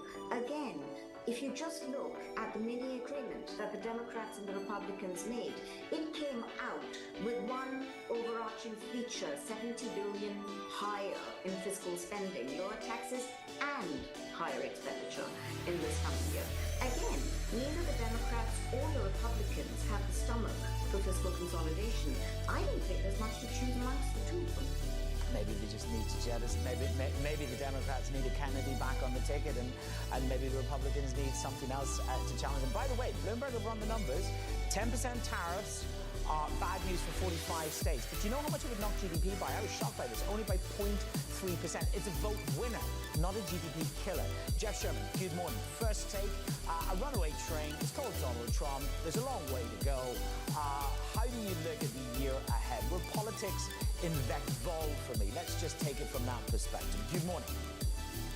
Good morning. Yeah, it's quite difficult to see much difference, as Sanal just pointed out, that just go back and look at the deficit expansion that we saw during the Trump administration, see it during the Biden administration, go back to the Obama administration. Do you see a trend here?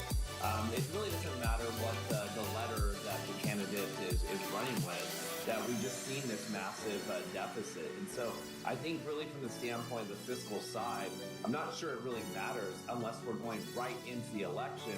Okay. And let's say we hit a hiccup in the economy and effectively Congress will not let something go through. And so I think as we talk about this political landscape, and we're going to be talking about it for the next 10.5 months, I think that there really isn't much difference to markets at this stage. And so looking forward, I think we're going to go back to just looking at the strength of the overall economy. Markets themselves are really focused and very myopically focused on the Federal Reserve today. And I think that's going to be the thing that's going to set the course for markets over the next couple of months, and not really who are these presumed candidates on either side of the equation. Yeah, it's going to come down to whether it's 3 or maybe even 6 rate cuts and why we're getting the rate cuts. Right, okay. You're going to stay with me. That's Jeff Sherman and Sanal Desai. They're going to talk through markets in just a moment. Let's get into what's going on under the hood. We've had some reporting before the bell. Katie Greifeld is with me. Katie, what have you got? Let's start with Tesla, because CEO Elon Musk really leaning on the board here for more control at the EV maker. He said on X that he would want roughly 25% voting control at Tesla to build our AI and robotics products there. If not, if he'd look elsewhere. For context, he's Tesla's biggest shareholder with an almost 13% stake. Tesla shares down slightly. Let's move on to Goldman Sachs. Of course, reporting earnings today. It's down slightly despite beating profit estimates at the bank's equities and trading unit. The revenue jump there was triple analyst expectations. It's worth noting, though, that fixed income trading and investment banking fell short. And let's end with Apple here. 2 stories. Planning to remove blood oxygen features from its latest smartwatches, to get around a U.S. ban of the devices if an appeal of that decision fails. And we also have Dow Jones reporting that Apple is offering discounts on newer iPhones in China. We know that demand is a big concern there. Apple shares down about 2% pre-market. Okay, Katie, thank you very much. Wrapping up the stocks under the hood. Coming up on the show, guess what? The rate cut debate. It moved to Davos. The 6 rate cuts. That's a pipe dream if we have a soft landing. That's not happening. We'll get 2 or 3. It's a busy week for the Fed with the speakers coming up. Waller kicking things off at 11 a.m. That conversation coming up on Bloomberg.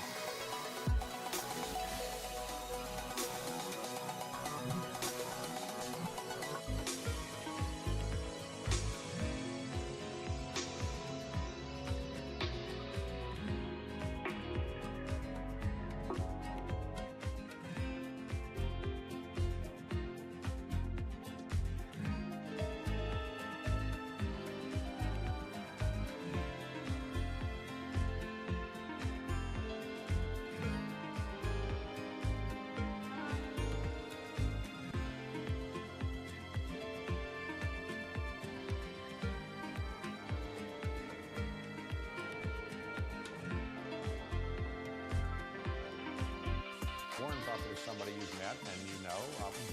What does he tell you about investing? He tells you to just do what he does, or what does he tell you?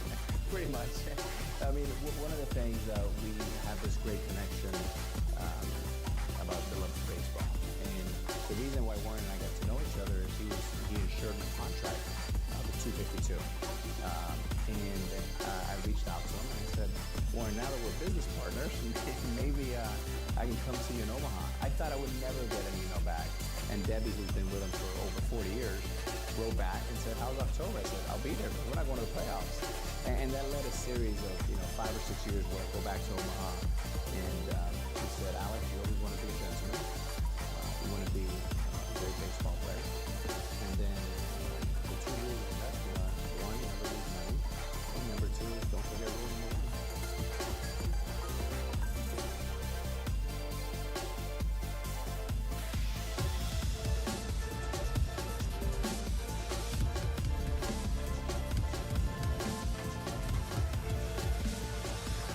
multi-trillion-dollar industry. There's a lot of ground to cover. We indeed have a rally. We're talking a lot of dividends. We're talking income. We'll show you what's happening in ETFs like no one else. Bloomberg ETF IQ. New time starts Monday.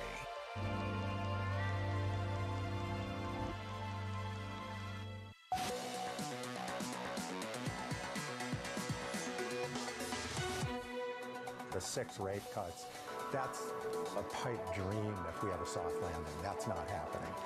We'll get 2 or 3. But there is a chance. I've said the one thing we can probably be sure of is that whatever the consensus is here, and not just here, it's going to be wrong. And if we get a deep recession, and definitely it could happen. How's it going to happen? I don't know, but 25% chance it happens. Former IMF chief economist Ken Roller weighing in on, guess what, the rate cut bets.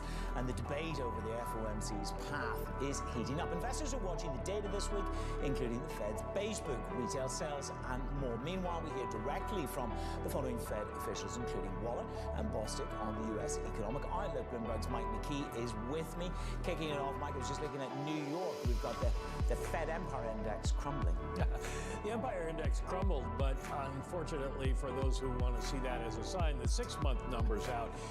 Condition 6 months from now, all the numbers went up for that. So the question still remains, with the numbers that we have coming, if CPI didn't change people's minds about 6 rate cuts, what possibly could? Big number of the week comes tomorrow with retail sales.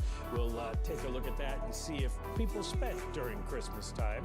Also, the beige book tomorrow will give us an idea of what CEOs and companies are telling members of the Fed. Industrial production, see how things are going with that. Empire actually reflects what's going on. Thursday, we got housing starts and jobless claims, the Philly Fed. And then on Friday, we get Michael Barr and Mary Daly. You saw the other Fed officials scattered throughout the week. Daly gets the last word because when Friday's over, the Fed goes into the blackout. We won't hear from them. And so far, we haven't had to. They've said they're basically going to be on hold, and we haven't seen numbers that have changed anybody's mind in Wall Street about that. Nobody thinks they're going to move on the 31st of January, but a lot of people still, 75%, think they're going to move in March. And December of 2024, the feeling is we're going to see 6 rate cuts still, almost 7 by that time. So what is it going to take? We do have a lot of other data coming up. Even even before the next Fed meeting, December GDP, PCE inflation next week, along with the fourth quarter economic employment cost index, those could make a difference, but probably not. Then the payrolls and CPI and PCE inflation come back in many different forms during the interregnum. We have the next FOMC meeting on March 20th. So it looks like status quo for now in both the economy and the Fed forecast from futures. The question is, what would it take to change any of that? Will any of those numbers, Manus, make a difference? Yeah, the ammunition. Does the Fed have the economic data information, ammunition, to actually pull the trigger in March? Mike, thank you very much. Mike McKee with the very latest analysis of the data slate ahead. Jeff Sherman, Sun on Desai, are with me this morning. I love what Rogov says, which is, you know, it's a pipe dream to think that you're going to get 6. He doesn't really know whether you're going to have a soft landing. I mean, it's very candid and very, very honest. Jeff, let me take it to you first of all. My understanding is that the options market has coalesced around 2 to 3 rate cuts. It's only us in the media that are obsessed with 6. What do you make of where the market is positioned for in terms of rate cuts 2024? Yeah, I mean, I think right now the market's a little optimistic on the rate cutting cycle at this point. And I think Professor Rogov is doing it the right way to say, you know, kind of the consensus is more like a 3, like you said, it's inferred from the options market.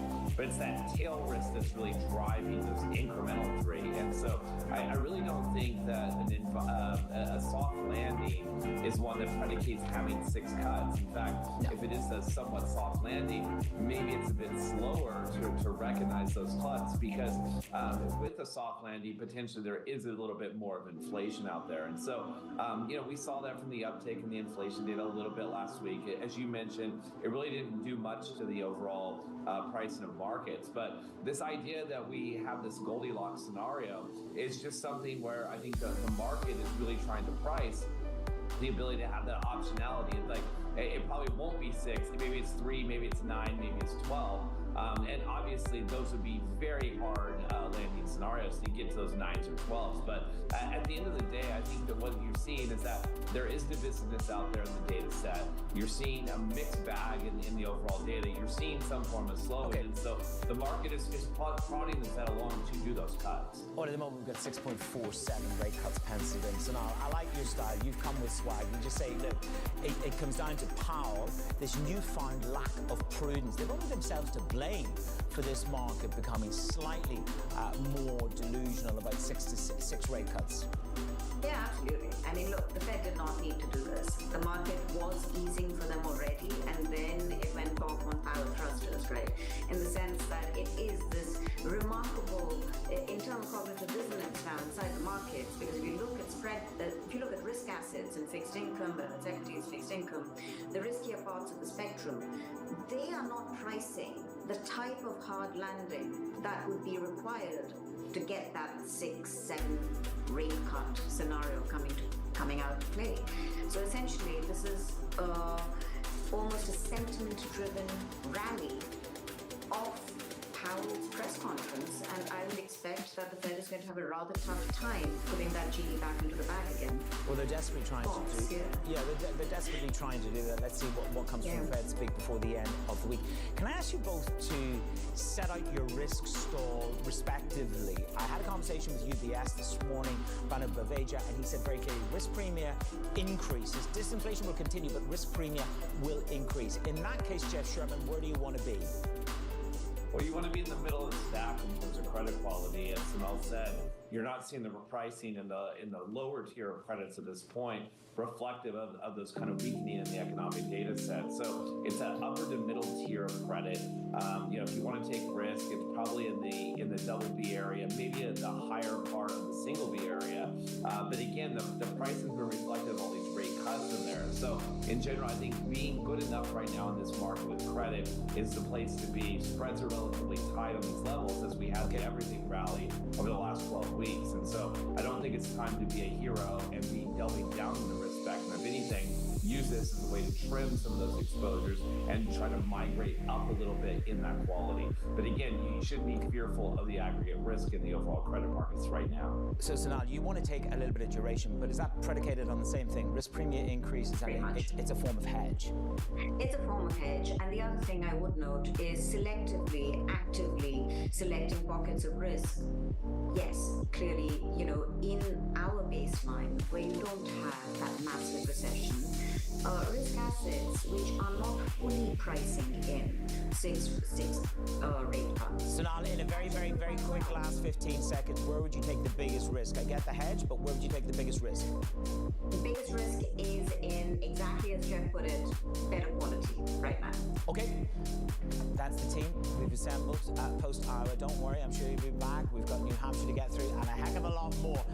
It's my first US election to live through in the States, so I'm excited. Jeff Sherman, Sonal decided on the markets coming up. Your morning calls. And later, Chris Army from Wells Fargo unveils his outlook for the earnings season. Have we downgraded our outlook so viscerally that the bar to achievement is really quite low? This has been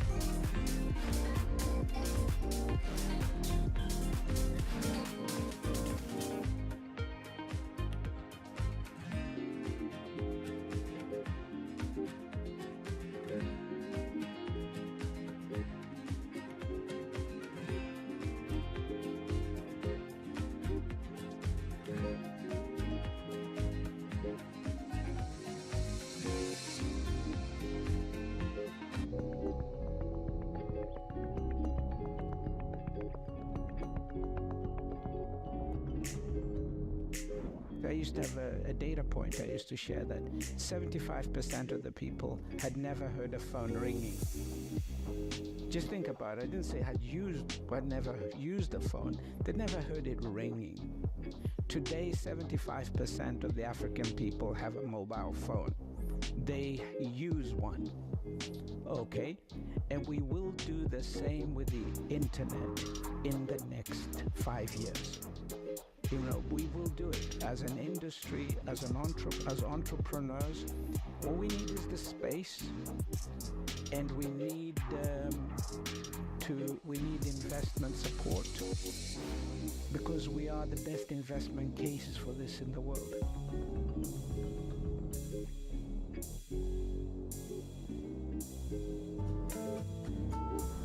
DOJ or other authorities. Could face bigger challenges next. It was going to keep playing the World Cup. This is a three as the economic picture. Covering the intersections of Hollywood, Silicon Valley,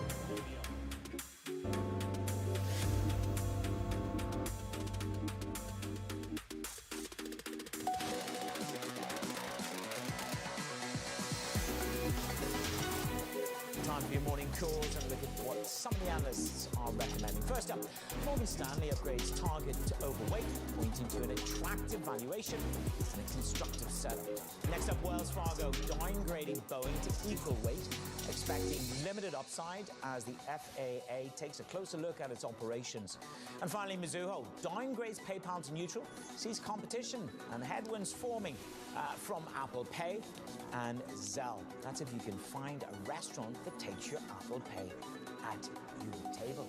Coming up, the banks are under pressure despite a pair of beats. That conversation up next with Chris Harvey of Wells Fargo on Bloomberg.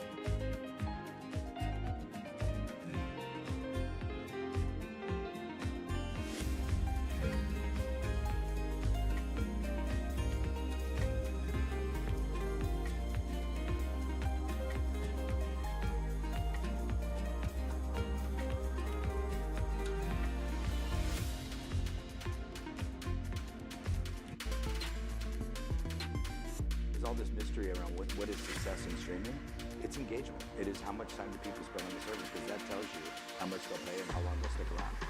What are the metrics for Netflix that are most important when evaluating a show or a movie? Yeah, you guys take us to task a lot on this transparency issue. I would say, look, definitely relative to peers, we're incredibly transparent. And we're completely transparent with our producers, so they know exactly the viewing data. And then we're going through things like the top 10 and through things like we publish the viewing hours of the top shows. And we're definitely heading towards a much more transparent time in the business. The streaming itself is not that exotic anymore. And every other segment of the business does have, Nielsen ratings or box office reports or the New York Times bestseller list, all those things. So we're heading towards that for sure. To a time when we're fully transparent on viewing data. From our studios in New York and San Francisco, our expert hosts have the data and analysis about the companies you know and the startups to watch, plus the interviews you don't want to miss. Watch Caroline Hyde and Ed Ludlow on Bloomberg Technology, the only daily business show dedicated to tech, right in the middle of the trading action at a new time, 11 a.m. on the East Coast, 8 a.m. in the West, only on Bloomberg Television. Context changes everything.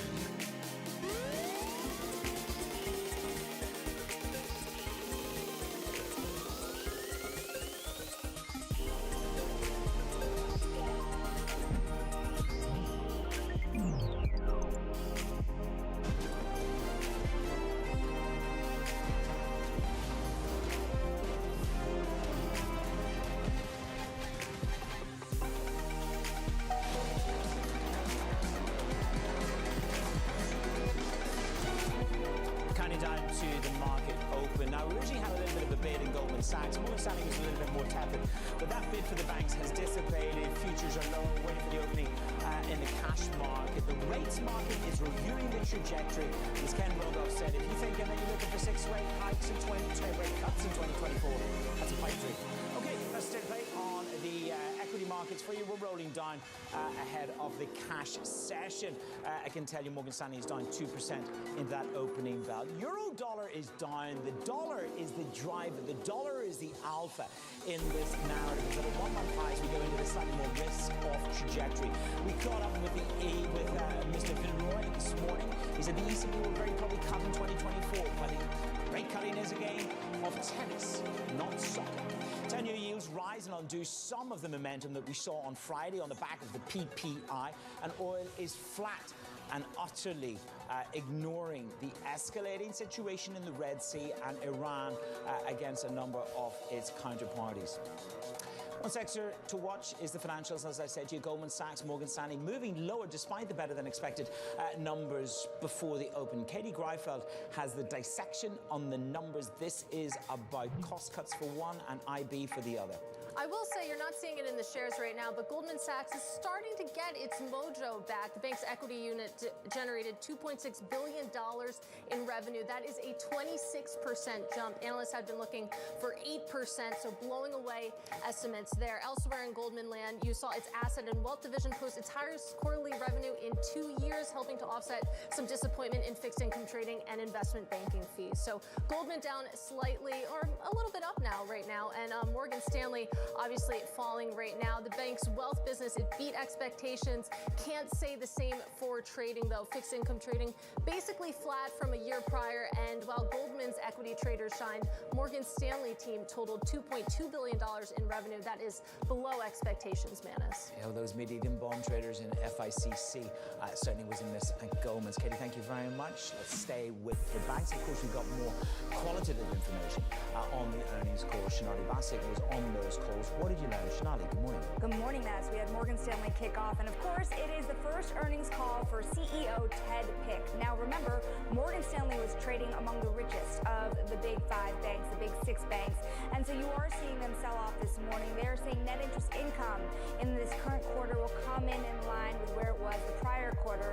And of course, as Katie was talking about, there were some questions about this trading performance here, because not only did they miss, Manus, if I told you that Goldman last year bought in more than $1 billion more in equity trading revenue than Morgan Stanley, you wouldn't have believed me just a couple of years ago. So it is showtime for Ted Pick, and there are a lot of questions about the strategy moving forward. Analysts grilling in about the future. When you looked at the presentation as well, same targets, new CEO. The targets, however, did not have that normal plus or minus that they did around those targets. So analysts looking for Ted Pick to push the bar higher while maintaining competitiveness.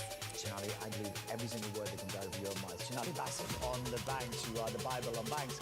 Let's turn our attention back to tech. Tesla slips as Musk says he wants more control before building up the company's AI products. Is that really the reason that they took 2.25% of a chunk out of the stock this morning? What are they worried about, Ed Ludlow? Good morning.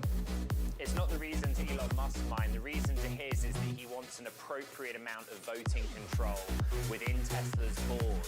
The stock is down 2.6%, adding to what has already been the worst start to a year for Tesla since it's been a public company. Prior to this morning's open, it shed $90 billion market cap.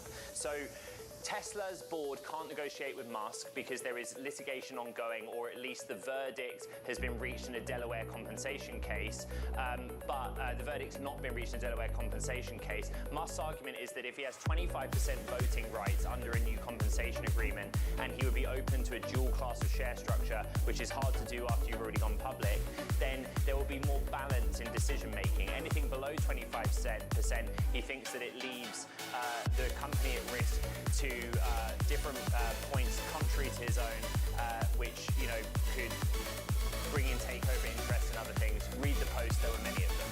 Yes, there were quite a few. Thank you very much. The stock trades at 212.71 at the moment, down over $6.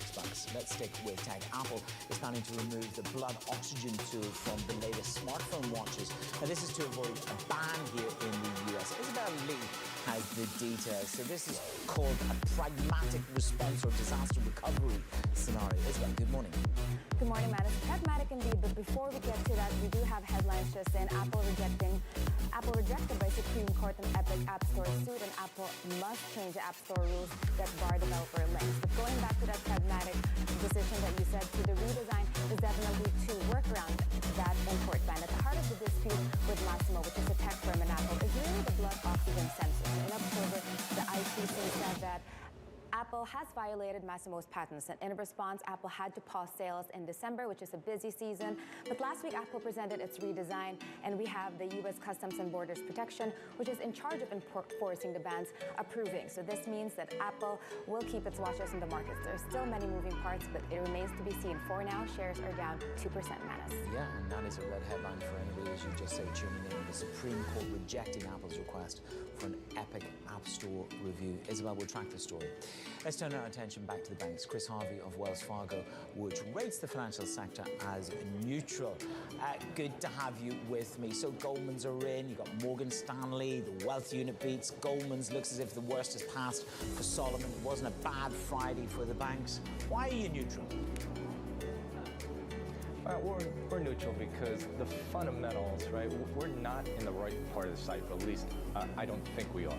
Typically, you want to get involved in the banks and some of the capital market players when you start to see the credit cycle unfold a little bit more aggressively, right? We really haven't seen that credit cycle play out just yet, and there's a lot to come. So while valuation looks good and the fundamentals are okay, there's nothing there that says, wow, we've got to buy them right here, right now. The other thing is a lot of the mid-cap banks have really performed quite well off the low. I think they're up 30, 35% off the low, and now's not a great time to step in. Now, in terms of just stepping back from this market, as you said, we've got time. You can see how the rest of the year plays out before you step into the financials. But this is what you're saying about risk. You feel that the market is a little bit too complacent, and we expect to step up in vol or market stress. So again, my very simple question to you is, how much of an injection of risk premium do you expect to see, and where is that going to pop? Yeah, so Manis, this is a great question. One of the things I think we're seeing right here, right now, is the situation that's playing out is fundamentals are okay. The macro is fantastic, right? So rates are coming down, credit spreads are tight, everyone thinks the Fed's going to cut early and often, but the micro or the idiosyncratic is just okay. The other thing is we're starting the year you had a heck of a year last year, right? You're up 20, 25%, depending on where you are in the stock market. And if you're running a company, if you're in the C-suite, you really do want to manage expectations as you report fourth quarter and you start looking to 2024. So you want to bring them down. And so again, the setup just isn't right. And as people start to moderate things, and as we start to get to the fundamentals and realize the fundamentals aren't great, that handoff from the macro to the micro is not quite there, we can see risk starting to go up. So the debate is this, we just don't know how hard or soft this landing is going to be.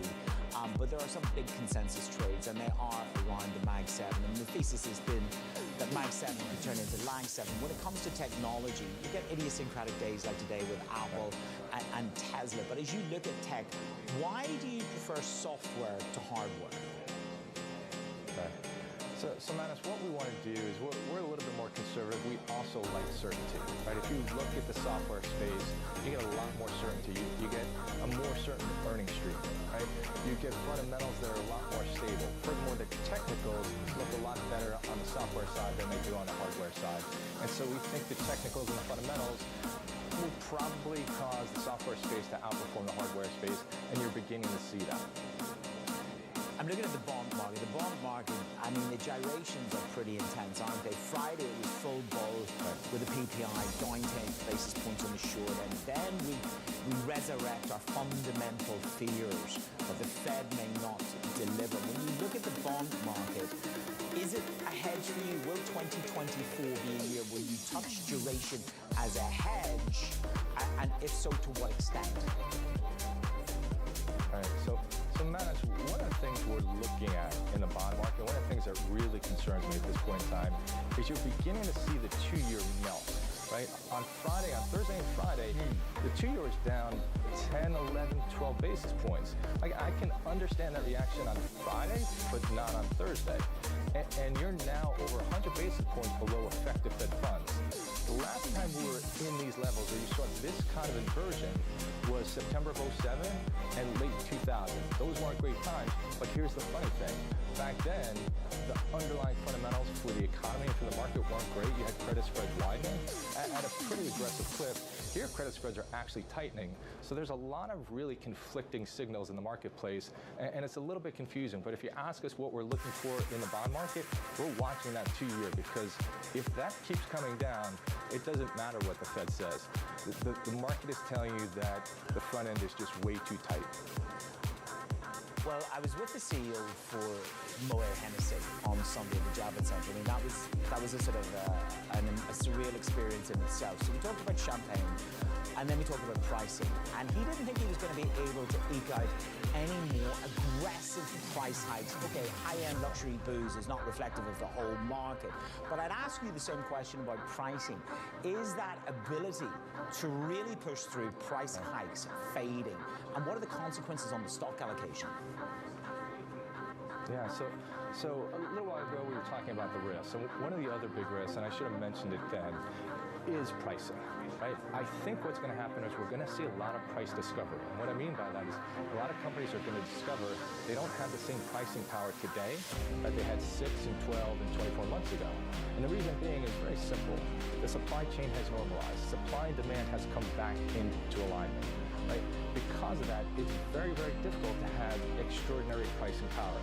And so as a result, I think what we're going to see at the start of the year is people realizing, the market realizing that pricing power, just that strong pricing power no longer exists. And that's going to cause potentially another repricing of risk. And the implication for the P multiples then, is it that I just look at those consumer-heavy stocks, those consumption-orientated stocks? Is that where the dissipation is going to be, or is that just too easy a lead? You mean as far as pricing matters? Yes, as far as pricing is concerned. Okay. So what we're seeing, and what we've been seeing, is it started in the staple space. We started to see pricing growth beginning to decay. And then what we also saw is we saw demand destruction. That has brought now just from the staple space to materials, to parts of the industrial space. to more consumer spaces. So it's getting pretty, I can't just say it's one sector, it's getting to be pretty widespread, and it's getting to be a concern. And this is one of the things that we're focused on, not just management of guidance as we go forward, but how strong pricing is as we go forward. And maybe that's one of the reasons why the 2-year is beginning to slide. Maybe the market knows something that we don't with regard to pricing and inflation. And we're looking at some of the data that's coming out of China, the deflationary data, and maybe that has something to do with it. But all still a lot of good questions. We'll find out a lot more during our earnings season. How important is China? I mean, some of the hot headlines this morning out of Davos, where you have a reaffirmation of growth in China at around above the 5% level. Yeah. To what extent does China and its growth trajectory this year, the special bonds that they're issuing this morning, to what extent does that play into the equity narrative for you, or do we live a little bit more detached from the China story than we have done in decades gone by? I think we're a little bit more detached. Everyone's waiting for China to get out of this economic malaise that it's in. It just hasn't been able to happen. I think what's a lot more important at this point in time is the housing market. Right? We're seeing rates come down. We're seeing a lot of home builders rallying pretty aggressively. If you look at the multiplier of housing on the economy and on the labor market, it's quite strong. And so that's where we're placing our focus, not so much on China, but really on housing and what that can do to inflation in the economy. Chris, thank you so much for being with me this morning. It's Chris Hunt, Wells Fargo. Coming up on the show, rising optimism for U.S. equities. About the markets, we're looking at a market, equities, U.S. equities, that are breaking out to new all-time highs, double-digit growth for the next 2 years. That's pretty constructive. For a conflict with Mike Worth, the Chevron chairman and CEO, right here on Bloomberg.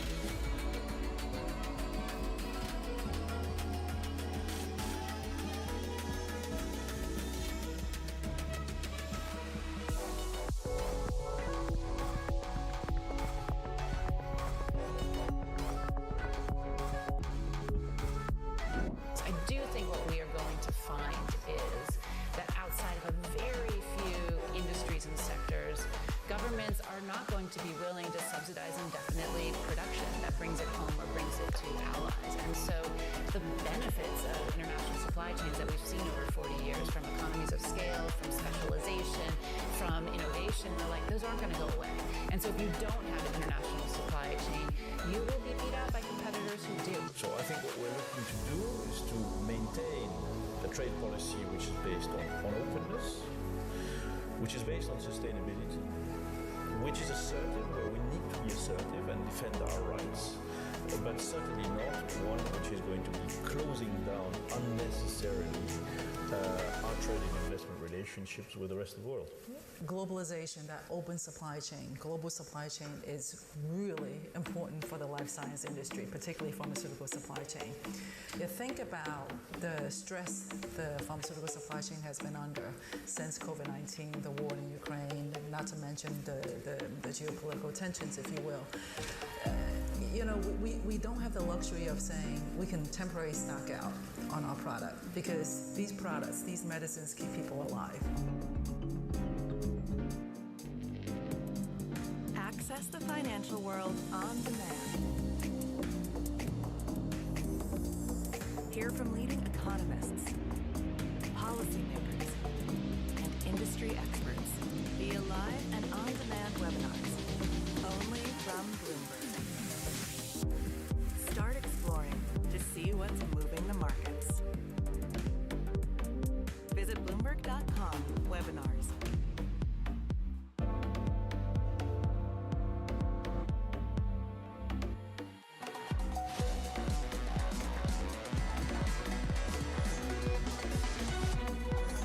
Attention back to the World Economic Forum in Davos. Jonathan Ferro and Lisa Abramovich are sitting down with Chevron CEO Mike Wirth. Good morning, good afternoon, John, Lisa.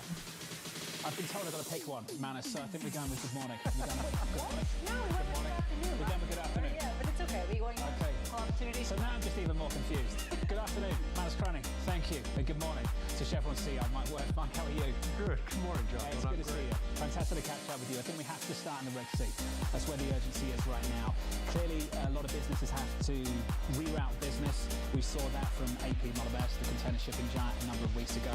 Some breaking news in the last couple of hours on Shell. Could you give us the update for you and the team? What have you had to change, if anything at all? Sure. We engage with the U.S. Navy and other security organizations for all of our movements to the Arabian Gulf, the Red Sea, and on every voyage we have a security plan, and it's really ship by ship that we evaluate the situation. So we're working very closely with the maritime security authorities. The risks in the region have been accelerating over the last several weeks.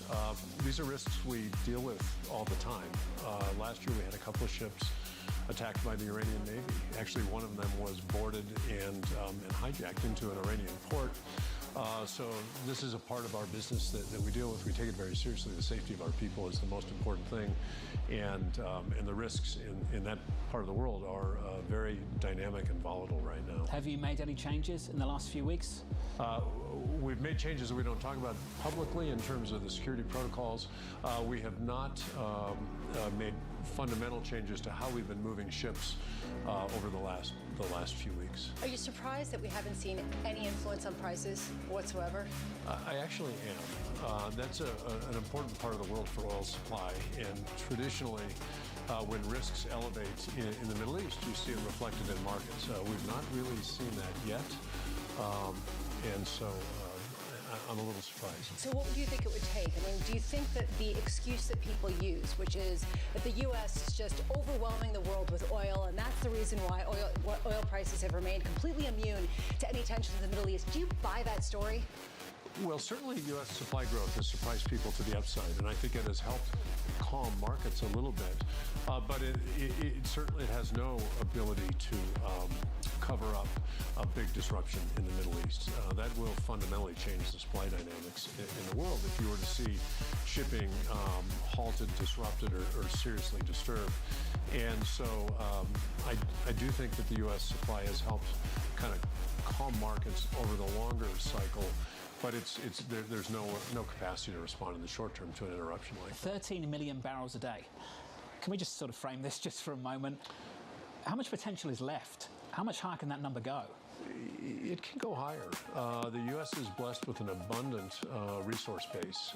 The constraints tend to be, right now, the capital spending of suppliers, how fast suppliers will go. A decade ago, companies in our industry were growing too fast in the Permian Basin in particular, and investors were unhappy with that. I think we've seen companies throttle back capital spending, return cash to shareholders more consistently. If they were to return to the ways of the past, I think you could see that number go higher. I don't see that going on right now, but the U.S. has upside. Well, this is the reason why people are wondering about the potential disruption.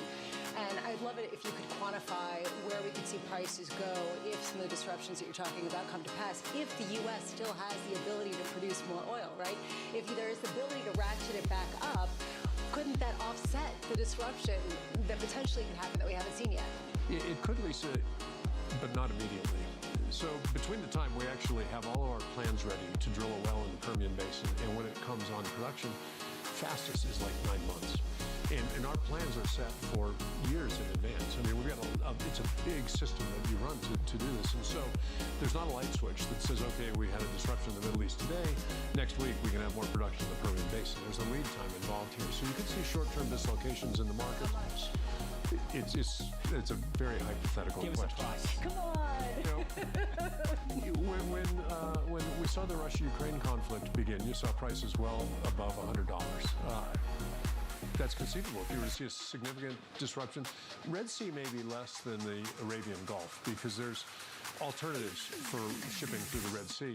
The supply that comes out from Saudi Arabia, Kuwait, Gulf producers that comes through the Strait of Hormuz, if that were to be closed down, that's a significant supply shortfall which could really impact markets. You delivered a big deal at the end of last year, I think 50 billion plus.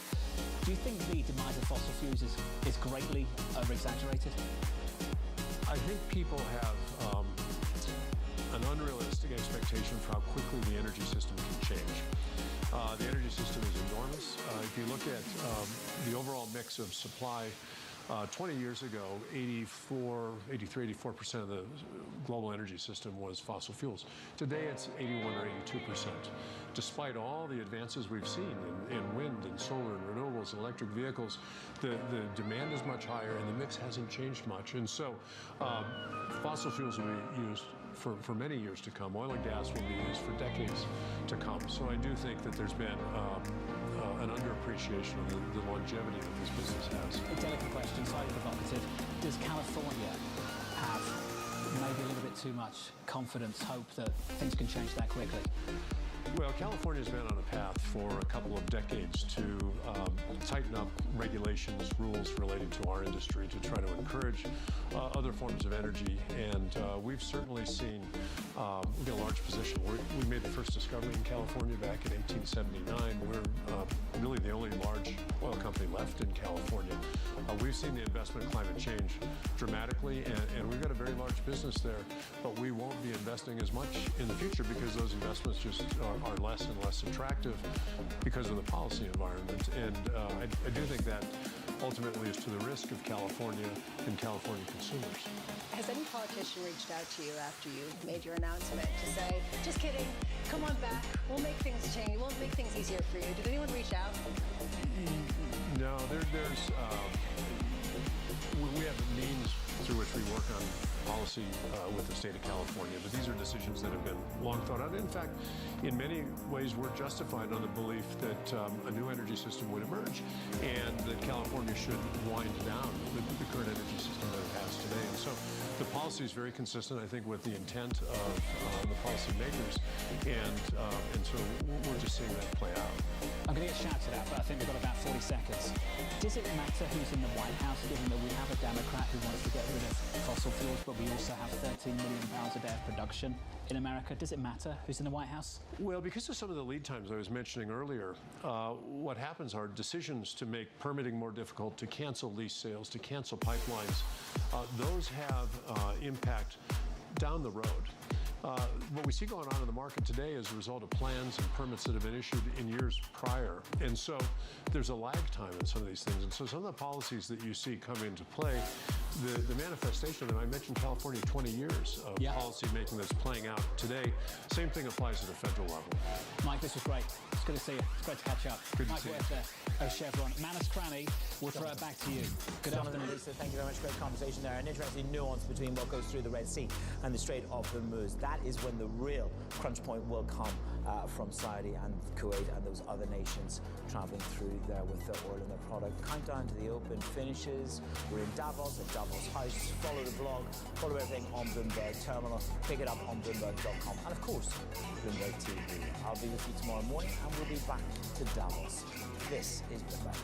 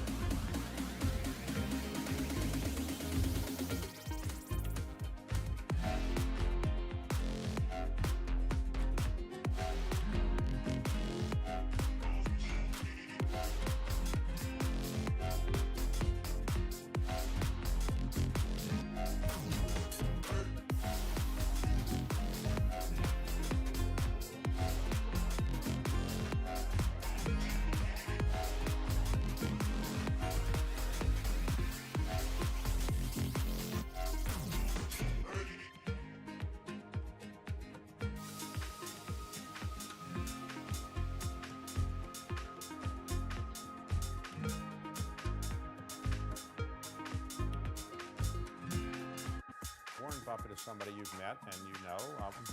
What does he tell you about investing? He tells you to just do what he does, or what does he tell you? Pretty much. I mean, one of the things, we have this great connection about the love of baseball. And the reason why Warren and I got to know each other is he insured my contract with 252. I reached out to him and I said, Warren, now that we're business partners, maybe I can come see you in Omaha. I thought I would never get an email back. And Debbie, who's been with him for over 40 years, wrote back and said, how's October? I said, I'll be there because we're not going to the playoffs. And that led a series of 5 or 6 years where I go back to Omaha. And he said, Alex, you always want to be a gentleman. You want to be a great baseball player. And then the 2 rules of investing are, 1, never lose money. And number 2, don't forget rule number 1.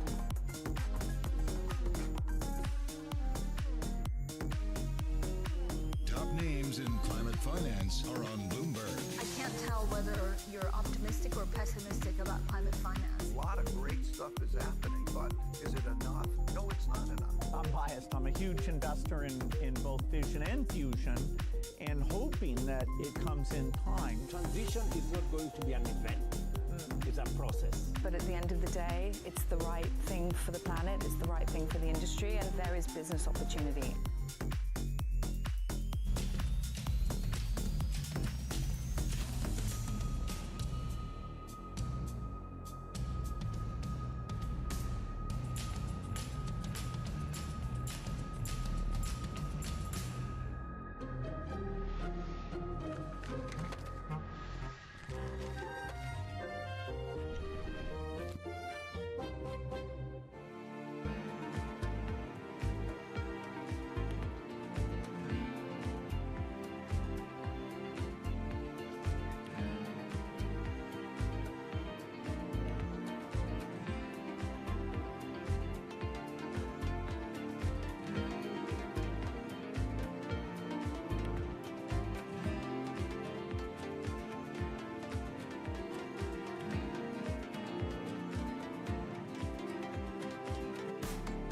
This is Bloomberg Markets with Paul Sweeney and Matt Miller. Why were the economists so wrong? What are the economists getting wrong? Isn't this a slam dunk time to buy U.S. Treasuries? Soft landing, hard landing, no landing. I don't know. True. What the heck does that mean? I don't know. Breaking market news and insight from Bloomberg experts. We're going to be in an environment with higher rates for longer. The 5-day in-office work week is effectively dead. It's definitely a good sign that we're not ready to land this economy just yet. This is Bloomberg Markets with Paul Sweeney and Matt Miller on Bloomberg Radio.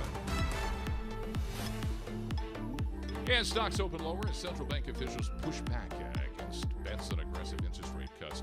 Traders also waiting today for a speech from Federal Reserve Governor Christopher Waller. Going to get that around 11 o'clock or so, some of the prepared remarks. And that'll focus on the timing of Fed rate cuts, hopefully. Goldman Sachs, Morgan Stanley releasing earnings results. It wasn't a big turnout, but Donald Trump triumphs in Iowa. Good morning, I'm John Tucker, along with Lisa Mateo, in for Paul Sweeney, Matt Miller. And this is Bloomberg Markets. Right now, let's get a markets update for that. We turn to Nathan Hayward. And John, that update is brought to you by IBKR. Investment advisors switch to Interactive Brokers for lowest cost global trading and turnkey custody solutions. No ticket charges and no conflicts of your interests at ibkr.com/RIA. While we wade through bank earnings and wait for those comments from Fed Governor Christopher Waller in just about an hour's time, stocks, as you mentioned, are moving lower. Dennis Gardman, former publisher of the Gardman Letter, now chairman of the University of Akron Endowment Investment Committee, admits he missed the rally that ended last year, but he says the way things look to him, stocks want to trade sideways. If you take a look again at the charts, since mid-December, we've gone effectively sideways in the S&P, effectively sideways in the Dow Jones, effectively sideways in the NASDAQ, and down a little bit in the Russell. But there has been very little correction thus far. I think there will be a 5 to 7% decline before we get back to oversold conditions. But right now, it appears the market wants to go sideways rather than lower. And We check the markets all day long here on Bloomberg. Right now, markets are pointed lower with the S&P down 20 points or 0.4%. 4763 is the S&P level. Dow Jones Industrial Average is down 191 points. That's a drop of 0.5% at 37,400. And the NASDAQ Composite's lower by 58 points or 0.4%. 14,915 for the tech-heavy NASDAQ. 10 of the 11 main industry groups in the S&P are in the red. Energy and industrials are the biggest decliners. Communication services is just barely eking a gain. It's really little change to the upside. 10-year Treasury is down 18.30 seconds for a yield of 4%. The 2-year yield is at 4.18. NYMEX crude is down 0.5% now, down 37 cents at $72.31 a barrel. COMEX gold down 0.4%, down $7.80 at $2,043.70 per ounce. The euro weaker against the dollar, 1.0875. The pound 1.2654. The yen is at 146.67. Goldman Sachs came in with solid results in equities, trading, asset, and wealth management, offsetting misses for fixed income and investment banking. Goldman Sachs shares are higher by about 1%, and Morgan Stanley is down 3 1/3% right now. Its net revenue beat, but equity and fixed income trading came up short. That's a Bloomberg Business Flash. Bloomberg Markets is on with John Tucker and Lisa Mateo. All right, thanks, Nate. And let's jump in and take a look under the hood at some of the significant movers. Norma Linda of Bloomberg News is here. Let's start off with Morgan Stanley. This is sort of the swan song for the head bank foreman. Right. So, I mean, of course, we had a lot of banks reporting last week and into this week. We have Morgan Stanley tumbling for its worst day since October as the market focuses on the bank's trading unit. Morgan Stanley's traders fell short again, dragging down profit at the firm, overshadowing the firm's wealth business unit beat. Net revenue from its wealth unit totaled more than $6.6 billion, higher than analyst expectations of $6.4 billion, due to higher interest rates that have helped boost net interest income. But the problem is that revenue from Morgan Stanley's fixed income trading business was little changed from a year earlier, which has disappointed multiple analysts who had expected an increase. What's the outlook for the future? I mean, from the CFO of the firm. Right. I mean, the outlook has been really interesting, especially as people are hearing back from these firms. This comes after multiple banks reported with warnings about the future of their biggest source of revenue, which is net interest income. Wells Fargo actually had predicted a 9% slide in its net interest income this year. So, I mean, the future is really in focus as we look at these banks in the financial sector broadly. Up next, a couple of firms, well, software firms, do I call them? Yes. Okay. Can we count it? I guess we'll count it. Synopsys, that's a chip design company. It agreed to buy software developer Ansys for $34 billion in cash and stock. This is marking one of the largest deals announced worldwide in the past year. So pretty huge here. And Boeing still under pressure. It is still. I mean, we thought people forgot about January 5th and all that happened, but it is still at top of mind. Boeing is the second biggest laggard in the S&P 500 today by percentage, headed for its lowest intraday level since November. Everyone's pretty much still thinking about that near disaster of the 737 MAX Jet 9. And analysts are cutting their ratings on Boeing to equal weight, specifically an analyst at Wells Fargo. So it seems like it's still a little bit of uncertainty as it relates to some of these airlines and the disaster that did happen with Boeing recently. Those are some of the company-specific stories on a more macroeconomic level. We have some Fed speak today that starts at 11 o'clock. We do. Chris Waller. And we got some over the weekend as well, which is one of the reasons we're seeing risk assets under pressure this morning. Yes, I mean, everyone's really just listening to what these Fed speakers have to say. I mean, I think that provides us with some of the most color that we're looking for as we think about these prospective rate cuts moving forward. So Waller is definitely one to listen to today. That's 11 o'clock, and we'll probably get the prepared remarks right at 11 o'clock. So we'll get to that. Norma Linda, thanks a lot. Appreciate it. Let's bring in our next guest. Treasury yields climbing. There's growing speculation that the Fed may be reluctant about cutting interest rates as early as March. That seems to be in the driver's seat for markets today. Let's get more on the rates outlook. Ira Jersey, the chief U.S. interest rate strategist for Bloomberg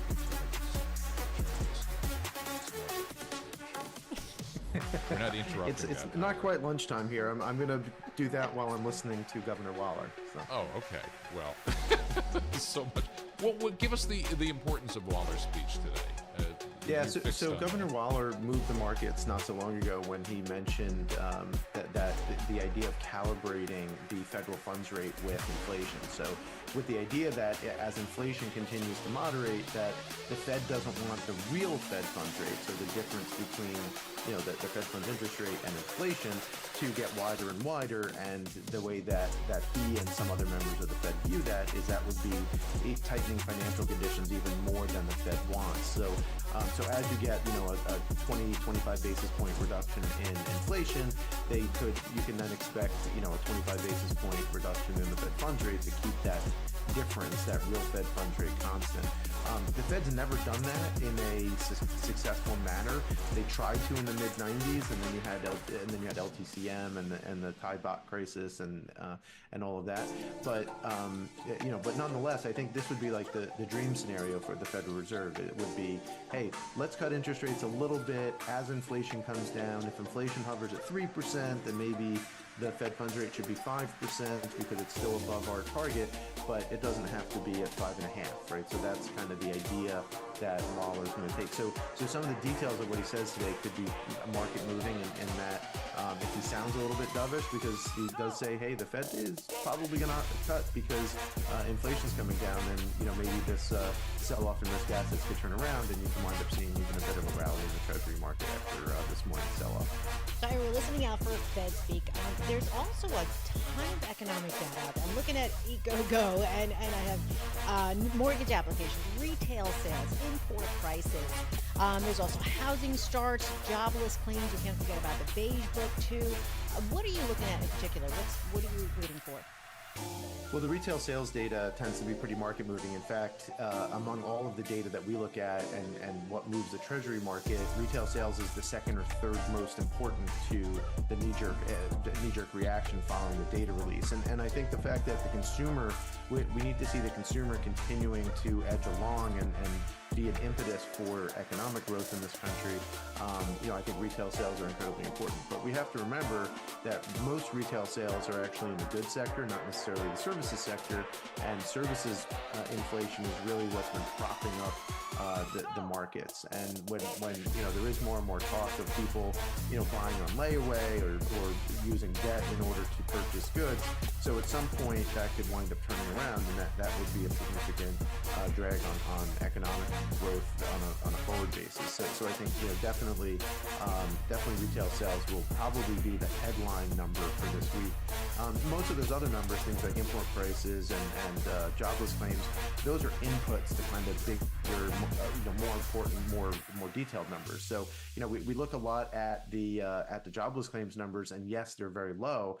But that's also only half of the equation, right? Those are only how many people are being fired. It doesn't tell you how many people are being hired in any given week, right? And so if we have 200,000 people being fired and 200,000 being hired, then that's job growth of zero. So that's why it's important and an input, but it's not necessarily, doesn't tell you any kind of complete story. So that's why it's something like retail sales, which is a complete story, I think will help guide the markets this week, and that's really the key data point that we'll be watching. We kind of knew manufacturing's in a recession, but that Empire manufacturing number, that's an eye-opener.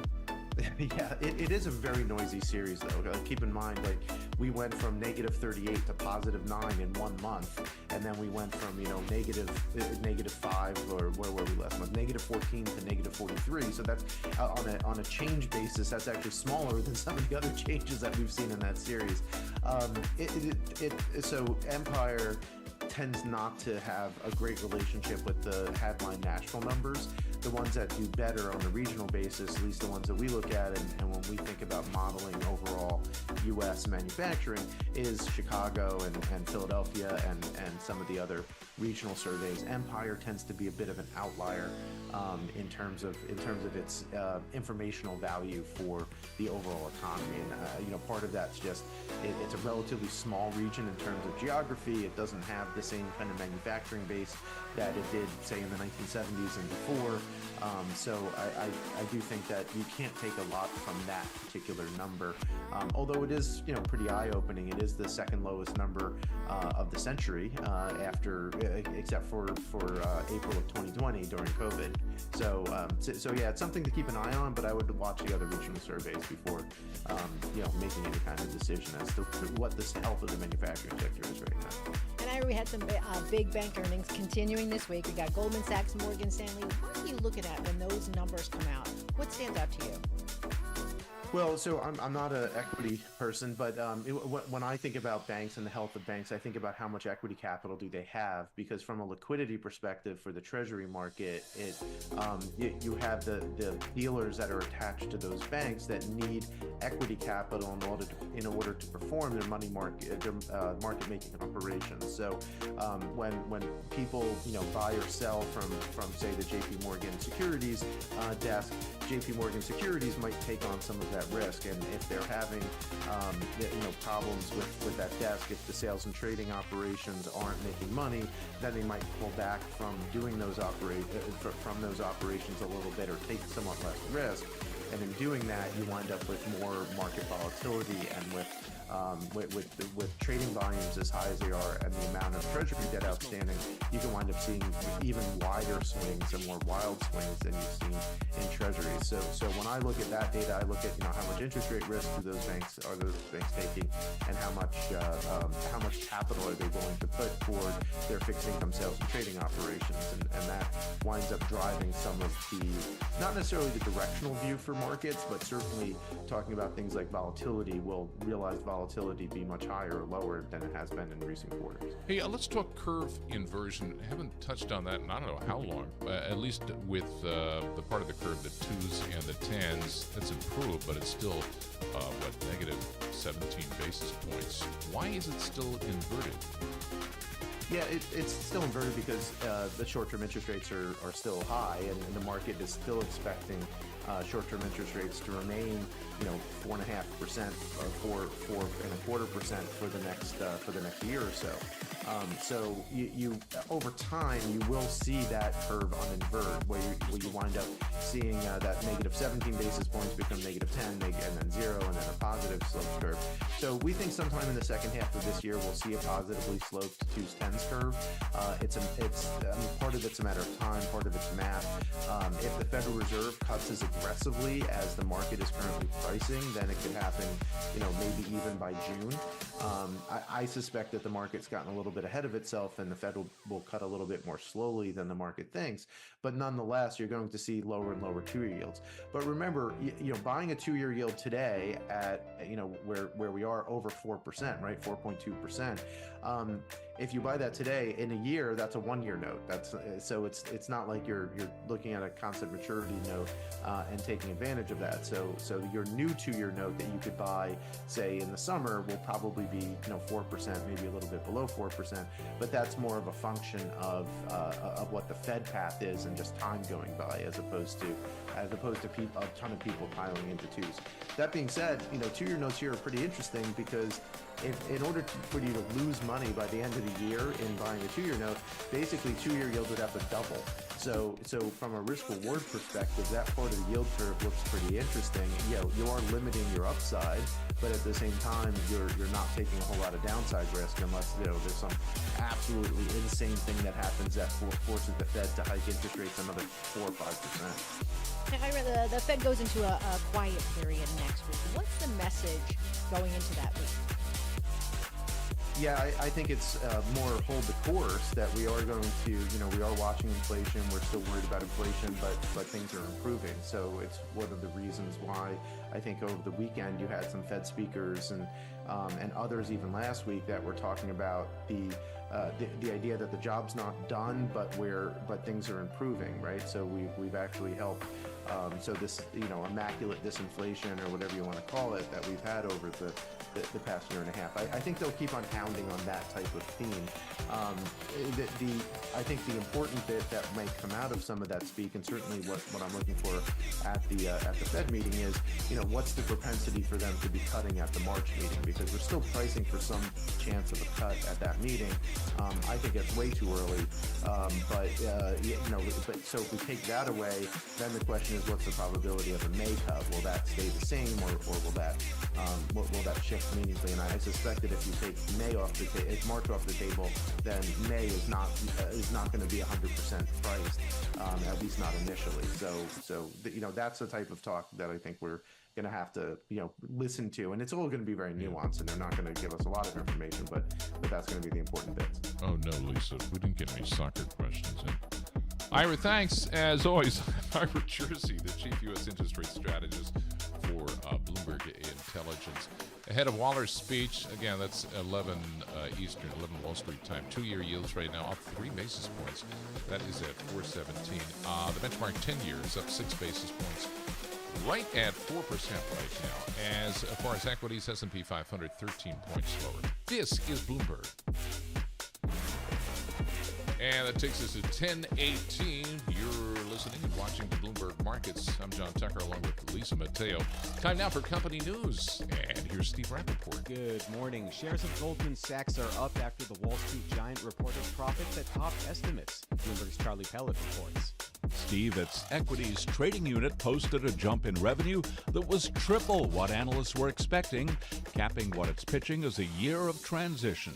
The firm's Asset and Wealth division had its highest quarterly revenue in 2 years, boosted by a gain tied to the sale of a financial management business, and that helped counter fixed income trading results and investment banking fees that fell short of expectations. Goldman is trying to put behind it a year in which deal-making remained depressed, and losses on real estate investments and the consumer business dragged down profit. Steve, thanks, Charlie. Elon Musk is putting pressure on Tesla's board of directors to set himself up for a major payday. More from Bloomberg's Jeff Bellinger. Steve, Musk is looking for a massive performance award to boost his stake in the electric car company. He sold about $40 billion worth of his Tesla stock in 2022 to raise the money he needed to buy Twitter. That left him with a Tesla stake of around 13%. Musk is still Tesla's biggest shareholder, but he told the board that unless he has close to 25% of the company, he might prefer to build artificial intelligence products and robots elsewhere. Steve? Thanks, Jeff. Tesla shares are currently up more than 1%. And the NFL sets a live stream record with Comcast's playoff game between the Chiefs and the Dolphins. I'm Steve Rappaport. This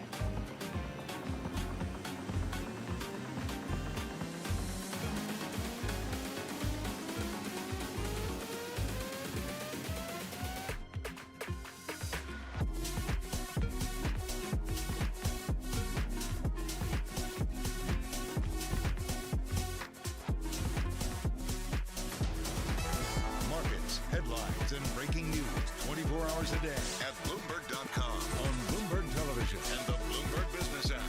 This is a Bloomberg Business Flash.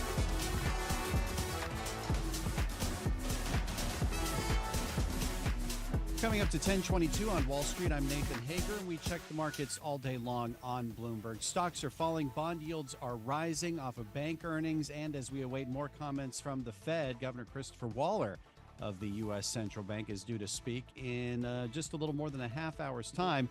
Ahead of that, the S&P is down 9 points, or 0.2%. The Dow Jones Industrial Average is down 99 points, or about a caller of the U.S. Central Bank is due to speak in just a little more than a half hour's time. Ahead of that, the S&P is down 9 points, or 0.2%. The Dow Jones Industrial Average is down 99 points, or about 0.25%. The Nasdaq Composite's down 14 points. That's a drop of 0.1%. 10 of the 11 main industry groups are in the red right now, led lowest by energy and industrials. We're watching NYMEX crude fall about 0.9%, trading at $72.04 a barrel as oil traders assess ongoing tensions in the Red Sea. 10-year Treasuries down 16/30 seconds for a yield just shy of 4%, 3.9992. And the 2-year yield is at 4.17%. COMEX gold is down 0.4%, or $8.10 at $2,043.50 per ounce. The euro trades at 1.0881 against the dollar. The pound is at 1.2658. The yen, 146.70. All those currencies weaker against a strengthening dollar. That's a Bloomberg Business Flash. Bloomberg Markets continues with John Tucker and Lisa Mateo. All right, thanks a lot, Nate. Pairing some of the earlier losses, at least with the S&P 500. Rate cut in March by the Federal Reserve. Virtual shoe-in, at least as far as the markets are concerned. Then we're going to get a deeper dive and listen to some of the comments from one of the Fed officials, Chris Waller. That is expected around 11 Eastern, and we'll bring you those comments as soon as they cross the Bloomberg. Well, the bank earnings, they continue to roll in. Let's get an update. Allison Williams of Bloomberg Intelligence walks us through some results. We got Morgan Stanley, Allison. We also heard from Goldman Sachs. Give us the overview. One of the takeaways I got from last week was kind of like JP Morgan Chase and everybody else. What about today? So today we get sort of a better look at, what the whole trading and investment banking fee pool looks like, right? So last Friday we heard from all the traditional lenders, but these two are much more focused on the markets. I think one of the takeaways is that trading and fees relatively resilient. So we had misses in FIC. We had some surprises Fixed income in equity. commodities trading. Correct. Some surprises in equities. And in general, if you look at the whole picture, trading and fees coming in about flat compared with a year ago. And we think that's a pretty good result considering that trading was really strong in the year ago quarter. And investment banking fees, something that we're watching, we are seeing stabilization. A little bit of disappointment, I think, on the M&A side. The announcement also signaling that those fees could be weaker. This is James Gorman's swan song. Well, it's Ted Pick's show now. He's the CFO at this point, right? He's the new CEO, Ted Pick. So he took the reins and he gave a little bit more, sort of a tepid view, I guess, on the strategic goals, which we think is appropriate. I mean, Gorman came out with these very ambitious goals for Morgan Stanley. He came out with these goals in January of 2022. Keep in mind, 2021, what an amazing year that was. 22 was a rough year. 2023, we saw some improvement in some businesses, but I think the disappointment at Morgan Stanley really has been on the wealth flows. And what we're seeing is that those wealth flows rebounded a little bit in the fourth quarter after, kind of missing in third quarter, but still a little bit weak. And so basically affirming for the most part the targets, but taking away the upside. So less than 70% cost ratio is now 70%. And a 30% plus pre-tax margin is now 30%. But what's interesting to us is they still kept a very aggressive goal, the 10 trillion goal, which is now 10 trillion plus. So that was the one area they're a little bit more optimistic, and we think that's still a pretty aggressive goal for them, especially with the wealth flows that, they were very strong in the first half, but we've already seen some moderation, and then there's some pretty decent equity gains, market gains overall factored into those targets. Allison, we touched on this a little bit. I want to see if you can dig a little bit deeper compared to what we heard from last week's bank earnings and then this week. Where do you see the major difference and where it's headed? So I think, again, it's a little bit more of a strategic difference in terms of getting more, light on the trading and fee side of things, and also the wealth management side of things. I think what's interesting from these two players today, the wealth and asset management business is really helping their success. As I said, maybe taking off a little bit of the upside to the long-term view at Morgan Stanley, but still really benefiting these two companies. And to the fact that we entered this quarter with higher asset values, that's good for the wealth business, because the wealth business in the U.S. tends to price based on that starting point. So the weakness that we've seen doesn't have as much of an impact. We're also seeing headcount trends at the banks that are pretty similar to what we expected to see. A little bit of moderation in the fourth quarter that's typical with the seasonality. Goldman's results, I want to say maybe a little messy, but on equities trading, that was a big beat over Morgan Stanley. Why such a difference? It is, and what's interesting is, years and years ago, Goldman Sachs was number one. Morgan Stanley took the lead under, helped by Ted Pick's leadership, and did a lot better in trading. But Goldman Sachs has really made a lot of progress in the last couple of years. It's interesting because the prime business, we think, is really helping the banks.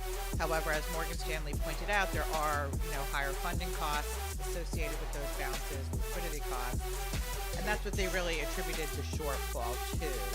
But, we look back at sort of the timing of the switch in leadership, which really sort of happened around Archegos. That the year that happened, Morgan Stanley had a big loss.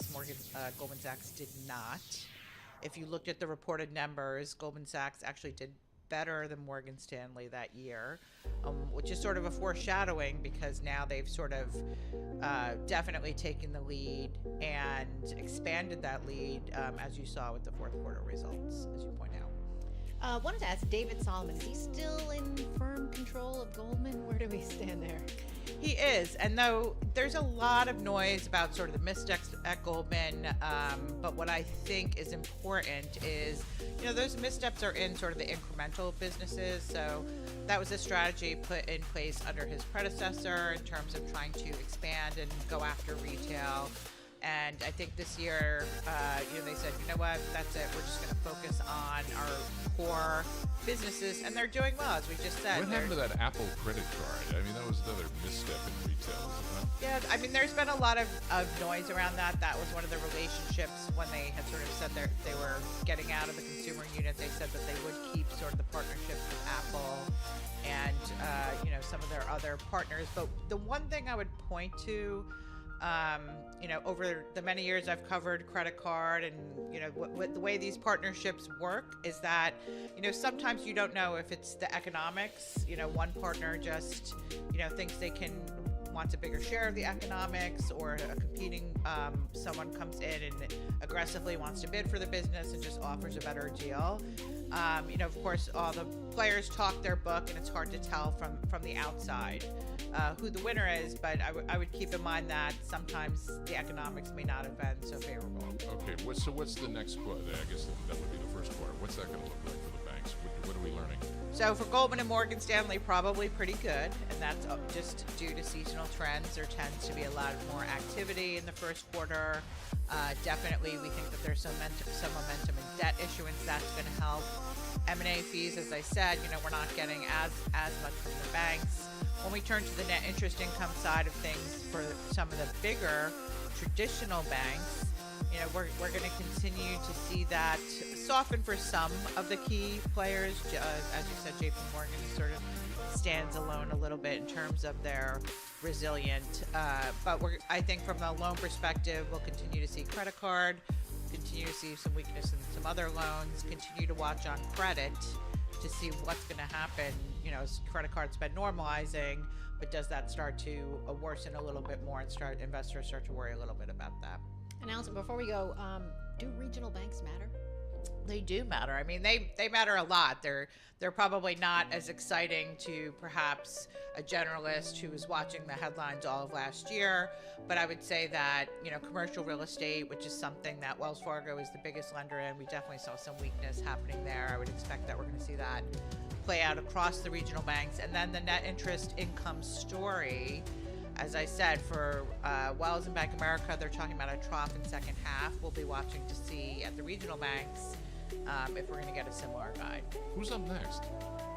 Who's up next? Well, big six that I cover are done. So for me, the one up next is going to be Deutsche Bank, who reports next week. We're going to see, you know, these fixed income trading results are not great for them. However, equity trading results are good for UBS, which we also cover. But we'll be getting, you know, from back to the regional banking side, a ton of those covered by my colleague Herman Chan are going to be reporting in the next few days. So we're going to be looking to hear, you know, what those core trends are. Good to see you. Thanks for stopping by the studio. Appreciate it. It was great. Allison Williams, Bloomberg Intelligence, walking us through the results of some of the banks. Of course, Goldman Sachs, Morgan Stanley just reporting this morning. Right now, S&P 500, 6 points lower. That's down about 0.1%, shaving some of the earlier losses. 47.77 on the index. The NASDAQ Composite Index up 7 points. The Dow right now, 124 points lower. You are listening to Bloomberg Markets. I'm John Tucker along with Lisa Mateo, and that brings us to 10:33 on Wall Street. Let's get an update of news around the world. Let's head to Washington now. And my buddy, Amy Morris. Hi, Amy. Hi, John. Thanks so much. Donald Trump, as you know, has tightened his grip on the Republican presidential nomination after Iowa voters delivered him a victory in yesterday's caucuses. Greg Valliere is chief U.S. policy strategist at AGF Investments, and he's not ready to declare Trump the winner just yet. Let's see how New Hampshire turns out. It's possible Nikki Haley could have a strong second. Let's see how South Carolina turns out a couple of weeks later, where Haley could do well. But out of caution, I will say maybe this goes until March 5th, but I don't think it's going any longer. Now that Trump has cruised to victory in those caucuses, the former president's calling on his rivals to drop out. And I really think this is time now for everybody in our country to come together. We want to come together, whether it's Republican or Democrat or liberal or conservative. It would be so nice if we could come together and straighten out the world and straighten out the problems and straighten out all of the death and destruction that we're witnessing. Bloomberg Politics contributor Rick Davis explains how this could unfold from here. If Trump does run the thing and gets both Iowa and New Hampshire, a really unusual thing, then he's got 4 weeks to consolidate his hold on South Carolina. We've seen early polling, and then after that, the really next big thing is Super Tuesday. So he could actually walk into Super Tuesday basically unchallenged. Now, Bloomberg Politics contributor Rick Davis also says a Trump presidential victory, when all is said and done, could result in some sweeping changes for U.S. policies that would include trade, overseas conflicts, taxes, and civil rights. Global news 24 hours a day and whenever you want it with Bloomberg News Now. I'm Amy Morris, and this is Bloomberg.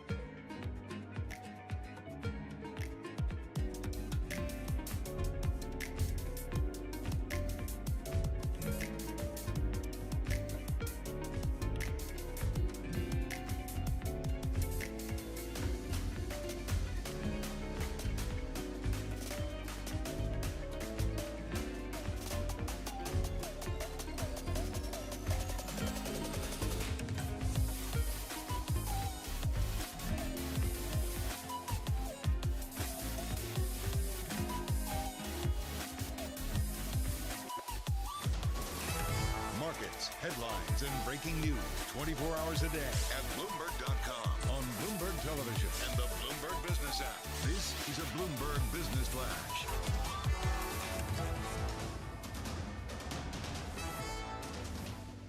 $10.40 on Wall Street. I'm Nathan Hager. Stocks are falling, though, pulling back from some of their earlier losses. Bond yields continue to rise on speculation that aggressive rate cut bets from the Federal Reserve may be overdone. Priya Misra, portfolio manager at JP Morgan Investment Management, says the U.S. may be in a soft landing now.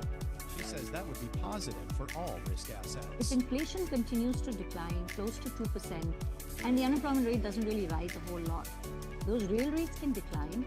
The Fed stops QT, and that's actually positive across risk assets. We see a continuation of the fourth quarter move. Well, let's check risk assets right now. The S&P 500 is now little change to the downside, down 3 points. The Dow Jones Industrial Average is down 94 points, or about 0.25%. The NASDAQ Composite is swinging between gains and losses, now in the green, up 14 points. That's a gain of about 0.1%.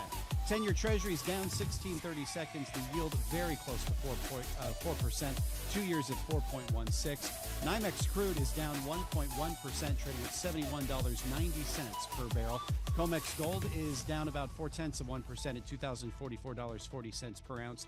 The euro is weaker against the dollar, 1.0886. The yen at 146.68. We're watching shares of Google parent Alphabet on a Business Insider headline that Google plans to cut hundreds of employees in its ad sales team. Class A shares of Alphabet are higher by 0.4%.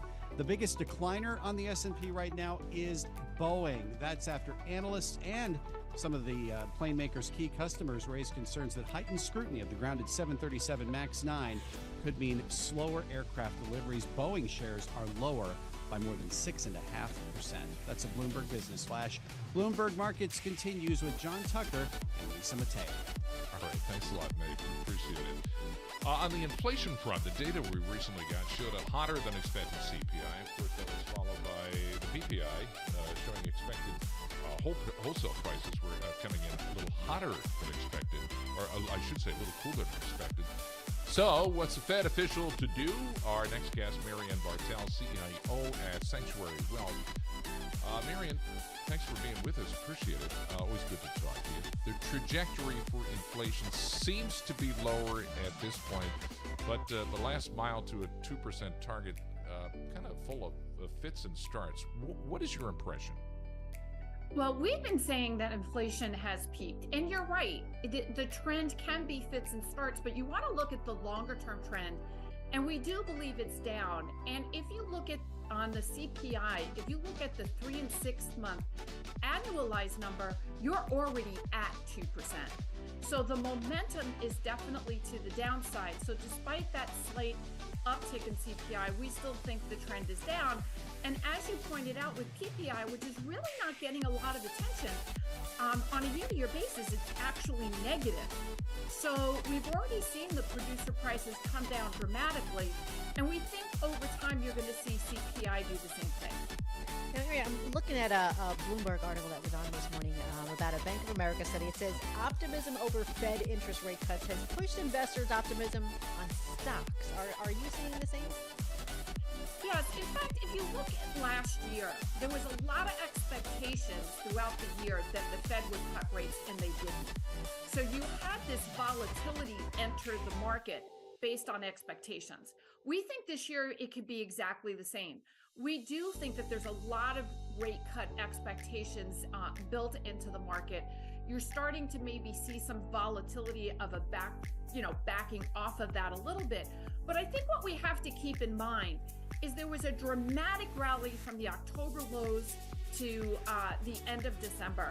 And when you have such a large move, and that was both in stocks and bonds, you saw stocks rally and yields fall dramatically, particularly on the 10-year. You need to digest those. And now that we've entered earnings season, we're going to have to digest those as well. So a little bit of digestion for the fixed income market and the equity market would be considered very normal. We've called this year the year of the bucking bull for both bonds and stocks, meaning we're going to see a lot of bucking in a bullish environment for both asset classes. But we think if you stay with with those asset classes, you'll be very happy by the end of the year. Marianne, we're going to have to leave it there. We're going to head to Davos right now. Marianne Bartel, CEO at Sanctuary Wealth. Thanks very much for being with us. Bloomberg Markets is at the World Economic Forum in Davos, Switzerland. It's going on this week. Among the participants, OpenAI CEO Sam Altman and OpenAI's Vice President of Global Affairs. They are sitting down right now for a conversation with Bloomberg's Brad Stone. Let's head to Switzerland. Listen into that conversation. This is not, no one wants to sit up here and hear me rant about politics, so I'm going to stop after this, I promise. But I think there has been a real failure to sort of learn lessons about what's kind of working for the citizens of America and what's not. Anna, I want to ask you the same question. Taking your political background into account, what do you feel like for Silicon Valley, for AI is at stake in the U.S. election? This is the Vice President of Global Affairs, Anna Really Baganja. remarkable is that the conversation around AI has remained very bipartisan. And so, I think that the one concern I have is that somehow... Both parties hate it. Yeah. No, but this is an area where Republicans tend to, of course, have an approach where they are not as in favor of regulation. But on this, I think there's agreement on both parties that they are they believe that something is needed on this technology. Senator Schumer has his bipartisan efforts that he's running with his Republican counterparts. Again, when we speak to people in D.C. on both sides of the aisle, for now, it seems like they're on the same page. And do you feel like all the existing campaigns are equally articulate about the issues relating to AI? AI has really been a campaign issue to date, so it will be interesting to see how that If we're right about what's going to happen here, this is bigger than just a technological revolution. I mean, sort of like all technological revolutions are societal revolutions, but this one feels like it's much more of that than usual. And so it is going to become a social issue, a political issue. It already has in some ways, but I think it is strange to both of us that it's not more of that already, but with what we expect to happen this year, not with the election, but just with the increase in the capabilities of the products, and as people really catch up with what's going to happen, what is happening, what's already happened, there's a lot of inertia always in society. Well, there are political figures in the U.S. and around the world, like Donald Trump, who have successfully tapped into a feeling of dislocation, anger of the working class, the feeling of exacerbating inequality or technology leaving people behind. Is there the danger that AI furders those trends? Yes, for sure. I think that's something to think about. But one of the things that surprised us very pleasantly on the upside, because when you start building a technology, you start doing research, you kind of say, well, we'll follow where the science leads us. And then when you put a product, you'll say, this is going to co-evolve with society, and we'll follow where users lead us. But it's not, you get to steer it, but only somewhat. There's some which is just this is what technology can do, this is how people want to use it, and this is what it's capable of. And this has been much more of a tool than I think we expected. It is not yet, again, in the future it'll get better, but it's not yet replacing jobs to the degree that people thought it was going to. It is this incredible tool for productivity. And you can see people magnifying what they can do by a factor of 2 or 5, or in some way that doesn't even make sense to talk about a number because they just couldn't do the things at all before. And that is, I think, quite exciting. This new vision of the future that we didn't really see when we started. We kind of didn't know how it was going to go, and very thankful the technology did go in this direction. But where this is a tool that magnifies what humans do, lets people do their jobs better, lets the AI do parts of jobs, and of course jobs will change, and of course some jobs will totally go away. But the human drives are so strong, and the sort of way that society works is so strong, that I think, and I can't believe I'm saying this because it would have sounded like an ungrammatical sentence to me at some point, but I think AGI will get developed in the reasonably close-ish future, and it'll change the world much less than we all think. It'll change jobs much less than we all think.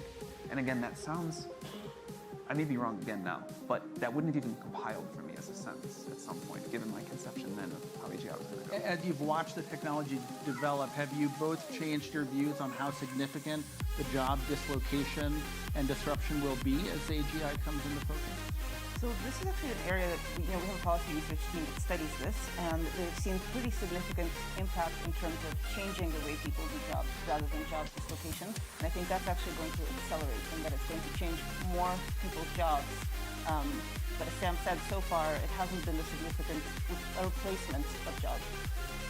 You hear a coder say, okay, I'm like 2 times more productive, 3 times more productive, whatever, than they used to be, and I like can never code again without this tool. You mostly hear that from the younger ones, but it turns out, and I think this will be true for a lot of industries, the world just needs a lot more code than we have people to write right now. And so it's not like we run out of demand, it's that people can just do more. Expectations go up, but ability goes up too. Demand goes up. I want to ask you about another news report today that suggested that OpenAI was relaxing its restrictions around the use of AI in military projects and developing weapons. Can you say more about that? And what work are you doing with the U.S. Department of Defense and other military agencies? So a lot of these policies were written before we even knew what these people would use our tools for. So this was not actually just the adjustment of the military use case policies, but across the board to make it more clear so that people understand what is possible and what's not possible. But specifically on this area, we actually still prohibit the development of weapons, the destruction of property, harm to individuals. For example, we've been doing work with the Department of Defense on cybersecurity tools for open source software that secures critical infrastructure.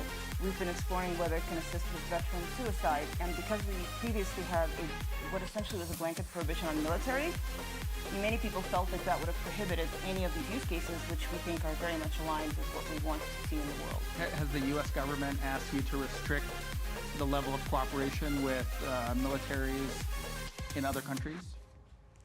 They haven't asked us, but we certainly are not, right for now, actually, our discussions are focused on United States national security agencies, and I think we have always believed that democracies need to be in the lead on this technology. Sam, changing topics, give us an update on the GPT store. And are you seeing, maybe probably explain it briefly, and are you seeing the same kind of explosion of creativity we saw in the early days of the mobile app stores? Yeah, the same level of creativity and the same level of crap. But that happens in the early days as people feel out the technology. There's some incredible stuff in there too. Give us an example. The GPTs, should I say what GPTs are first? Yeah, sure. So GPTs are a way to do a very lightweight customization of ChatGPT. And if you want it to behave in a particular way, to use particular data, to be able to call out to an external service, you can make this thing, and you can do all sorts of great stuff with it. And then we just recently launched a store where you can see what other people have built and you can share it. Personally, one that I have loved is AllTrails. I have this every other weekend, I like to go for a long hike. And there's always the version of Netflix that other people have where it's takes an hour to figure out what to watch. It takes me 2 hours to figure out what hike to do. And the AllTrails thing to say, I want this, I want that, I've already done this one, and here's a great hike. It sounds silly, but I love that one. Have you added any GPTs of your own? Have I made any? Yeah. I have not put any in the store. Maybe I will. Great. Can you give us an update on the volume or the pace at which you're seeing new GPTs? The number I know is that there have been 3 million created before we launched the store. I have been in the middle of this trip around the world. It has been quite hectic, and I have not been doing my normal daily metrics tracking. So I don't know how it's gone since launch, but I'll tell you by the slowness of ChatGPT, it's probably doing really well. I want to ask you about OpenAI's copyright issues. How important are publisher relations to OpenAI's business, considering, for example, the lawsuit last month filed against OpenAI by the New York Times? They are important, but not for the reasons people think. There is this belief held by some people that, man, you need all of my training data, and my training data is so valuable. And actually, that is generally not the case. We do not want to train on the New York Times data, for example. And more generally, we're getting to a world where it's been data, data, data. You just need more, you need more, you need more. You're going to run out of that at some point anyway. So a lot of our research has been how can we learn more from smaller amounts of very high quality data, and I think the world is going to figure that out. What we want to do with publishers, if they want, is when one of our users says, what happened to Davos today? Be able to say, here's an article from Bloomberg, here's an article from the New York Times, and here's a little snippet. Or probably not a snippet, there's probably some cooler thing that we can do with the technology. And some people want to partner with us, some people don't. We've been striking a lot of great partnerships, and we have a lot more coming. And then, some people don't want to. We'd rather they just say we don't want to do that rather than sue us, but we'll defend ourselves. That's fine too. I just heard you say you don't want to train on the New York Times. Does that mean, given the legal exposure, you would have done things differently as you trained your model? Here's a tricky thing about that. The web is a big thing, and there are people who copy from the New York Times and put an article without attribution up on some website, and you don't know that's the New York Times article. If the New York Times wants to give us a database of all their articles that someone else does and say, hey, don't put anything out that's a match for this, we can probably do a pretty good job. And we don't want to regurgitate someone else's content, but the problem is not as easy as it sounds in a vacuum. I think we can get that number down and down and down and have it be quite low, and that seems like a super reasonable thing to evaluate us on. If you have copyrighted content, whether or not it got put into someone else's thing without our knowledge, and you're willing to show us what it is and say, don't put this stuff as a direct response, we should be able to do that. Again, it won't 1,000, monkeys, 1,000 typewriters, whatever it is. Once in a while, the model will just generate something very close. But on the whole, we should be able to do a great job with this. So there's all the negatives of this. People don't do this. But the positives are, I think there's going to be great new ways to consume and monetize news and other published content. And for every one New York Times situation we have many more super productive things about people that are excited to build the future and not do the theatrics. And what you're listening to? What about DALL-E? I mean, there have been artists who have been upset with DALL-E. Switch with the participants. OpenAI CEO Sam Altman and OpenAI's Vice President of Global Affairs sitting down in a conversation with Bloomberg's Brad Stone. Let's continue with that conversation from Davos, Switzerland. Super reasonable, so we, implement things like that. Let me opt out of training, even if my images are all over the internet and you don't know what they are. And so there's a lot of other things too. What I'm really excited to do, and the technology isn't here yet, but get to a point where rather than the artist say, I don't want this thing for these reasons, be able to deliver something where an artist can make a great version of DALL-E in their style, sell access to that if they want, don't if they don't want, just use it for themselves. Or get some sort of economic benefit or otherwise when someone does use their stuff. And it's not just training on the images, it really is it really is about style. And that's the thing that at least in the artist conversations I've had that people are super interested in. So for now it's all right, listen to what people don't want. Make sure that we respect that. Of course you can't make everybody happy, but try to make the community feel like we're being a good partner. But what I think will be better and more exciting is when we can do things that artists are like, that's false. Anna, you are OpenAI's ambassador to Washington, to other capitals around the world. I'm curious what you've taken from your experience at Facebook, what you've taken from the tense relations between a lot of tech companies and governments and regulators over the past few decades, and how you're putting that to use now in OpenAI.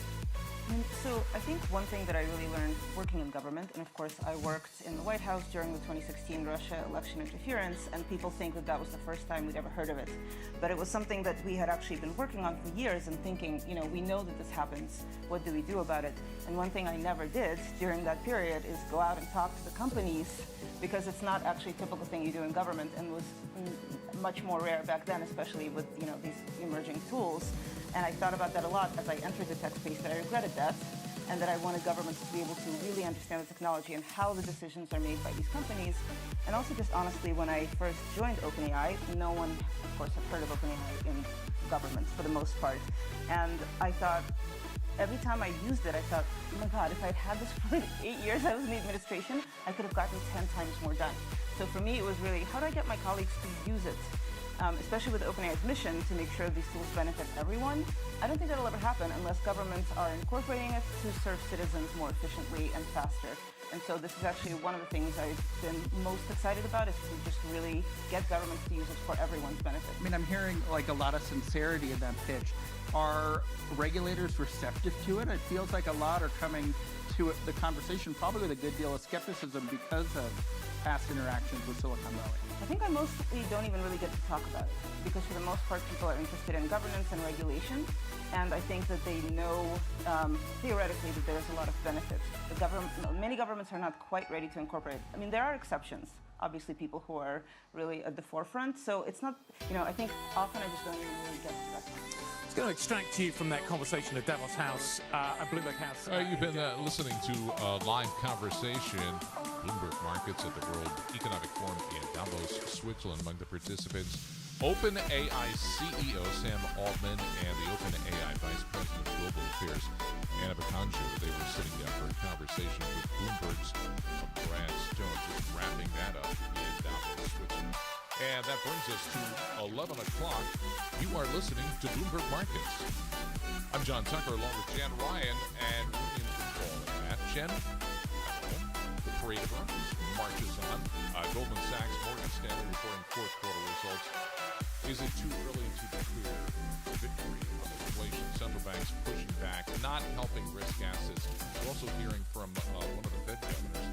We should get some of those comments in just a few minutes. So let's start off this morning with a market update. After that, we are joined by Bloomberg's Nathan Hager. Nate? John, I'll start you off with some red headlines crossing the Bloomberg terminal from Federal Reserve Governor Christopher Waller's prepared remarks, virtual because of the snow here in Washington, D.C., to the Brookings Institution. Waller says the Fed can cut this year if inflation doesn't rebound. He says when cuts begin, it should be methodical and careful. He says there is no reason for the Fed to move as quickly or cut as rapidly as it has in the past. And taking a look at the market reaction, seeing stocks extend some of their declines. Double Line Capital Deputy CIO Jeffrey Sherman says this will be the focus for investors, what the Fed does throughout the course of this year. Looking forward, I think we're going to go back to just looking at the strength of the overall economy. Markets themselves are really focused and very myopically focused on the Federal Reserve today. And I think that's going to be the thing that's going to set the course for markets for the next couple of months, and not really who are these presumed candidates on either side of the equation. So not as much of a focus for investors on what's happening in politics as it is on the economy and the Fed. And we check the markets all day long here on Bloomberg. Right now, the S&P 500 is down 10 points or 0.2%. 4773 is the S&P level.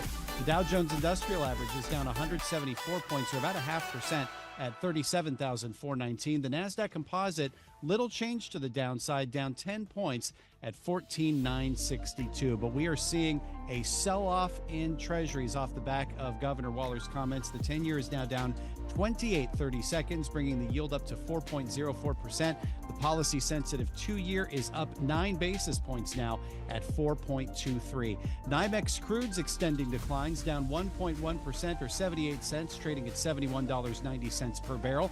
COMEX gold is down 0.6%, down $12 even at $2,039.70 per ounce. Dollar strength continues right now, with the euro weaker against the dollar at 1.0869, British pound 1.2643, and the yen up to 147.05. That's a Bloomberg Business Flash. Bloomberg Markets continues with John Tucker and Jennifer Ryan now. All right, thanks a lot, Nate. We appreciate it. Let's take a deeper dive into some of those Fed comments. Again, I'm John Tucker, Jen Ryan right here with me, and Steve Matthews is the Bloomberg Federal Reserve reporter. He joins us for a closer look at some of Waller's comments. Certainly market moving, and before the blackout period for the Fed, what's next week? What's the message they're trying to send? The message Chris Waller is trying to send is there's no rush to cut rates, and he's kind of pushing back against the idea that they're going to cut rates in March. He says there's no rush to move. He said they're going to move very carefully. He also warns about the inflation data. He says that yes, inflation has come down a lot, but there's sometimes false starts.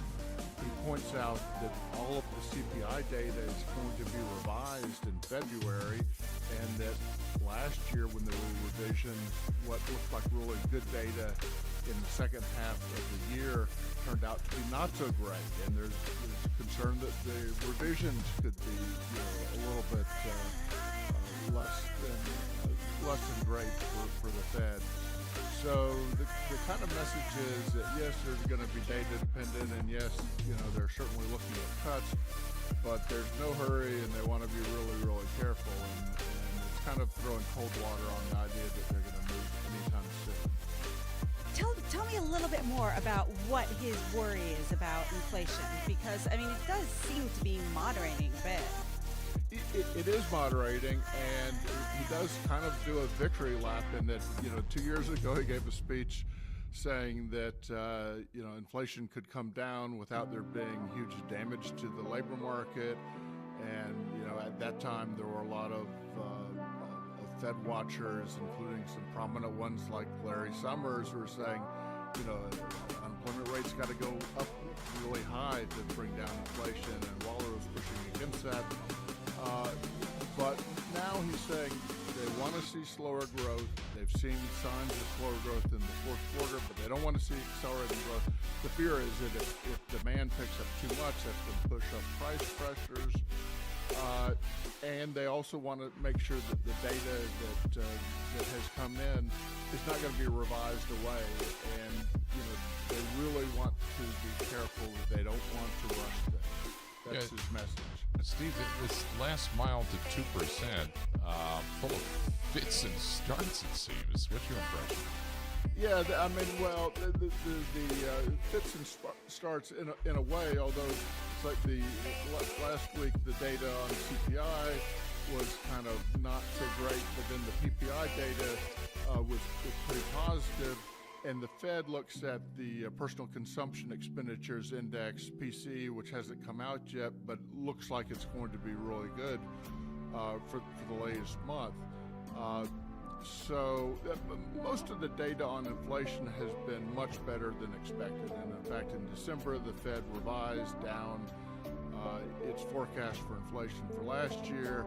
And so, I think that's what's really driving the idea that they're going to be cutting soon, because if inflation comes down and rates are still at 5.5%, then real interest rates are higher, and real or inflation-adjusted rates are higher, and therefore monetary conditions are tightened. And they don't want to tighten conditions now. They're happy with where they are. So that's the whole idea behind cutting rates, and the data has been generally very good. Steve, thanks for joining us on such short notice. Bloomberg Federal Reserve reporter Steve Matthews. Again, Chris Waller of the Federal Reserve saying no reason to move as quickly and cut as rapidly as in the past. I'm John Tucker, along with Jen Ryan. You're listening to Bloomberg Markets. Let's take a deeper dive. Oh, she's been waiting so patiently. Some of the stocks on the move, companies to watch. Bloomberg Equities reporter Jess. Hi, Jess. So great being here on a Tuesday. Almost said Monday. It's only obviously Tuesday. Holiday yesterday, so markets were closed. But I hear Paul Sweeney's off in Aruba. Aruba, Matt's on wherever he is. We're here with the snow. We're very happy to be here. One thing I would add to expand on this conversation on Christopher Waller, who is a Fed governor, he ended up... He's a voting member, right? Well, because he is a governor, correct. So he is a voting member.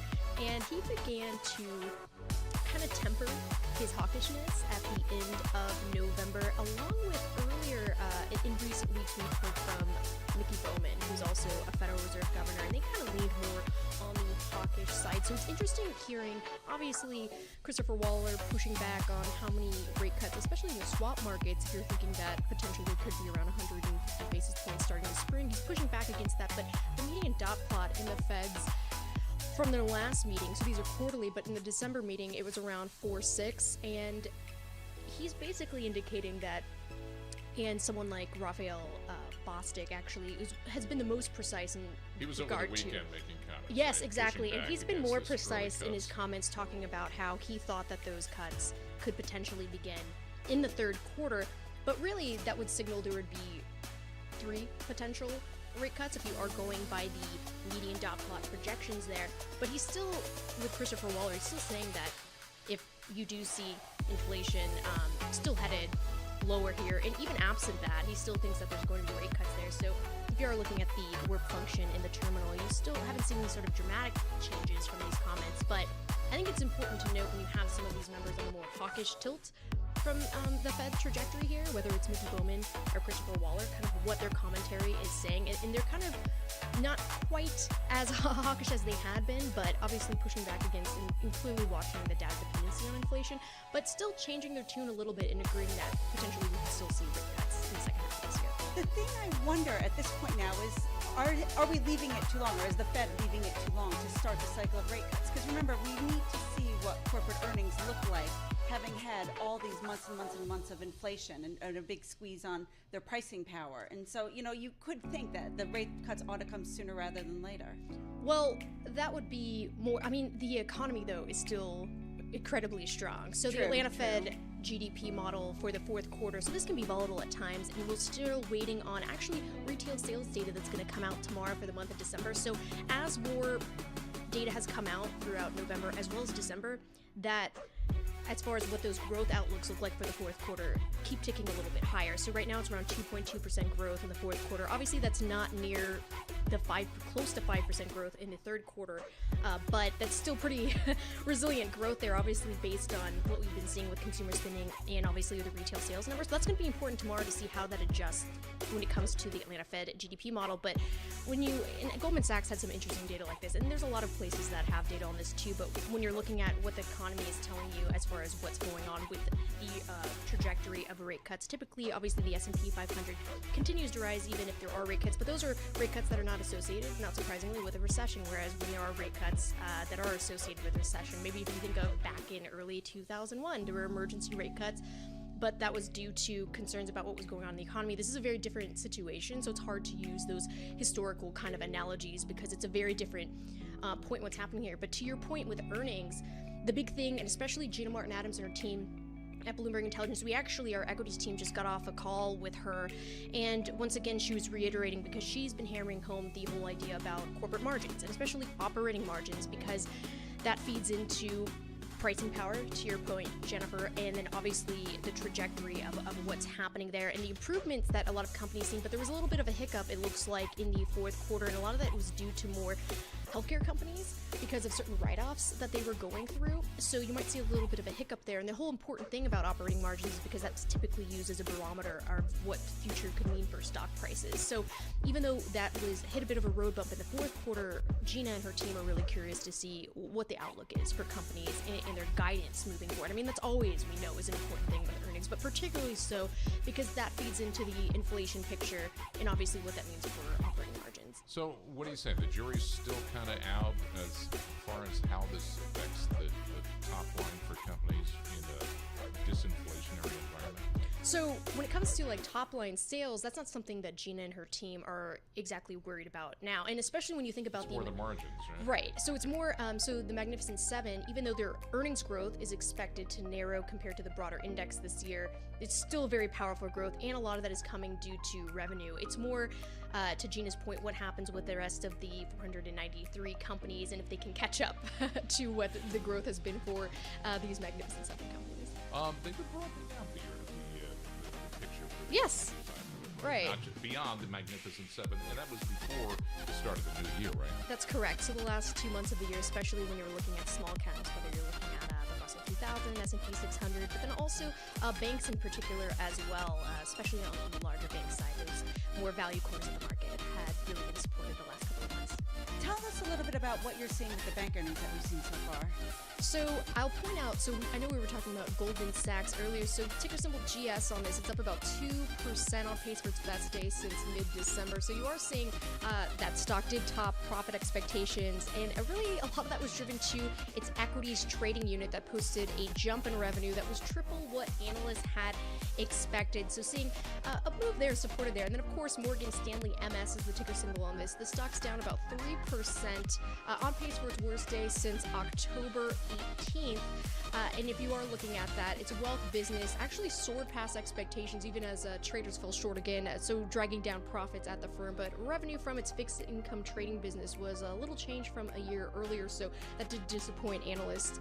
Unfortunately, unfortunately, who had expected an increase. So you are seeing Morgan Stanley a little bit pressured this morning. And of course, we're always a forward-looking mechanism, so what do they expect for the next quarter? Right, so that's the big thing too when you are looking at these. So actually, because not just Morgan Stanley, but when you are thinking about a lot of these big banks, and especially the course of the Federal Reserve sort of signaling that it's basically at or close to this peak rate here, bankers are hoping that some of this pent-up demand for mergers and more conductive markets here, hopeful that maybe their investment banking unit could have a bit of a revival there. So especially when you are thinking about banks and deal making, particularly with Goldman Sachs, because that's something that has had a bit of a protracted slowdown for key businesses for that particular bank. That's going to be important to see just exactly how the trajectory of the Fed and a lot of companies, whether you're thinking about companies that are trying to go public or even with deals here, what this could mean for some of these banks moving forward.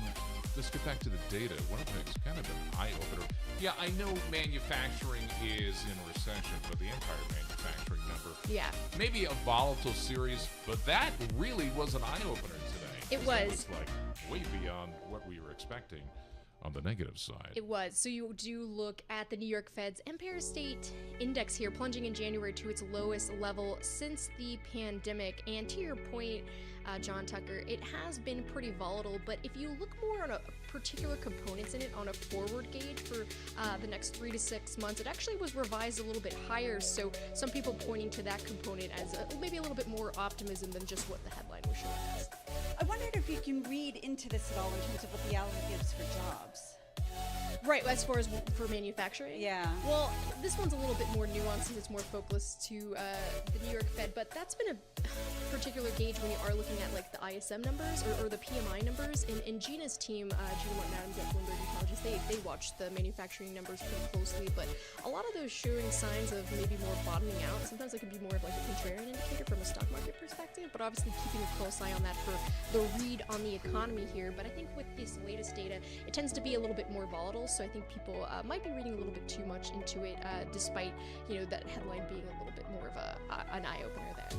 All right, so the Fed's been in the driver's seat for equities. What's up next? Is it the earnings picture? Does that get displaced? Well, the big thing, especially when you are looking at the consensus estimates for fourth quarter earnings, they're around 1%, and that's come down the last few months. It had originally been around 7%, so that's pretty big drawdown there for those expectations. But you do have different strategists kind of arguing about whether those expectations have been lowered so much. And this is the common thing we always see in earnings season, where you lower the bar and it's more easily able for companies to beat those expectations. But when you look for 2024, it's around 11% growth for the S&P 500. Those estimates haven't really budged too much since last May, so it's going to be interesting to see whether that needs to be rectified for what the earnings growth will look like versus the economic growth. I just wanted to see how long you could talk. That's a marathon, Jess Menton. I do what I can. Fantastic. You're the best. I'm John Tucker, along with Jen Ryan. We're in for Paul Sweeney and Matt Miller, and you are listening to Bloomberg Markets. Quick look at the markets right now. Still in the red, pairing some of the earlier losses. S&P 500 down just 8 points. Nasdaq Composite Index down 2. Down 185 points lower. This is Bloomberg Radio. And let's get a look at company news right now. And for that, here's Steve Rappaport. John, prepare for a tough bonus season. That's the message for Deutsche Bank employees from Chief Financial Officer James von Moltke. Look, it'll reflect performance in 23, and as you've seen in a number of different areas of the investment banking business in particular in 23, it had been a difficult market.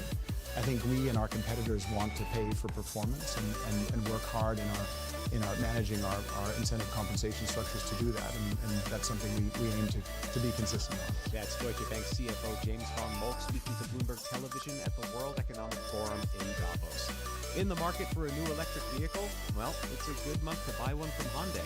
Bloomberg's Gina Cervetti explains why. Hyundai is giving U.S. consumers who buy an electric vehicle as much as $7,500 in cash bonuses through the end of January as it looks to compete with automakers qualifying for U.S. tax credits. The discounts apply to the Ioniq 5, Ioniq 6, and Kona Electric. Hyundai's EVs could not meet the requirements under the Clean Vehicle Tax Credit Program, which aims to encourage domestic production of EVs and parts. That's Bloomberg's Gina Cervetti.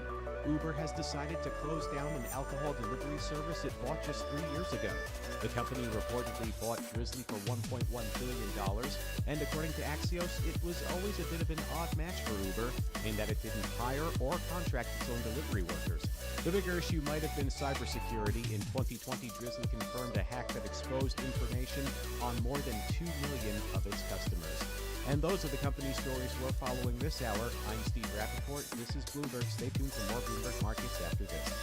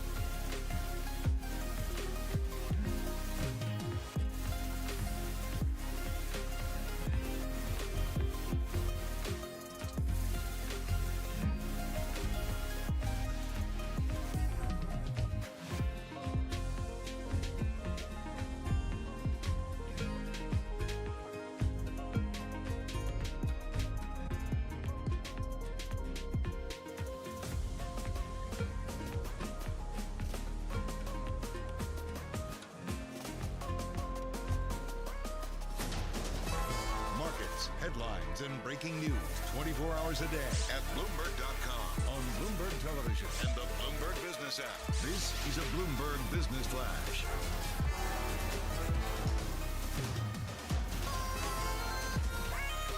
Coming up to 11:22 on Wall Street, I'm Nathan Hager. Stocks are falling, bond yields are spiking. We just heard Fed Governor Christopher Waller tell the Brookings Institution that the Fed can cut interest rates this year, but he's emphasizing that the central bank will be methodical and careful with the pace of easing. In the Q&A portion, though, he said if they think they need to move rates down faster, quote, we can. So we check the markets now, as we do all day long here on Bloomberg, and we're seeing stocks sort of pair some of those declines. The S&P 500 right now is down 6 points, or about 0.1%. The Dow Jones Industrial Average is down 168 points. That's a drop of nearly 0.5%. The NASDAQ Composite's been swinging between gains and losses. Now it's little change to the upside, up 7 points. 10-year Treasury is down 23.30 seconds. The yield now down to 4.02%. It had been as high as 4.03. The 2-year is at 4.19%. 10 of the 11 main industry groups in the S&P are in the red right now. The biggest decliner, energy. We're watching NYMEX crude fall about 0.5%, trading at $72.33 a barrel. The U.S. says it hit 4 Houthi missile sites in Yemen yesterday in a preemptive strike, so more tensions around Red Sea shipping. COMEX gold is down 0.4% at $2,043.30 per ounce. We continue to watch the dollar strengthen this late morning. The euro weaker against the dollar at 1.0892, and the yen now at 146.81. That's a Bloomberg Business Flash. Bloomberg Markets continues with John Tucker and Jennifer Ryan. All right, thanks, Nathan Hager. Appreciate that. Well, let's talk financials now. Goldman Sachs, Morgan Stanley posting earnings, Jen, that beat analyst estimates in some of the key business areas. So let's take a deeper dive now with Chris Whalen. He's the chairman at Whalen Global Advisors. Good to see you again, Chris. Hey, John. Hey, Jennifer. First impressions of the earnings so far from the big banks. I think Morgan Stanley is the best of it so far, both in terms of earnings and revenue. Most of the other banks showed a lot of weakness going into the fourth quarter. Jamie Dimon, for example, record year, went past the record earnings in 21, but fourth quarter was single digits. And what that means is I think the industry is going to have another down quarter. This is 5 quarters in a row of down earnings. So, it's just part of working our way through the last few years of the Fed and everything else. I think you're going to see the Fed end portfolio shrinkage soon, and that means they're going to want to push reserves up and push bank deposits up. So, not bad. How much equity capital do they? Is that a concern at this point? No, they're facing market risk, John. It has nothing to do with equity capital unless you're going to sell these securities and write off the loss. Think about it this way. Ginnie Mae 3s are around 90 today. So if a bank wants to get rid of them and go buy something with twice the yield, they still have to lose 10 points on the sale.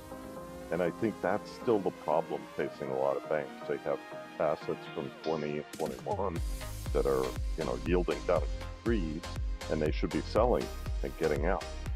Jamie Dimon has done that very astutely. He's taken losses every quarter because he can. He makes a lot of money. But other banks, not so much. And I think you're going to see commercial losses this year, which are going to probably be the headline for banks. Not consumer, really. Consumer is still very quiet. One thing I wonder, though, is if we do indeed get Fed rate cuts coming as soon as March, how will that help the picture for banks? On commercial real estate, not at all, because these are very idiosyncratic situations. They're all different. It's not going to help if you've got an office building in downtown Chicago that's not cash flowing. I don't think you're going to see rate cuts in March, to be honest. I think the Fed will stop shrinkage of the portfolio.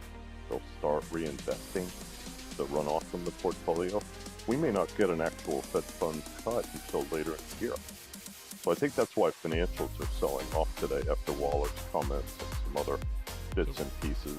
Chris, what does that do to the net interest margins then? What's the expectation there?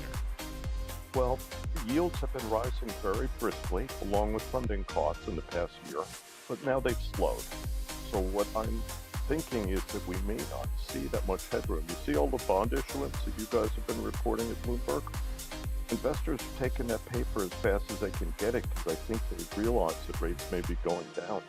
Now, I still think that the Treasury's refunding and the huge cash needs that they have this year is going to pull a long end up eventually, John. That's going to be the surprise, the normal yield curve that we haven't seen a long time. And I think that is the big question mark in my mind going forward. Short-term rates will probably go down. I think that's a fair bet. But it may go down initially because the Fed is just changing their policy on the balance sheet. They're going to be reinvesting those T-bills back into more T-bills, and it'll pull rates down. So I guess what do you think from a business perspective is going to be the bright spot for banks going forward? We saw in the Goldman Sachs and in the Morgan Stanley earnings reports this morning a focus on the wealth division. Yeah, wealth is definitely one of the better things to own. Obviously, if you compare Citi with Morgan Stanley is the winner there. Citi does not have that component at all. So that's one of their problems. I think the transactional banks, Goldman, they did pretty well on the trading side this quarter, will be okay. Credit is the issue for big commercial banks, both in terms of commercial real estate, related business exposures, and then thirdly, consumers. We're all waiting for consumers. But, like I say, credit cards, prime auto by banks, it's still not that bad. If you look at subprime auto, if you look at lower FICO borrowers in the FHA market, the delinquencies are much higher. And I think that's what people are worried about. They look at that bottom third, bottom quarter of the credit stack, which is definitely seeing stress, but the rest of it, not so much.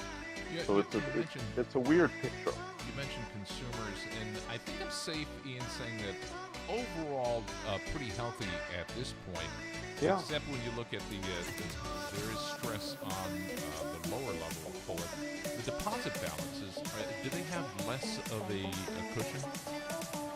Well, if you're a commercial bank, a smaller bank, and you've got big losses on your commercial real estate loans, just commercial in general, you're missing deposits right now.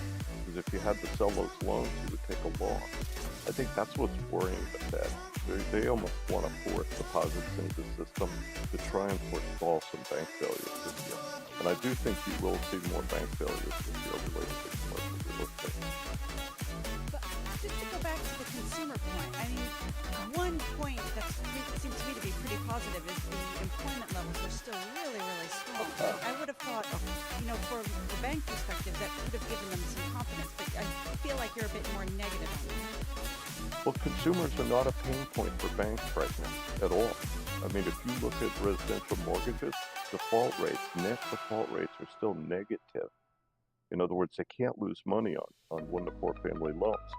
So if you're looking for problems for banks, it's not where it was last time in 2008. It's in commercial. It's much more like the 70s, the oil patch in Texas. That's what we're facing. You have a whole class of office buildings out there that people don't want anymore. This is a huge problem. We have to redevelop parts of New York City. Look at 3rd Avenue.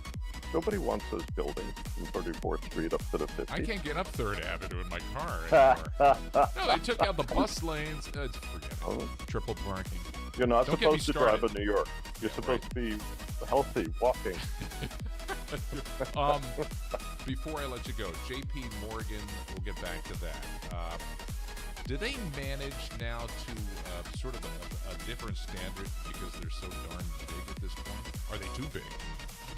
Well, they have enormous mass. You're right.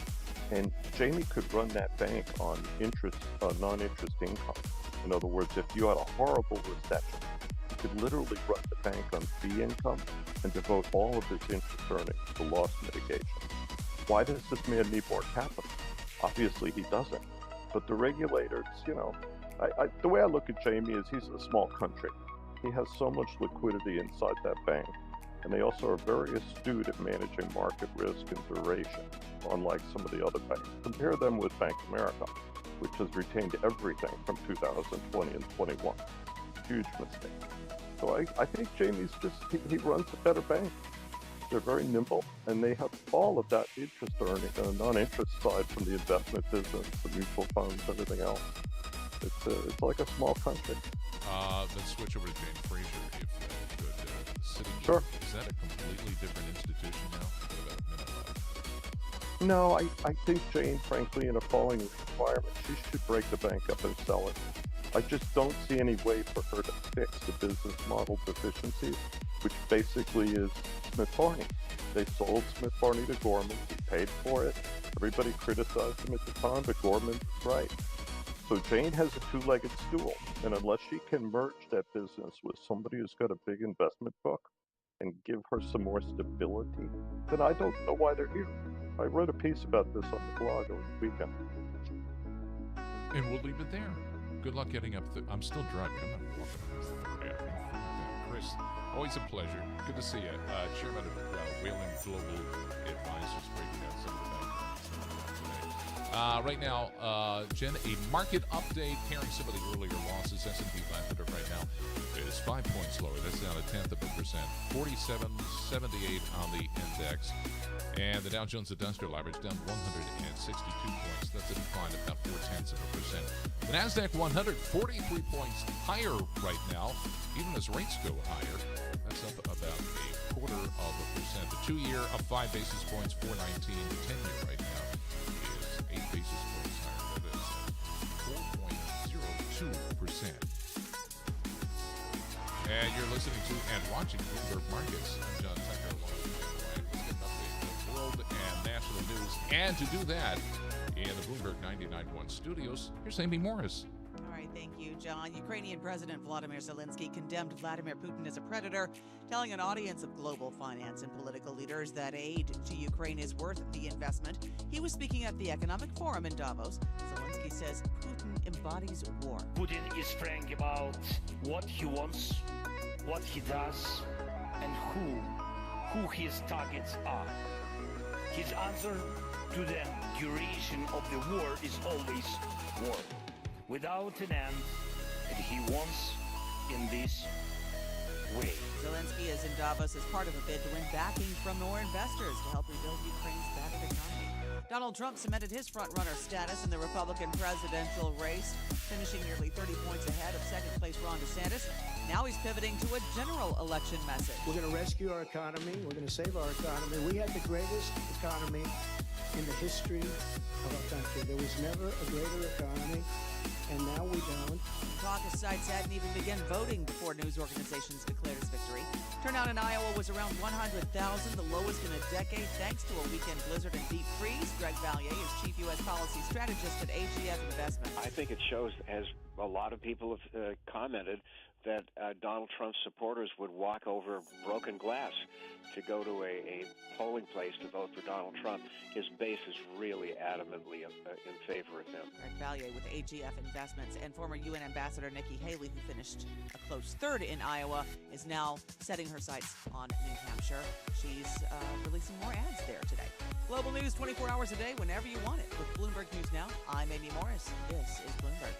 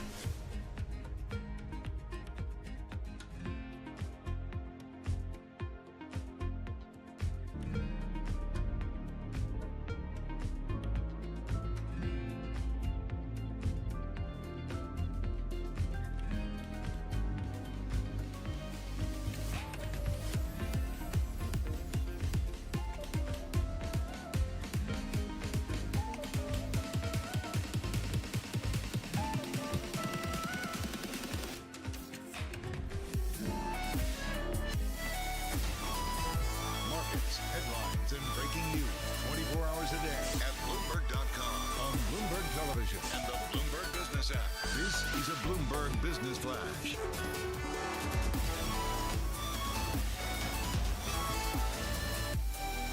It's 11:40 on Wall Street. I'm Nathan Hager. Bond yields are climbing. Stocks are wavering. That's after Fed Governor Christopher Waller seemed to push back at market expectations that the Fed could start cutting rates as soon as March. Former Fed economist and founder of Som Consulting, Claudia Som, says the market has gotten ahead of itself when it comes to Fed rate cut bets, but she does think there's room for the central bank to come more in line with expectations. If the data keep coming in as they are, and as they frankly are likely to come in, if they can't get past May without a cut, it's just going to be like, wow, what reality are you living in? They could have enough cover to get to March and signal it strongly, but we could get another verbal cut from Jay Powell like we did in December. Still, what we're hearing from Fed Governor Waller is that there's no reason to move as quickly or cut as rapidly in the past with economic activity and labor markets in good shape and inflation coming down gradually to 2%. Off the back of that message, the S&P is down 6 points, or about 0.1%. The Dow Jones Industrial Average is down 168 points. That's a decline of about 0.5%. NASDAQ Composite is just barely in the green, up 4 points. The 10-year Treasury is down 26 seconds. The yield close to 4.04%. The 2-year is at 4.21. NYMEX crude's little change now, up 3 cents at $72.71 per barrel. COMEX gold is down 0.7% at $2,036.80 per ounce. The euro weaker against the dollar at 1.0880. Biggest gainer on the S&P is Advanced Micro Devices. It's up 8.75% on a couple of analyst upgrades. Analysts are downgrading Boeing. That stock's down more than 7%. Analysts and customers are concerned that heightened scrutiny of the grounded 737 MAX 9 could mean aircraft deliveries don't come in as quickly. That's a Bloomberg Business Flash. Bloomberg Markets continues with John Tucker and Jennifer Ryan. All right. Thanks, Nate. I'm John Tucker along with Jen. I just want to bring you this red headline from Bloomberg. GlaxoSmithKline planning to sell about 300 million Halion shares. Nathan told you there, the market's right now off the worst levels of the session, still pretty next to the major averages. Risk assets still under pressure. You have central banks pushing back against the idea of rate cuts as soon as March. Now let's get the big picture view of markets now. Brad Bernstein, Managing Director at UBS Private Wealth Management. Good to see you. Thanks for being with us. Appreciate it, Brad. Thank you so much for having me. Is the Fed still pretty much in the driver's seat for markets and risk assets in particular?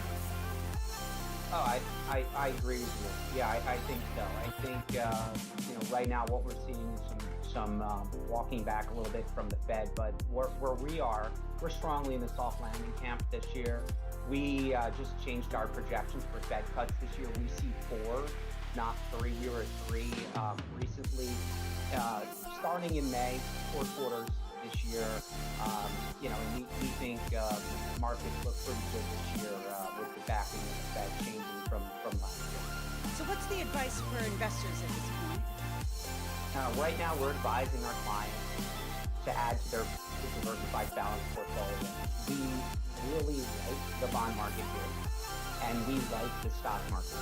We just upped our target also on the S&P for the year to about 5,000. So we see modest, appreciation from these levels. Keep in mind, we were up 10 out of the last 11 weeks. So we probably pulled forward a lot of the year's returns in the last couple of months coming into the new year. In a deflationary or disinflationary environment, is that necessarily good for company earnings, especially with respect to the top line and margins? So we're actually thinking earnings are going to pick up this year. So for the quarter that just began in the fourth quarter, we're seeing 4 to 5% year-over-year earnings growth. And for the year, we still see 8% earnings growth, about $240 per share on the S&P this year. Why? We're in that soft landing camp, as I mentioned. We think growth will come down slightly below trend. We think inflation will get the central bank's target 2 to 2.5% second half, and earnings will be better than I think a lot of people think. And that's why we're saying 5,000 S&P year end, 240 this year. And the markets look pretty decent at these levels, but we think the bond market looks extremely good at these levels. Can you dig a little bit into your sector calls for equities? And in particular, can you talk about tech? Where do you see that headed this year? So tech is our preferred sector for 24 coming into the year. We see the best earnings growth of all the sectors globally is in tech. Why? AI. AI beneficiaries are going to benefit the most from growth. Specifically within tech, we like semi and we like software. Also, we're adding a modest overweight right now to small cap. Why small cap? Multiple reasons. Number one, for the first time in a few years, we think we can outperform large. Why? Because they are going to be one of the better beneficiaries of declining rates. They're more levered to borrowing than large companies, clearly.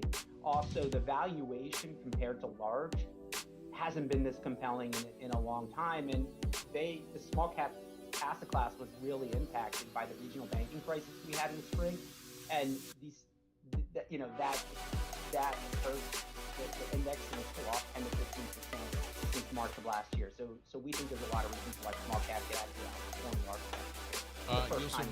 You also mentioned bonds. What, 10-year 4.03%. I mean, Jen and I missed the boat at 5%, but just over 4%. Is that still a screaming buy? Yeah. November was the best month for bonds since the 1980s. Right after bonds being terrible for a year and a half, we see the 10-year getting at 3.5 by the end of the year. So we really like the bond market. We think the risk reward is outstanding. The conversations we're having right now with clients are, everyone has too much in cash these days. Cash yields are going to decline as the Fed cuts. We see 4 cuts, as I said. So that 5-something money market will be 4-something by the end of the year, maybe 3-something next year. And yet there's opportunity to lock in duration. So for the liquid cash sitting in money market liquidity, it is still time to get in, and there's still upside in the bond market, not to mention locking in yields that won't be available 6 to 12 months from now. He sounds like a 60-40 guy. Are you? What's your allocation? What's the ideal allocation if I'm your client? It depends on you, the client, right? So we're agnostic when it comes to the strategic allocation of a portfolio. It's always about the client's goals and objectives. It's always about what the goals are for the portfolio. That dictates what the allocation will look like. But yeah, we believe at a high level in diversification and having, broad diversity within the portfolio, such as small, mid, large cap, and then overweighting areas within those areas. And then within fixed income, we like duration here, specifically to get into more detail, municipal, high quality investment grade, and CMBS. What's the biggest risk to your outlook? Is it geopolitical risks? Is it the Fed not proceeding as you expect? I think number one would be the Fed disappointing and not delivering what the markets really hope. Now, obviously, right now, the Fed, I think the market's ahead of the Fed a little bit. I think we're not going to get 6 cuts. We'll probably get 4.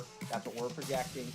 And I think the markets will be fine in that scenario. But if we get 2 or less cuts, I think the markets would not be happy about that.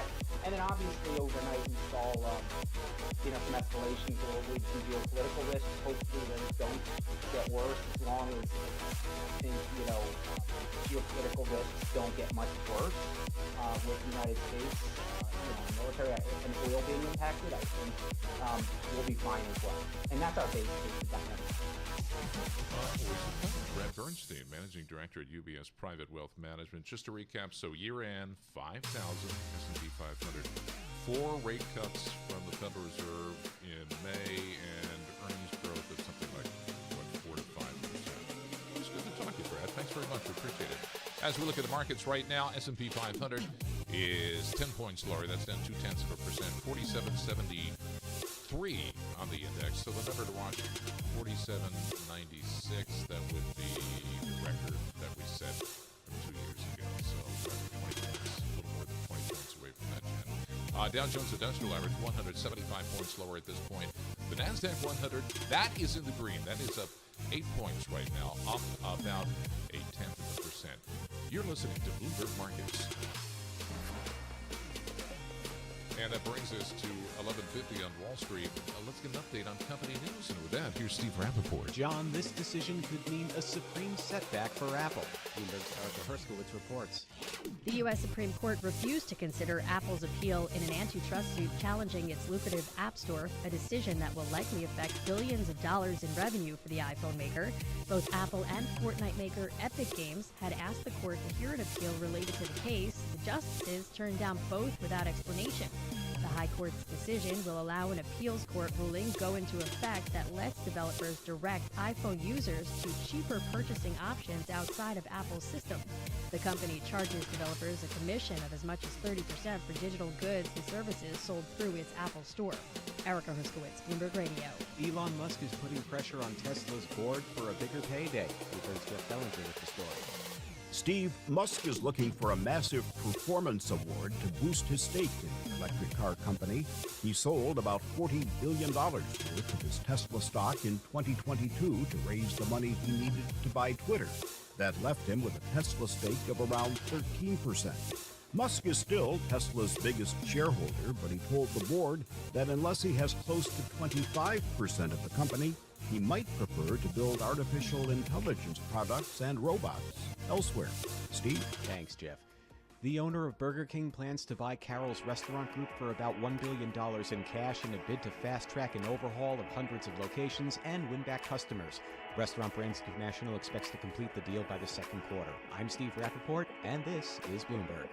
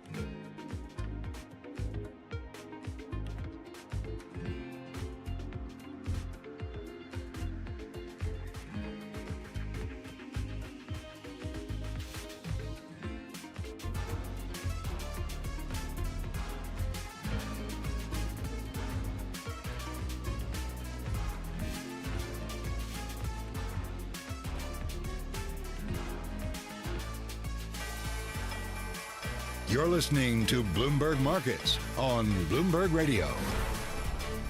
And I'm John Tucker along with Jen Ryan. We're in for Matt and Paul. And right now, 11:55 on Wall Street. Let's get an update. News from around the world. And for that, we head to the Bloomberg 99.1 newsroom. That's where we find Amy Morris. Hi, Amy. Hi, John. Thanks so much. Ukrainian President Volodymyr Zelensky met some of the biggest names in global finances. He's trying to bolster wavering support for his country's fight against Russia. He stopped to shake hands with Philip Hildebrand of BlackRock, Bridgewater's Ray Dalio, Steve Schwartzman of Blackstone, and had this exchange with Jamie Dimon of JP Morgan Chase. God bless you. Thank you so much. This is the first time Zelensky has come to the World Economic Forum since the Russian invasion. Donald Trump won a decisive victory in Iowa, with Ron DeSantis coming in second, Nikki Haley in third place. Now, fresh off of his victory, Trump is set to face a New York jury this week in the next high-stakes trial, a defamation lawsuit by writer E. Jean Carroll, who claims he raped her in the 1990s. The judge overseeing the case has already held Trump liable for defaming Carroll, leaving it for a jury to decide how much damages he must pay. Plunging temperatures gripping much of the nation in the east and the south, possibly dangerous storms bringing snow, sleet, and freezing rain. More now with Bloomberg meteorologist Rob Carolyn. An area of low pressure passing southeast of New England this afternoon will keep snow going across much of southern New England and also across upstate New York. Looks like accumulations across New England will average an additional inch along the coast, where there be a changeover to rain during the afternoon.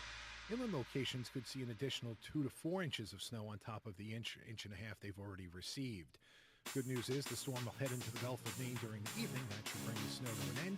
Colder and clearer weather will develop across the Northeast and Mid-Atlantic for tomorrow. Bloomberg meteorologist Rob Carolyn there. 3 shows dominated the Emmys last night. The HBO drama Succession won 6 awards, including Best Drama Series. FX's The Bear won Best Comedy and several acting honors. Netflix limited series Beef won 5 trophies. Quentin Brunson's win for comedy was the first for a female black actor in more than 40 years. Global news 24 hours a day and whenever you want it with Bloomberg News Now. I'm Amy Morris, and this is Bloomberg John. Amy, thanks very much. I'm John Tucker. Jen, Paul, and Matt. You are listening to Bloomberg Markets.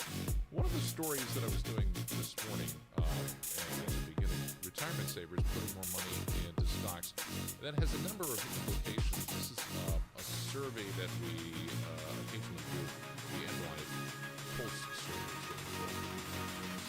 It's a very interesting result because what we've got is, of the 252 respondents, 46% that said they were adding more stocks, 90% said I'm not doing anything, and 6% said I'm adding more gold.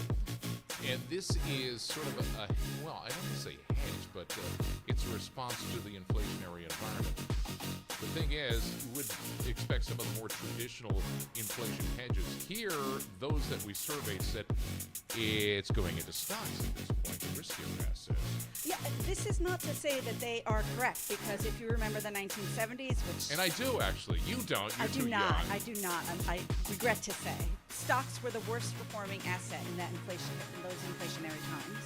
So, I mean, the past doesn't necessarily be precedent for the future. I remember telling the old man in the 70s, buy gold, buy gold. And he could buy gold because he was a dentist, so, it didn't work out as his investment. He could always melt it down and put it into people's mouths. Did he listen? Of course not. Of course not. All right, so this potentially, if this survey is correct, at least in terms of predicting what investors are going to do in the future, could give another leg higher for risk assets like stocks. It could definitely give another leg higher, and then you would think, though, with rates falling, they're getting quite a lot of help there, and you wonder, is it going to get a little bit overdone? All right, well, that remains to be seen. Jen, thanks. S&P 500 now 16 points lower. That is down about 0.3%, 47.67 on the index. The 2-year yield 7 basis points higher. Did have some Fed speak today. That's lifting rates right now. The 10-year, the benchmark, that's up 10 basis points. You're listening to Bloomberg Markets. John Tucker along with Jen Ryan. Bloomberg Markets continues right now.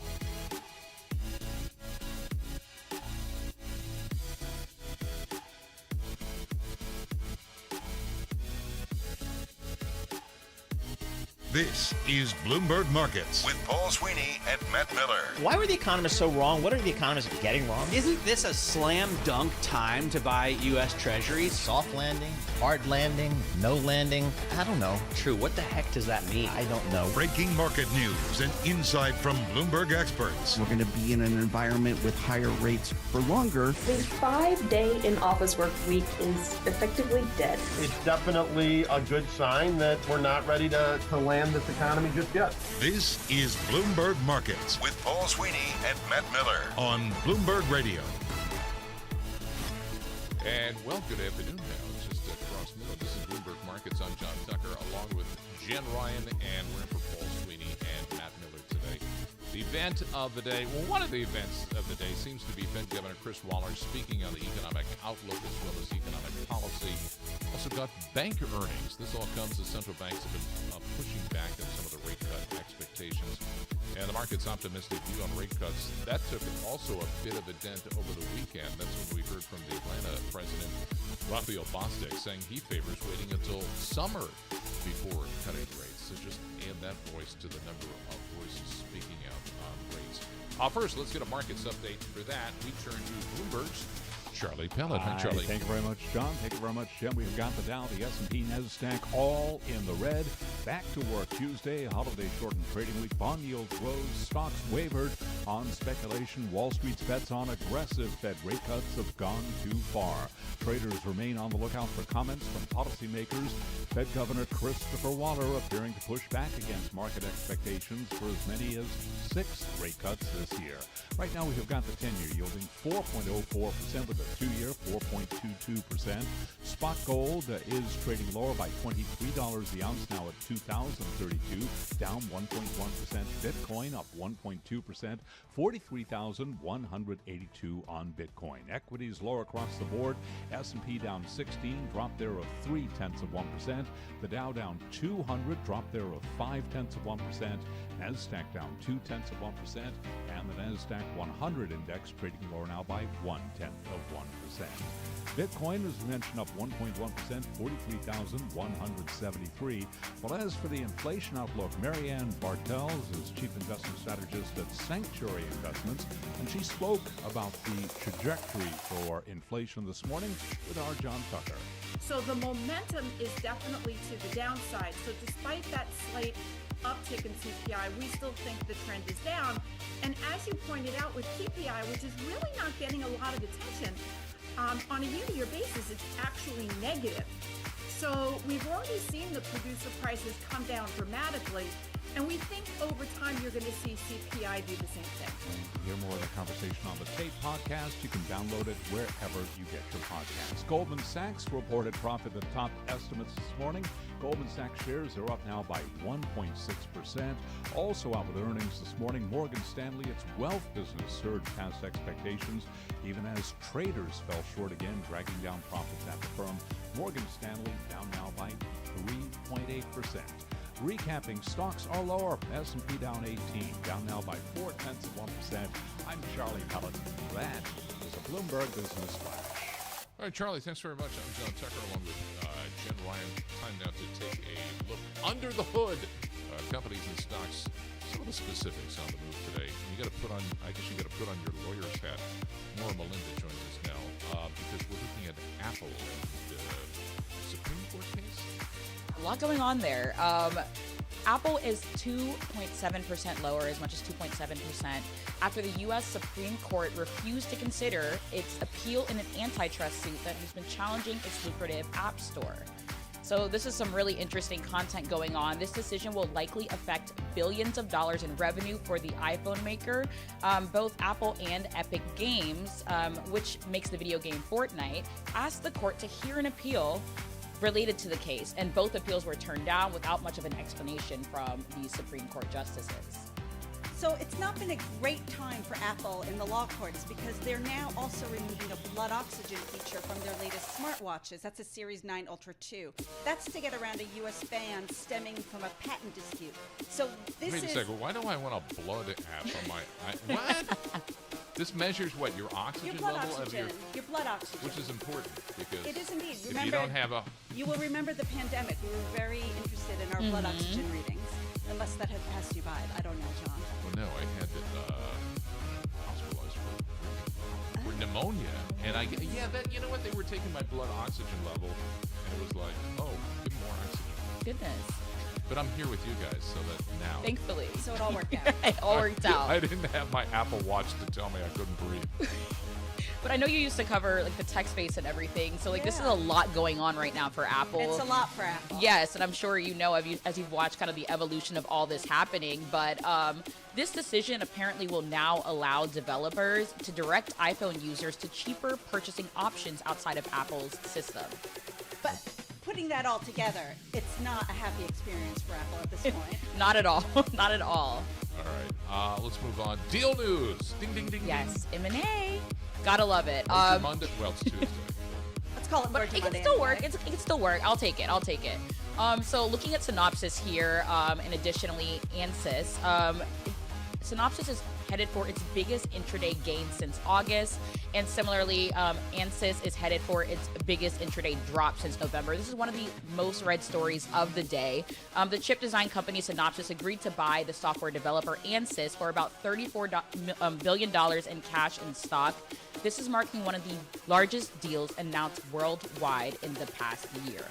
So what makes this story of such interest to Bloomberg readers? Is it the tech that's at play here with this merger, or is it the fact that we've got a jumbo acquisition and we would in a lot of places would really like to see deals go by? I mean, it's exactly both. Tech has really been in focus as we were going through 2023 and into 2024. Everyone's really interested to see what's going on in this space and whether it will continue to evolve. But as you mentioned, M&A has really just been something that investors have been craving.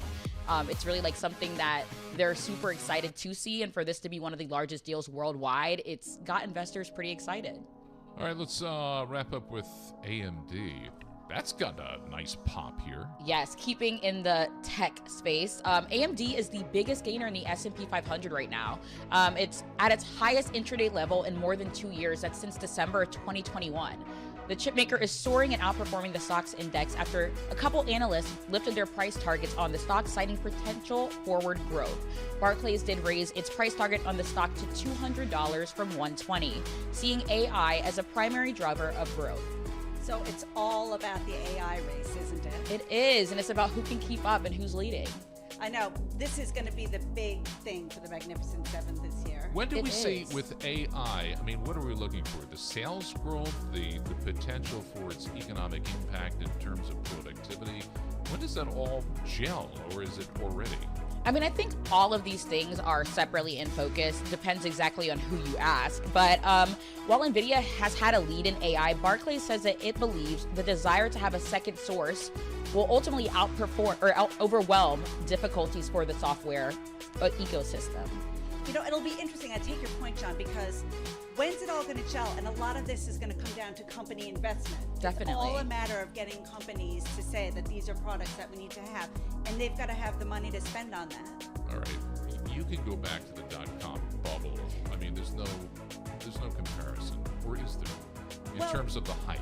You would not have been the first person to have noticed the similarities. Duh. No, but it's worth noting, because the question is, we will have hopefully learned our lesson from the dot-com hype cycle, and the question is, you know, are we being modern enough this time around? Mm-hmm. I don't think Norma Linda.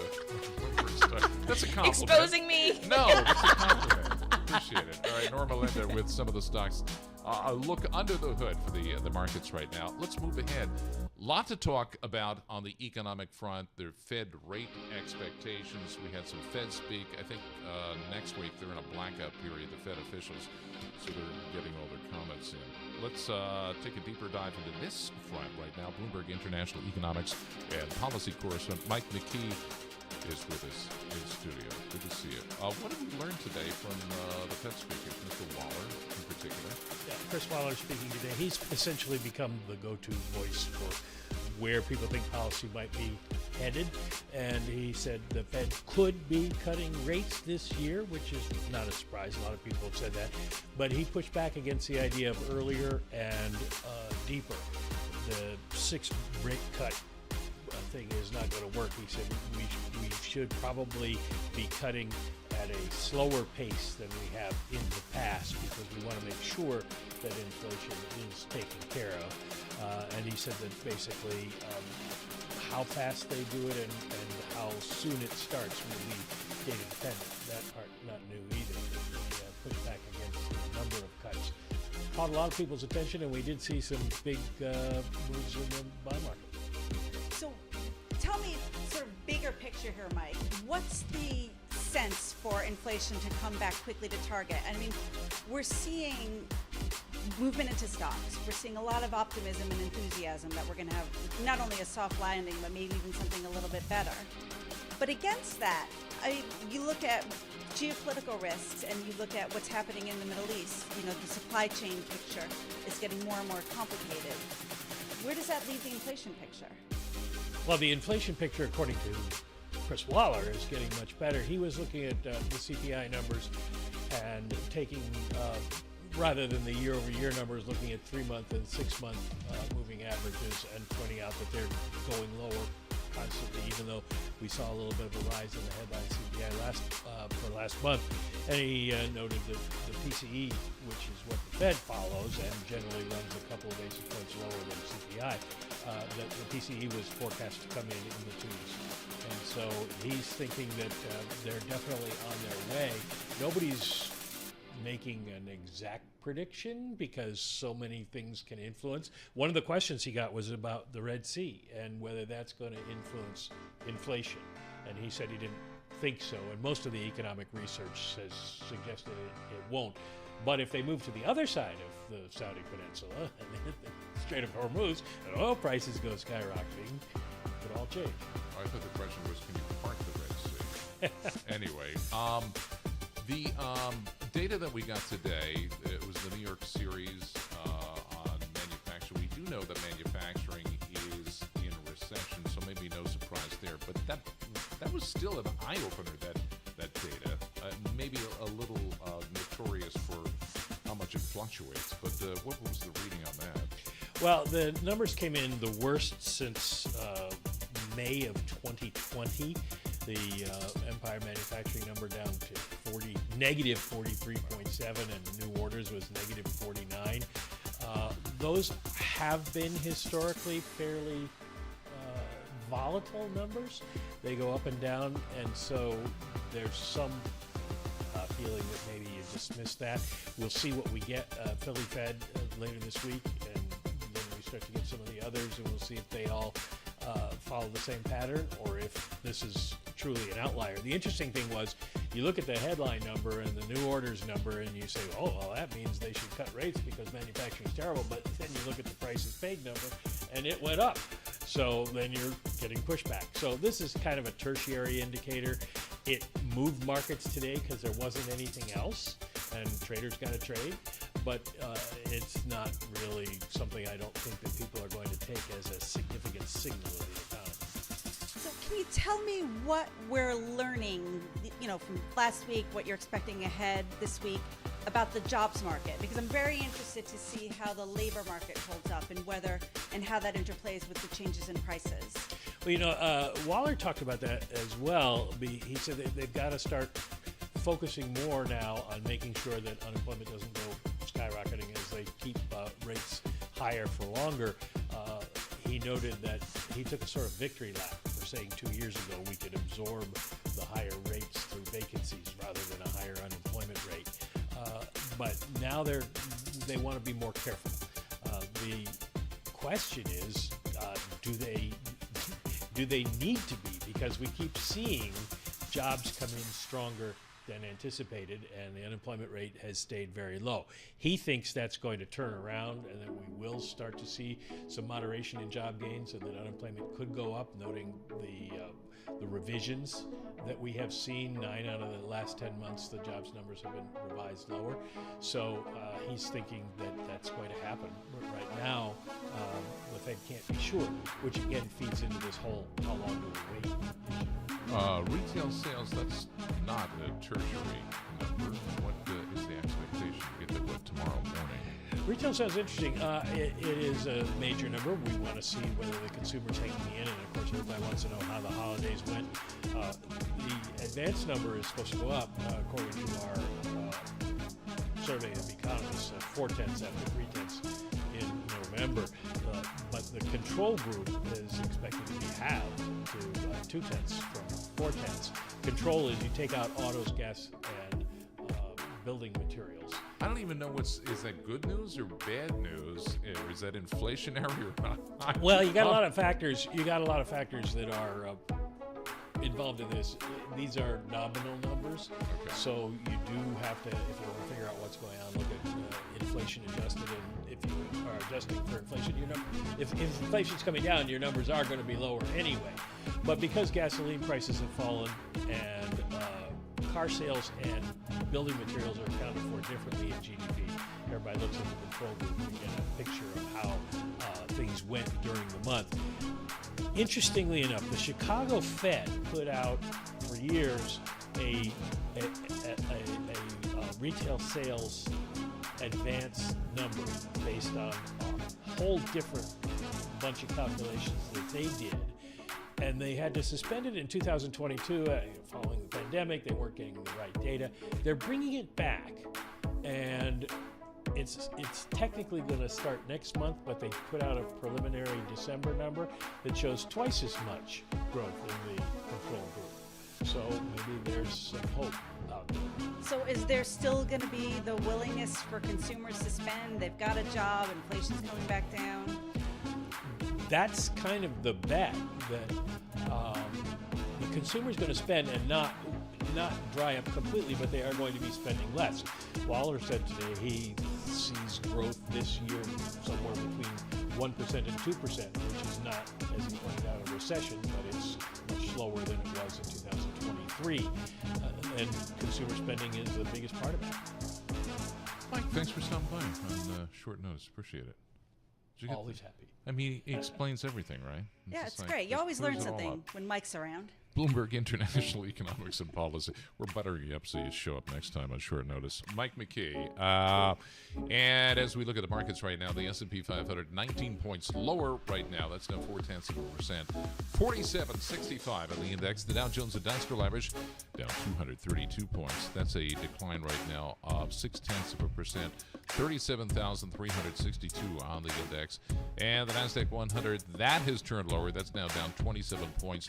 That is down 0.2%. As far as yields go, the 10-year, that's a bit of a pop there, 12 basis points higher. That's up to 4.06%. And the more policy reactive 2-year, that is up 9 basis points at 4.23. You are listening to Bloomberg Markets. I'm John Tucker, along with Jen Ryan. And that brings us to 12:18 on Wall Street. Let's get an update on company news. And with that, here's Steve Rappaport. John, Apple is taking steps to get around a U.S. ban of its latest smartwatches should an appeal fail. Bloomberg's Mark Gurman reports. It is an incredibly dramatic step, the idea of Apple removing a feature from its devices in order to avoid this continued litigation over their patents with Massimo.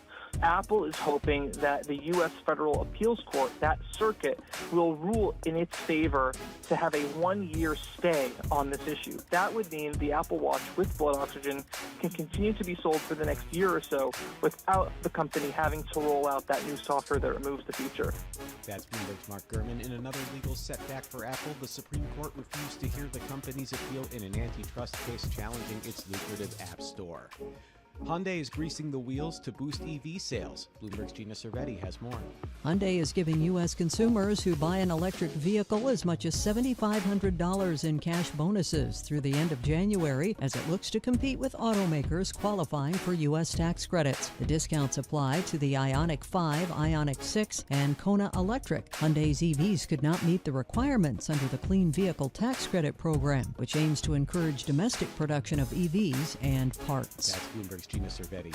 The National Football League sets a live stream record. According to Comcast, Saturday's playoff game between the Kansas City Chiefs and the Miami Dolphins was the most streamed live event in U.S. history. The game was carried exclusively on the Peacock network outside of the Miami and KC markets. Those are the company stories we're following this hour. I'm Steve Rappaport. This is Bloomberg.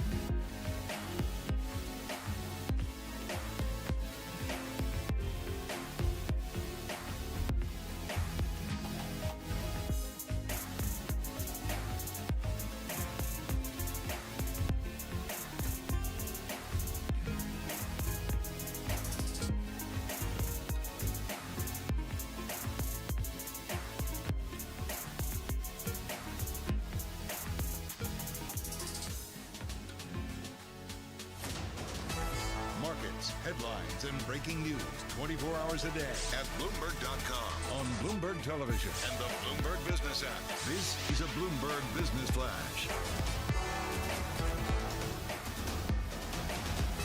It's 12:21 on Wall Street. We do check markets all day long here at Bloomberg. The Dow, the S&P, NASDAQ 100 index, and the Russell 2000 very much in the red. Back to work Tuesday with the S&P now down 0.4%, lower by 19, drop there. Again, 0.4%, down 19. We have got the S&P right now 47.64. Dow Industrials down 230, drop there of 0.6%. NASDAQ 100 index down 28, decline of 0.2%. The NASDAQ Composite Index lower now by 0.3%. 10-year 4.06% with a 2-year that's yielding 4.23%. Spot gold down $28 the ounce now at 2,028, drop there of 1.4%. And West Texas Intermediate crude oil down 0.8%, 72.08 a barrel. Bonds rose, stocks fell on speculation that Wall Street's bets on aggressive Fed rate cuts have gone too far. Deal news, chip design company Synopsys has agreed to acquire software developer Ansys for about $35 billion in enterprise value. Right now we do have shares of Synopsys. They are trading lower on the news, down now by 1.1%. Shares of Ansys lower by 5.4%. The other deal today, the owner of Burger King Restaurant Brands International plans to buy its largest American franchisee for about $1 billion in cash. Again, recapping, stocks lower, S&P down 19, drop there of 0.4%. I'm Charlie Pellet. That is a Bloomberg Business Flash. All right, thanks, Charlie. I'm John Tucker, along with Jen Ryan. We're in for Paul and Matt today. You're listening to Bloomberg Markets. As Charlie said, the risk assets somewhat under pressure today as we have bond yields rising. We blame Mr. Waller for that, perhaps. Let's bring in our next guest to look at the markets. Mike Mullaney is Director of Global Markets Research for Boston Partners. He's got the shades closed behind him, so I don't know where he is. I'm guessing Boston, right? Did you get snow? Correct. Yeah, it's snowing outside still here. So. All right. Well, it's let up, so maybe you'll get some relief in a couple of hours. Are you a 60-40 guy at this point? Yeah, we would be definitely. Actually, we have still a smattering of balanced accounts here at Boston Partners, and the balance neutral ratio is 50-50. And currently, we're at 55-45 stocks to bonds, so we are still leaning towards overweight stocks versus bonds in our portfolio. So tell me, what's your take on what the Fed's next move is, and more importantly, when it's going to come? Well, I thought, Waller today was less dovish than obviously the market anticipated, and I think that's why we're seeing the negative action in the Treasury market, which is spilling over now to the equity market. And we're not in the camp that it's going to be a March cut. We just think that's too early because we haven't seen, I guess you could say, sustained improvement on the core PCE that would be necessary to be more aggressive on cuts. Doesn't mean they don't cut, 3 times or perhaps 4 times in 2024, but we think it's later in the year as compared to starting in March. All right, but still, the trajectory is a disinflationary path or outright deflation in some sectors, I would imagine. How does that add up for earnings?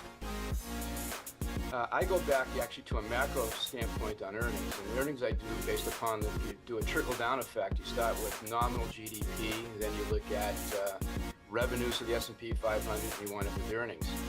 And the quandary that we have for 2024 is nominal GDP is supposed to drop from 6.5% in 2023 to about 3.5% in 2024. Yet revenue growth is supposed to be in the mid-teens going forward for 2024. And there's a 99% correlation between nominal GDP and revenues of the S&P 500. So you've got two things going potentially in the opposite direction, which is somewhat confounding to us. And if you continue that, earnings are very much linked towards revenue. There's about a 97% between S&P 500 earnings and S&P 500 revenue. So if revenue is going to slow, which is what we think the case is going to be, we don't think it's going to be as high as probably what the analysts are forecasting, or the strategists are forecasting right now, then we do think there's probably going to be some pressure on earnings not to attain that 11.8% growth for 2024, which is the current consensus forecast for the S&P 500. We think it's going to be something less than that. So do companies have the wherewithal to weather that kind of slowdown, without taking measures such as shedding some jobs? We're beginning to see jobs being shed, especially in the larger corporations. The announced layoffs now that are coming in more in a fevered pace. That wouldn't surprise us to see that continuing in 2024. Obviously Citigroup last week, stating they're going to cut, 20,000 employees during the course of this year, or the next couple of years. We think that's probably going to be more the norm because I think first and foremost what's going to happen is that companies are going to try to protect their profit margins. Which are very high right now, but they are getting pressure from wages. Wages have remained sticky at a high level, and that is beginning to erode some of the prospects for profit margin expansion, obviously, in 2024, and maybe cause some contraction in 2024, which ultimately will impact earnings. If you can't talk individual stocks, what about sectors? What do you like? You have to still like tech. If you look at where the earnings growth is supposed to be in 2024, tech is still coming in second place. And, you don't want to chase the, necessarily some of the multiples of the Magnificent Seven, but, other companies in that sector still are priced at reasonable levels. So I think tech is still a place to be. And you may want to try to barbell it. If you do see kind of a no landing scenario for the economy, and we think it's almost a jump call between recession and no landing, quite frankly. But if you do see a no landing, then some of the cyclical sectors probably do better. Energy has been beaten down badly, and deservedly so based upon the weakness in energy prices. But they have, once again, a negative prospect for earnings per share growth for 2024. And based upon what you just said, given what's going on in the Middle East right now, you might see some firming of energy prices just on geopolitical risk. And if that's the case, you'll see the earnings come through better for energy companies in 2024. So that would be a typical kind of barbell, tech and energy, and play both sides of the card. What is your take on how the U.S. election will play into things in the second half of the year? That's a really good question. So generally the market's pretty choppy in the first half of the year, particularly in the first quarter in an election year. And you see that until you get more definitive, kind of vision as to who the candidates are going to be and what their platforms are into the election. My guess is right now, you got to think that once again Donald Trump would be the favorite right now, based upon either polls or the betting markets right now. Trump is ahead of Biden. We see probably the market doing well if that's the case, because the market seems to like obviously reduction in taxes, which is what Trump has obviously championed in the past. But I'm not so sure after the election, with some of the things that he's put forth as far as his next administration, what he intends to do, are going to play all that well in the market continuing into 2025. But I would guess that the market would be relatively firm going into the election and just out of the election as well. All right, conventional wisdom dictates the Fed stays away from politics, stays away from any sort of decision around election time. I think you said, March is too early, so when do they act? Well, I would imagine they're going to try to do it around when they're releasing statements, formal statements in the summary of economic projections. So I would put it probably out we'd have it at the June meeting, starts with June. And they could go every meeting after that if they continue to get the kind of progress on core PCE that they've seen so far. The 6-month annualized rate right now is basically pretty close to what their target is. So if they continue to see that kind of progress, I think you could see them go every meeting once they start in June. Albeit if we don't get a reacceleration in inflation, which is still a little bit of a wild card, because quite frankly, if you look at super core PCE, which is one of Chairman Powell's favorite indicators, that's still very sticky at a high level, and it's very much influenced by wages, and wages are showing no sign right now, basically, of collapsing at this juncture. Wages are not collapsing, and the labor market's quite strong. So where does that leave us with the outlook for consumer spending? I wonder how rich consumers are feeling. They're just coming off the holidays and a massive spending binge, which looking at my gift haul was not what I had expected. But still, you know, I know. But, you know, you could think that, you know, they're going to be pulling back a little bit. I think it's very bifurcated. I think that, you know, the upper echelons, whether it be the top quintile or the top 40% of wage earners, are going to be perfectly fine. But the bottom 20%, the bottom quintile, definitely is beginning to struggle right now. If you look at delinquencies and defaults, the increase in, you know, credit card balances, it seems to me that they're beginning to borrow to maintain lifestyle. So I would think that the lower quintile is going to be basically in a somewhat of a struggling situation. That's more goods related than it is services related. The upper two quintiles obviously are going to continue to spend on services. I think they're going to continue to spend on experiences in 2024, much like they did in the, you know, mid to latter part of 2023. All right, Mike, thanks. Appreciate it. Michael Landy from Boston, Director of Global Markets for Boston Research, Global Markets Research, I should say. Some of the takeaways, jump ball between recession and no landing for the U.S. economy. March a little too early, so he expects the cuts to start in June. As we look at the markets right now, Jen, the S&P 500, 25 points lower. That's down 0.5%. The Dow, 277 points lower. And right now, the NASDAQ 100 down 58 points. This is Bloomberg Markets. Markets, headlines, and breaking news. And that brings us to 12:33 on Bloomberg Markets. John Tucker along with Jen Ryan. Let's get an update on news from around the world now. And for that, we head to Bloomberg's 99.1 newsroom in Washington. And Nancy Lyons. Hi, Nance. Hey, John, thanks. Donald Trump took a decisive victory in last night's Iowa caucuses, but that does not mean he's locked up the Republican nomination yet. That's according to Wendy Schiller of Brown University's Taubman Center for American Politics and Policy. The question is, what does Iowa tell us about the general election? And I would say it's less relevant, given its demographics, than it used to be in a big way. So that's the big question mark for the Republican Party. As Trump fails, if that's what people think will happen, what is that going to do to the Republican Party nationally? Does it make him more electable in the general election? Wendy Schiller of Brown University was a guest on Bloomberg Daybreak. Fresh off his victory in the Iowa Republican caucuses, Donald Trump is spending his day in a Manhattan courtroom for the next high-stakes trial of his crowded legal calendar. This time it's a defamation lawsuit by writer E. Jean Carroll, who claims he raped her in the 1990s. The judge overseeing the case has already held Trump liable for defaming, Carroll leaving it to a jury to decide how much in damages he must pay. The deadline for funding the federal government is this weekend. Lawmakers plan to extend stopgap measure into March, but that puts House Speaker Mike Johnson in a perilous position. We get more from Amy Morris. The Senate Appropriations Committee has a continuing resolution to extend funding through March 1st for some agencies, March 8th for others. And senators plan to vote today on cloture on the motion to move forward on the bill. But before lawmakers can negotiate the specifics of a final funding deal, top lawmakers still need a framework for all 12 annual appropriations bills. Again, that's Amy Morris reporting. Global news 24 hours a day, whenever you want it, with Bloomberg News Now.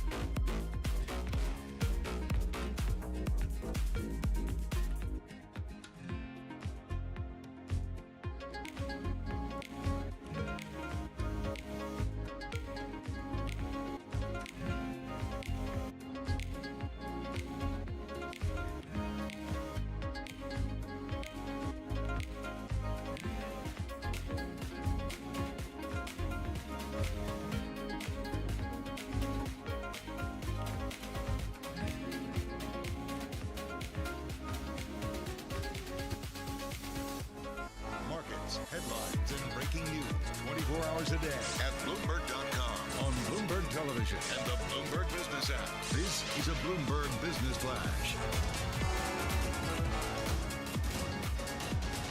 It's 12:40 on Wall Street. We do check markets all day long. Here at Bloomberg, we've got the Dow, the S&P, and NASDAQ very much in the red. Russell 2000 as well. We begin there. It is down by 1%. NASDAQ lower now by 60 points, down 0.4%. It's the NASDAQ 100 index is down 43 points now, drop there also of 0.4%. S&P down 22, a decline of 0.5%. Dow Industrials down 267, a decline of 0.7%.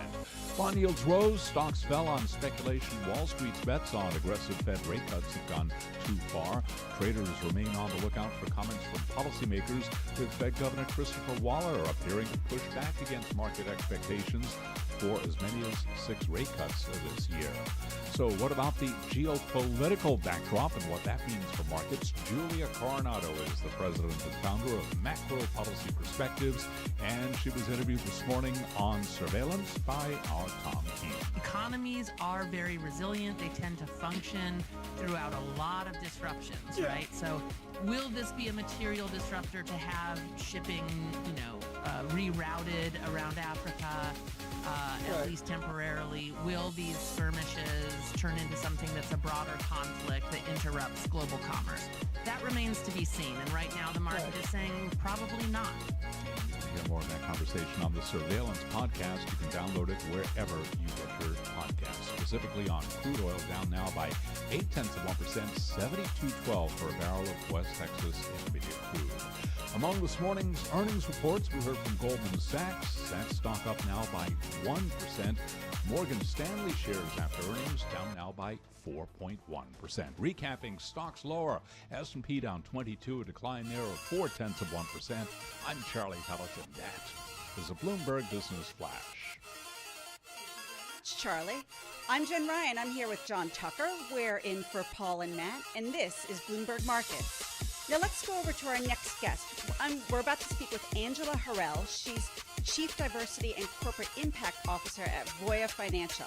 And she's here to talk about corporate diversity initiatives and challenges to these goals in recent years. So Angela, can you just start us off by talking a little bit about what is Voya Financial and what are the DEI initiatives that you're working on now?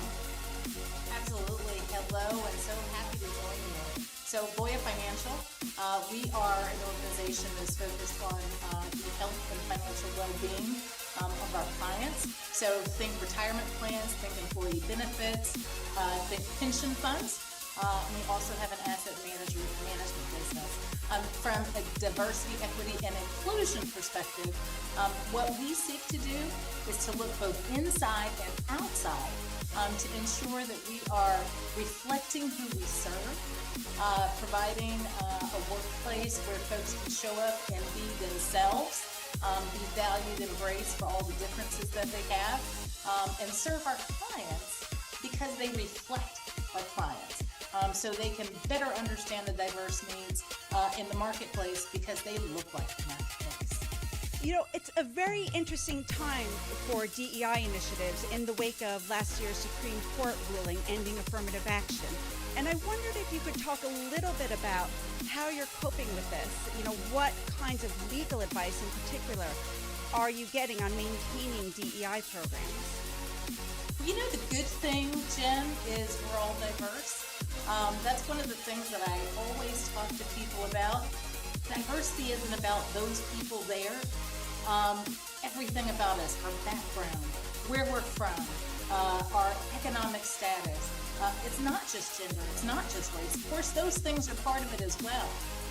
And so we really have always thought about diversity in terms of the differences that we're born with and those that we acquire throughout our lifetimes.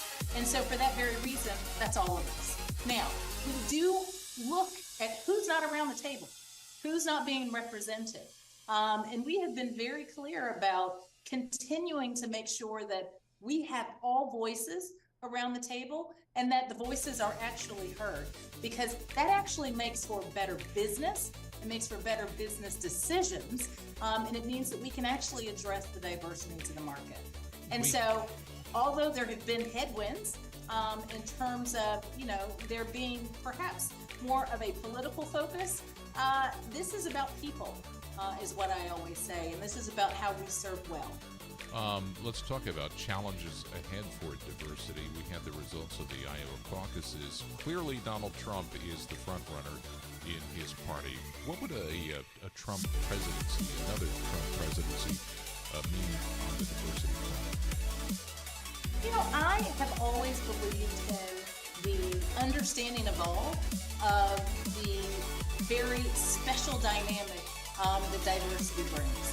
I often joke with colleagues and say, although you're an amazing individual, we don't want to have 6 or 7 of you around the table, because how then do we challenge each other? How then do we force each other to think differently and to solve complex issues and problems?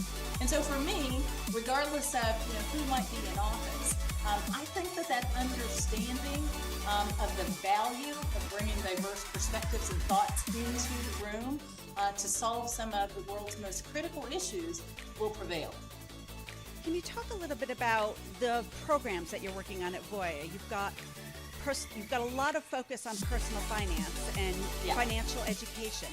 Can you talk a little bit about how those are playing out? You do a lot of work across a range of diverse communities.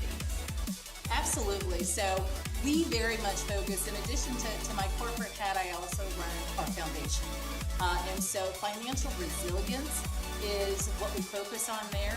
Voya's purpose is to fight for everyone's opportunity for a better financial future. That comes through in terms of many of the programs that we have. One that is near and dear to my heart is called the National Personal Finance Challenge. Think National Spelling Diva for financial services. We have about 15,000 students that participate in this program run by a nonprofit partner called Council for Economic Education. These kids compete locally and then regionally and then nationally, putting together a financial plan for a fictitious family. So imagine being in a room with 200 kids. This was the finals at the Federal Reserve Bank in Cleveland last year. 200 kids talking about HSAs, health savings accounts, talking about 401ks, talking about whole versus term life. They've got to put together a plan in 2 hours for a family. They're talking about things, they understand things through the curricula that they've learned that adults don't know, that grown people don't have any idea about. And so how do we get to young people early? How do we make financial literacy fun? And how do we give them the skills to actually make sound financial decisions that will lead them to job security? We infuse diversity into this program because when we first started, we were first asked to become the title sponsor 5 years ago. We noticed that there wasn't as much representation in terms of the U.S. population in the room. So we specifically now make sure to recruit at Title I schools where the majority of kids are on free or reduced lunches. We have all girls teams, which has amplified the number of women, young ladies that are in the program. We went from 30% people of color 5 years ago to 51%, 35% girls to now 46% girls competing. It's making a meaningful difference in their lives and in their communities and in their families. We just have a minute left. There's something I would love to talk to you a bit more about this, but unfortunately there was one other question I was very interested in asking you. Could you tell us quickly, going back to what you were discussing earlier about the landscape now that we're looking at, how do you think about hiring and how do you give advice about what kind of hiring practices are best for people in this environment? Only about 30 seconds there. Best hiring practice, always hire the most qualified candidate and always think about how diverse and wide you can make that pool. Angela, a pleasure. It was great to talk to you. Appreciate it. Angela Harrell, the Chief Diversity and Corporate Impact Officer at Voya Financial. Corporate diversity, I guess we're making progress. It's certainly a very big focus for a lot of companies, and I'm on the equality team as an editor at Bloomberg, and I can tell you, there's a lot of interest in our stories. That's fantastic. S&P 500 right now, 26 points lower. That's down about 0.5%, 47.57 on the index. I'm John Tucker, along with Jen Ryan, and you are listening to Bloomberg Markets.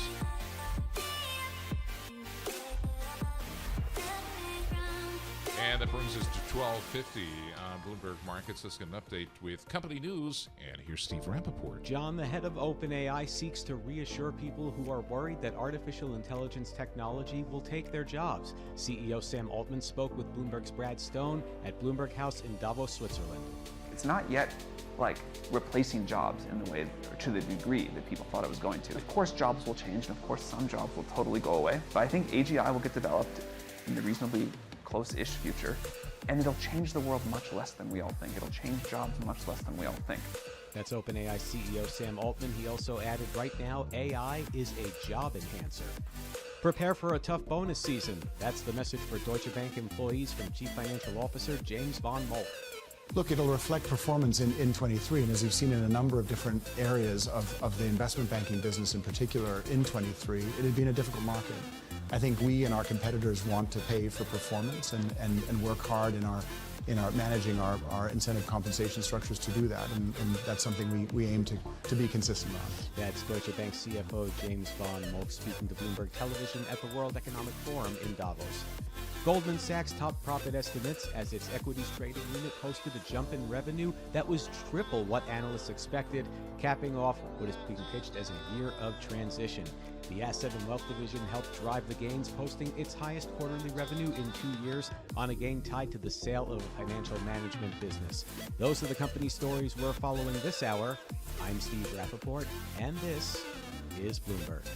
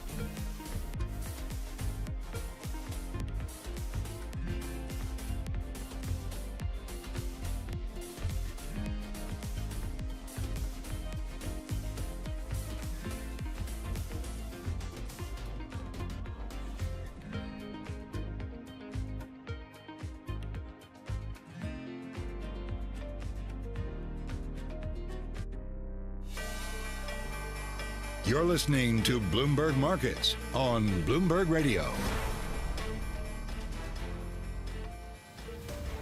And you're listening to Bloomberg Markets. I'm John Tucker along with Jen Ryan. 12:55 on Wall Street. Let's get an update now. News from around the world. And for that, we head to the Bloomberg 99.1 newsroom in Washington. And Nancy Lyons. Hi, Nancy. Thanks, John. The snowless streak along much of the East Coast is over. Residents up and down the Atlantic seaboard are digging out snow and dealing with frigid temperatures. Bloomberg meteorologist Rob Carolyn says the snow could be lingering for a while in some spots. An area of low pressure passing southeast of New England this afternoon will keep snow going across much of southern New England and also across upstate New York. Looks like accumulations across New England will average an additional inch along the coast. Will there be a changeover to rain during the afternoon? Inland locations could see an additional 2 to 4 inches of snow on top of the inch and a half they've already received. Again, Bloomberg meteorologist Rob Carolyn. He says conditions should improve by the weekend. The winter weather continues to cause headaches at airports across the country. So far, over 1,500 flights within, into, or out of the U.S. have been canceled. More than 3,000 have been delayed. Among the airports heavily impacted, Chicago O'Hare, Reagan National, Houston Bush, and New York LaGuardia. The architect who was charged in a string of murders known as the Gilgo Beach killings is now being accused of a fourth death. Authorities say Rex Heuermann has been formally charged with the death of a Connecticut woman who was the mother of two, whose remains were found along a coastal highway in New York. Heuermann pleaded not guilty. You can add a new name to the list of EGOTs. Those are entertainers who've won an Emmy, a Grammy, an Oscar, and a Tony. The new name is Sir Elton John. He won an Emmy last night to earn EGOT status, the 19th entertainer on the list. It was for Elton John Live, Farewell from Dodger Stadium. It aired on Disney+. Other big winners last night were Succession, that won Best Drama, and multiple other nods, along with Bear, that also won several awards, including Best Comedy. Global news 24 hours a day and whenever you want it with Bloomberg News Now. I'm Nancy Lyons. This is Bloomberg. Now back to you, John and Jen. All right, thanks. Nancy, appreciate it. Jen, did you see this story? New Jersey Governor Phil Murphy, again, pushing back on New York's plan to charge motorists driving in a Manhattan central business district. He says this congestion pricing violates the U.S. Constitution. So this is a new toll, and he claims it discriminates against out-of-state residents, particularly New Jersey residents, who drive into the city through the Lincoln Tunnel every day and work really hard and have to pay and pay and pay. Not only the Port Authority tolls, but the New Jersey tolls, the high gas taxes that we have. And some people are paying more in tolls and fees than they are on their mortgage. And I won't name any names. Yeah, let's not name any names here on the radio, but I feel like you've got some real first-person experience here. Yes, definitely first-person experience.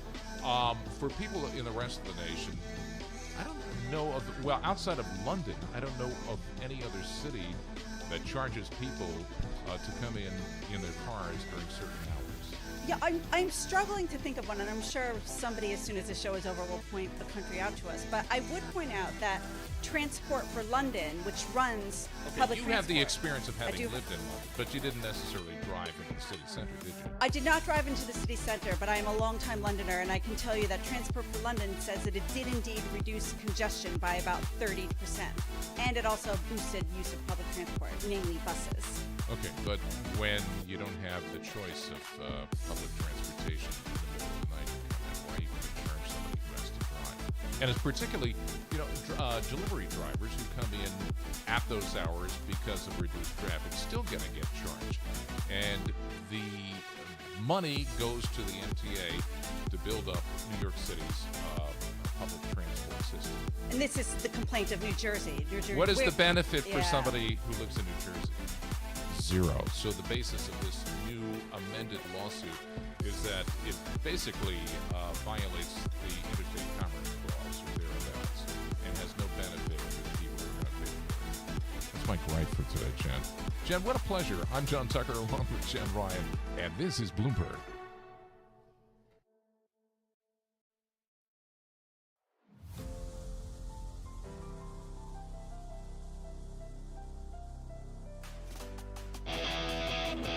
Now, our nation's capital. This is Bloomberg Sound On. Two major stories that we're following here developing before our eyes. What does it say about Trump's influence on the Republican Party? What can the Biden administration do on its own to support Israel? Bloomberg Sound On. Politics, policy, and perspective from D.C.'s top names. The Republican caucus is at war with itself. Members of Congress would have a press conference every day if somebody would cover that. There is bipartisan support for Israel. This is one of the big ones we only see once every decade or 2 decades in the Middle East. Bloomberg Sound On with Joe Matthew on Bloomberg Radio. What does Donald Trump's commanding win in Iowa signal for the Republican presidential nomination? U.S. lawmakers released a stopgap spending bill to avert a partial government shutdown. But what's the risk to House Speaker Mike Johnson? And we'll look at the war of words following Taiwan's election of a U.S.-friendly president. I'm June Grasso, sitting in for Joe Matthew, who's making his way back from Iowa. First, before we get to that, let's look at what's happening in the markets. Here's Charlie Pellet. Hi, thank you very much, June Grasso. Lower across the board right now for the Dow, the S&P, NASDAQ, all in the red right now. 26-point drop on the S&P 500 index, down by about 0.6%. We've got the Dow down 282. That is a drop right now of 0.8%.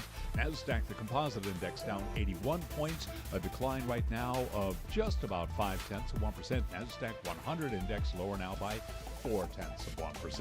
10-year yield 4.07%. We've got the 2-year yielding 4.24%. Spot gold down 1.5%, 2,025 the ounce. While West Texas Intermediate crude amid all the Red Sea tensions, WTI lower now by 0.9%, 72.06. Brent, the global benchmark, down by 0.3%, 77.94 for a barrel of WTI.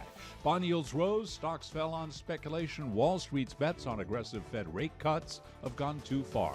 So what about election risk on Wall Street? Jeffrey Sherman is Deputy Chief Investment Officer at DoubleLine Capital. I think as we talk about this political landscape, and we're going to be talking about it for the next 10.5 months, I think that there really isn't much difference to markets at this stage. And so looking forward, I think we're going to go back to just looking at the strength of the overall economy.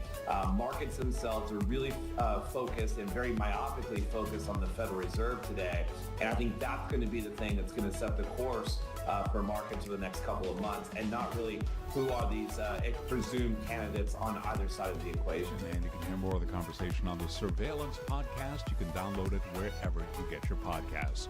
Boeing shares trading lower. Boeing, of course, member of the Dow. The Dow right now down by 0.8%. Boeing extending its 2024 route after analysts and a key customer voiced concerns that scrutiny of the plane maker's manufacturing since a January 5th near disaster with a 737 MAX 9 could lead to a slowdown in aircraft deliveries. Also, analysts at Wells Fargo have cut their rating on Boeing to equal weight from overweight. Boeing shares right now, they are trading down by 7.7%. So again, recapping, we are looking at a down day on Wall Street. S&P right now lower by 27 points, a decline of 0.6%. I'm Charlie Pellet. That is a Bloomberg Business Flash. Thank you, Charlie.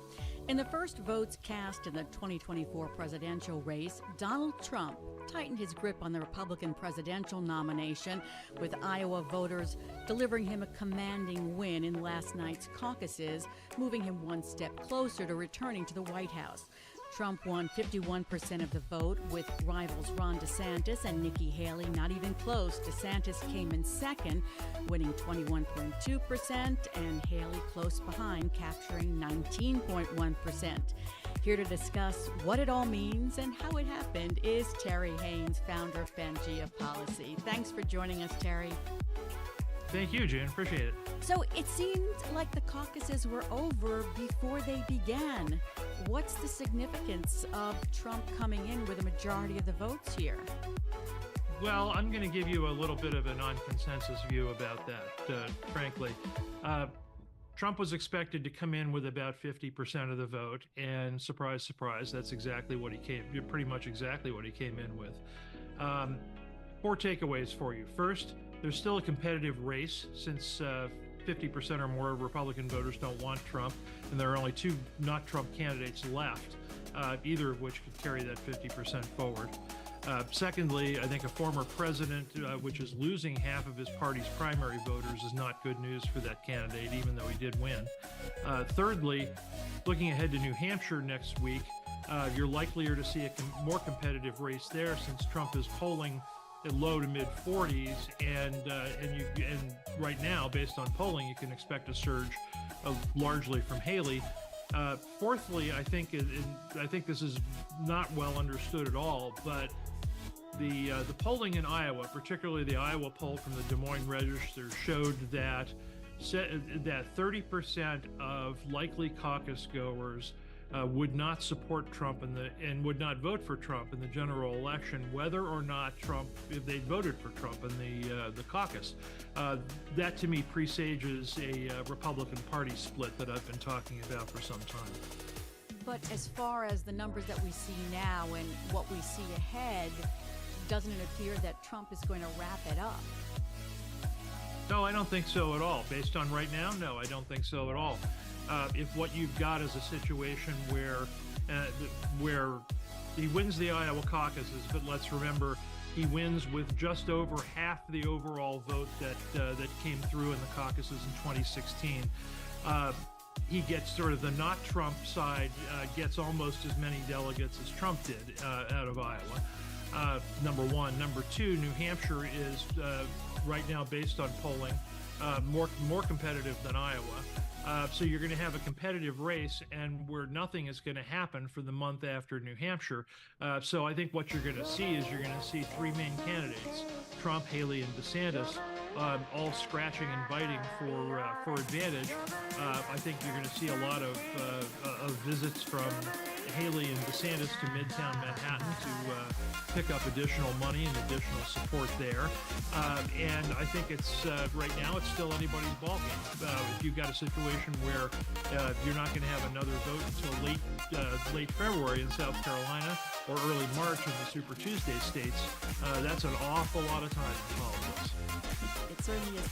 So DeSantis and Haley seem to be just battling each other rather than Trump, and their numbers are just about the same. So what did they learn, if anything, from Iowa? I think what they learned is that they need to be on top in order to be the candidate that consolidates the not Trump vote. What you have if you're DeSantis and Haley and you're thinking about this, what you think is first, I've leapfrogged everybody else. Now my task is I've got to leapfrog the other not Trump candidate. I've got to be the alternative to Trump. The vast majority of that 50% vote comes to me, and then I can duke it out with Trump. I mean, that is what they're thinking about right now. Trump polls strongly with working-class white voters. He won with white evangelical Christians, who are nearly half of the caucus goers in Iowa. Is there any chance for DeSantis or Haley to pick off those voters? Oh, I think some.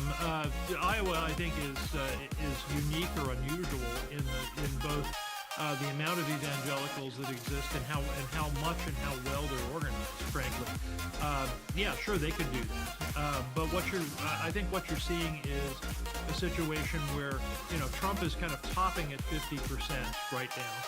He's not going to be 50% in New Hampshire, almost certainly. If he does, we'll have a different narrative next week. But almost certainly, he doesn't get to 50% or close to it. You will have a more competitive race.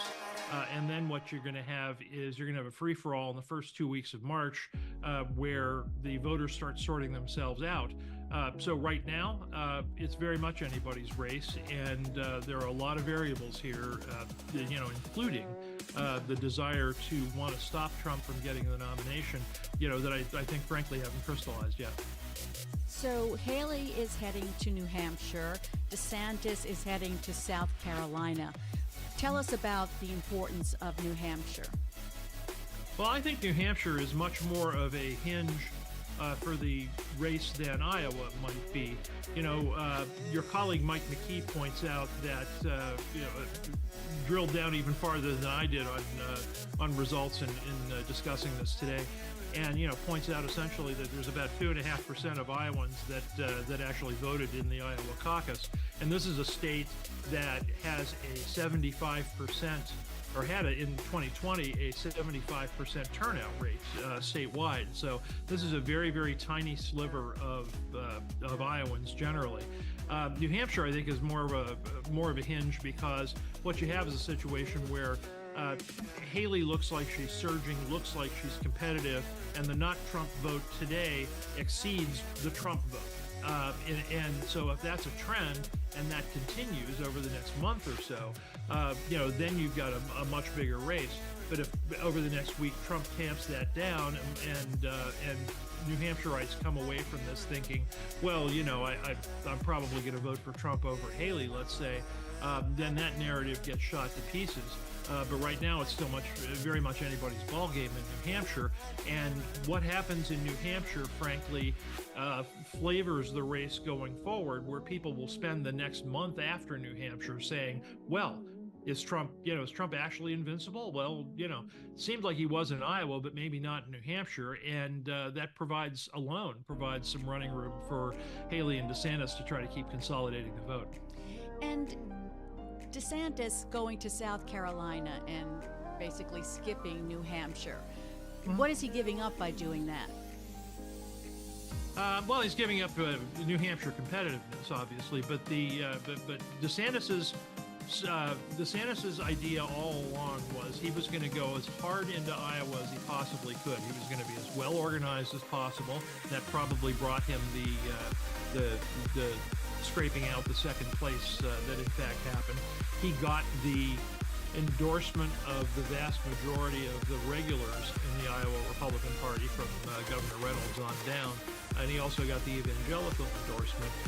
I think he thinks that he can play whatever the result in New Hampshire is. He can play well in South Carolina, firstly. Secondly, it's an awfully good opportunity for him to go take Haley out, since if she's weak in her own home state, DeSantis would think that would turn the not Trump side of the vote much more to DeSantis. So do you think that DeSantis has an advantage over Haley at this point? I think it's a little too soon to say. What you've got is a situation, I don't have the exact numbers in front of me, but you've got a situation where DeSantis' second place is basically eked out about 4,000 more votes than Haley did, with about Haley and DeSantis together, roughly about 45 to 50,000 votes cast. So I think he probably thinks he has the ability to have an advantage over Haley if he spends a month hammering away in South Carolina. But certainly that will weaken Haley and enhance his chances to some extent. But I doubt very much that he sees the opportunity to be free and clear. I think this is going to be a race for the half of the vote that's not Trump for the next 4 to 5 weeks, frankly. And as far as fundraising, does DeSantis have more of an uphill battle there than Haley? Right now, and I mean this includes Wall Street, of course, but right now a lot of the Wall Street money has gone to Haley, frankly, because based on polling, Haley seems to be a better matchup candidate against Biden in the fall general election, and certainly what a lot of deep-pocketed Wall Street people have wanted, and a lot of other people have wanted, is a candidate that most clearly can beat Biden and most clearly is business-friendly. Both of these candidates are certainly business-friendly, where Haley's advantage is that she looks more electable. It's going to be up to DeSantis to counter that narrative. He does to some extent already by talking about, he's the only person that's actually got a track record of doing a bunch of things that are business-friendly and economically positive. But he's going to have to ramp that up in order to separate himself from Haley, I think. So does he have to win one of these early states in order to continue? Well, I think what he has to do is he has to have a very good showing in South Carolina, or it's going to be difficult for him. And then he's going to have a situation where there are, in the first 2 weeks of March alone, there's something like 11 primaries and 6 caucuses. I mean, a real dump of information and voting all at once. His job is going to have to be coming out looking like the better alternative than Haley in the early Super Tuesday states in order to remain viable. So tell us more. You think that if Trump is the nominee, the Republican Party won't unite behind him, even though you hear even from the former governor of New Hampshire, well, if it's Trump, I'll vote for Trump. Of course, I'll support the Republican nominee. Do you think that that won't happen? Republicans won't fall in line? I'll take the quote that you just gave me. I will vote for Trump and I will support the nominee. What isn't said there is that I will actively go out and try to make the nominee win. I think what you're going to have is a situation, and this is developing, and I think it develops into the spring and summer, frankly. But if Trump is the nominee, you're going to have a situation where Republican luminaries in the Republican Party are going to say to themselves, "What's better for me? Is it better for me to firstly say I won't vote for Trump and you shouldn't either, or should I say I'm gonna I'll absolutely support the nominee but then absolutely do nothing other than say that in order to support?" There's that, number one. Number two, I point out and have for the last several days, one of the most interesting findings of the Iowa poll, the Des Moines Register runs, a very accurate kind of gold standard poll, which showed that about 30% of Iowans who were going to vote in the caucuses said they wouldn't support Trump in the general. I think you get a voter split here too. And, the way I look at Trump and have looked at him for some time is a lot like a pig in a python. What's really, if you're an office holder, if you're what I call a Republican luminary, your interest is in getting past Trump as much as possible. If you're not enamored of Trump in the party, you want him past you. If you're very enamored with Trump, but he loses, well, then maybe you become more prominent as a result of that. But either way, the way to get past Trump is to have him lose, and that's the way politicians think, and I think you'll see a lot more of that coming up. Terry, I think we'll leave it with Pig in the Python. And thank you so much for being with us. That's Terry Haynes, founder of Pangea Policy.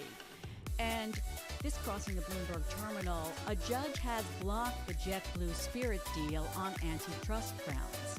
JetBlue Airways can't complete its $3.8 billion acquisition of Spirit after a federal judge in Boston found the deal would stifle competition and raise fares for consumers. We'll see if that is likely to be appealed by those parties. Coming up next, U.S. lawmakers released a stopgap spending bill to avert a partial government shutdown. What's the risk for the House Speaker? This is Bloomberg.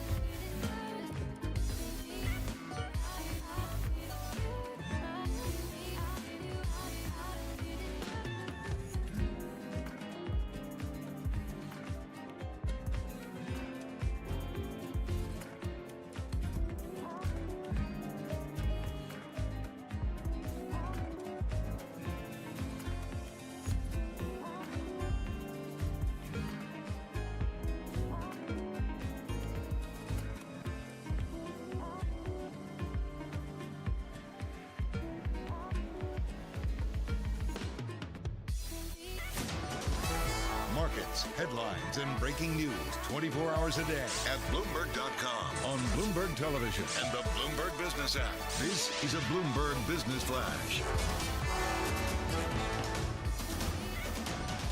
It's 1:21 on Wall Street, and we do check markets all day long here at Bloomberg. We begin with a developing story as a federal judge in Boston rules that JetBlue Airways cannot complete its $3.8 billion acquisition of Spirit Airlines. U.S. District Judge William Young sided with the federal government, ruling that the deal would stifle competition and raise fares for consumers. Spirit shares plunging now. We did have a trading halt a few minutes ago, but right now trading has resumed in Spirit. Stock is down 52.5%. We do have shares of JetBlue higher now by $7.37. A key player earlier on in this battle had been Frontier, ticker ULCC. Frontier, of course, tried to merge with Spirit. Shares of Frontier, they're down now by 2.5%. So again, repeating the headline, federal judge in Boston says no to the combination of JetBlue Airways and Spirit. Spirit plunging 52% now. We've got JetBlue higher by 8.1%. Stocks lower across the board. Back to work Tuesday, holiday shortened trading week with the S&P down 21, drop there of 0.5%. Dow Industrials down 261, a decline of 0.7%. Nasdaq right now down by 63, a drop there of 0.4%. 10-year yield 4.07%, the 2-year 4.24%. Gold down $30 the ounce, down 1.5%.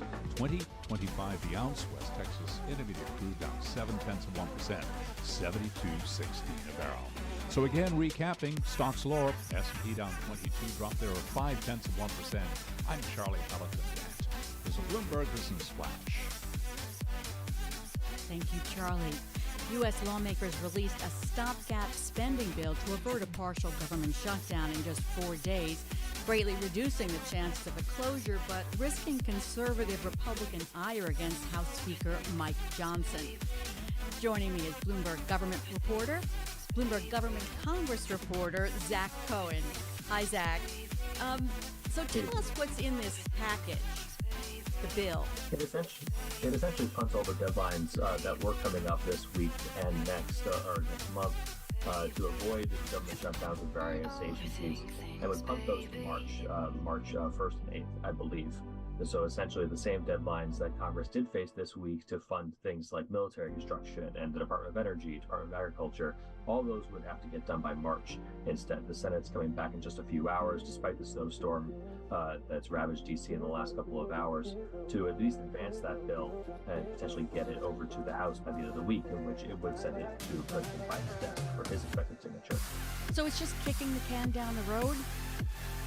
Exactly. Essentially, Speaker Mike Johnson and Senator Chuck Schumer have been negotiating the top-line funding for the rest of the current fiscal year, which started September 30th and runs for the next 9 months.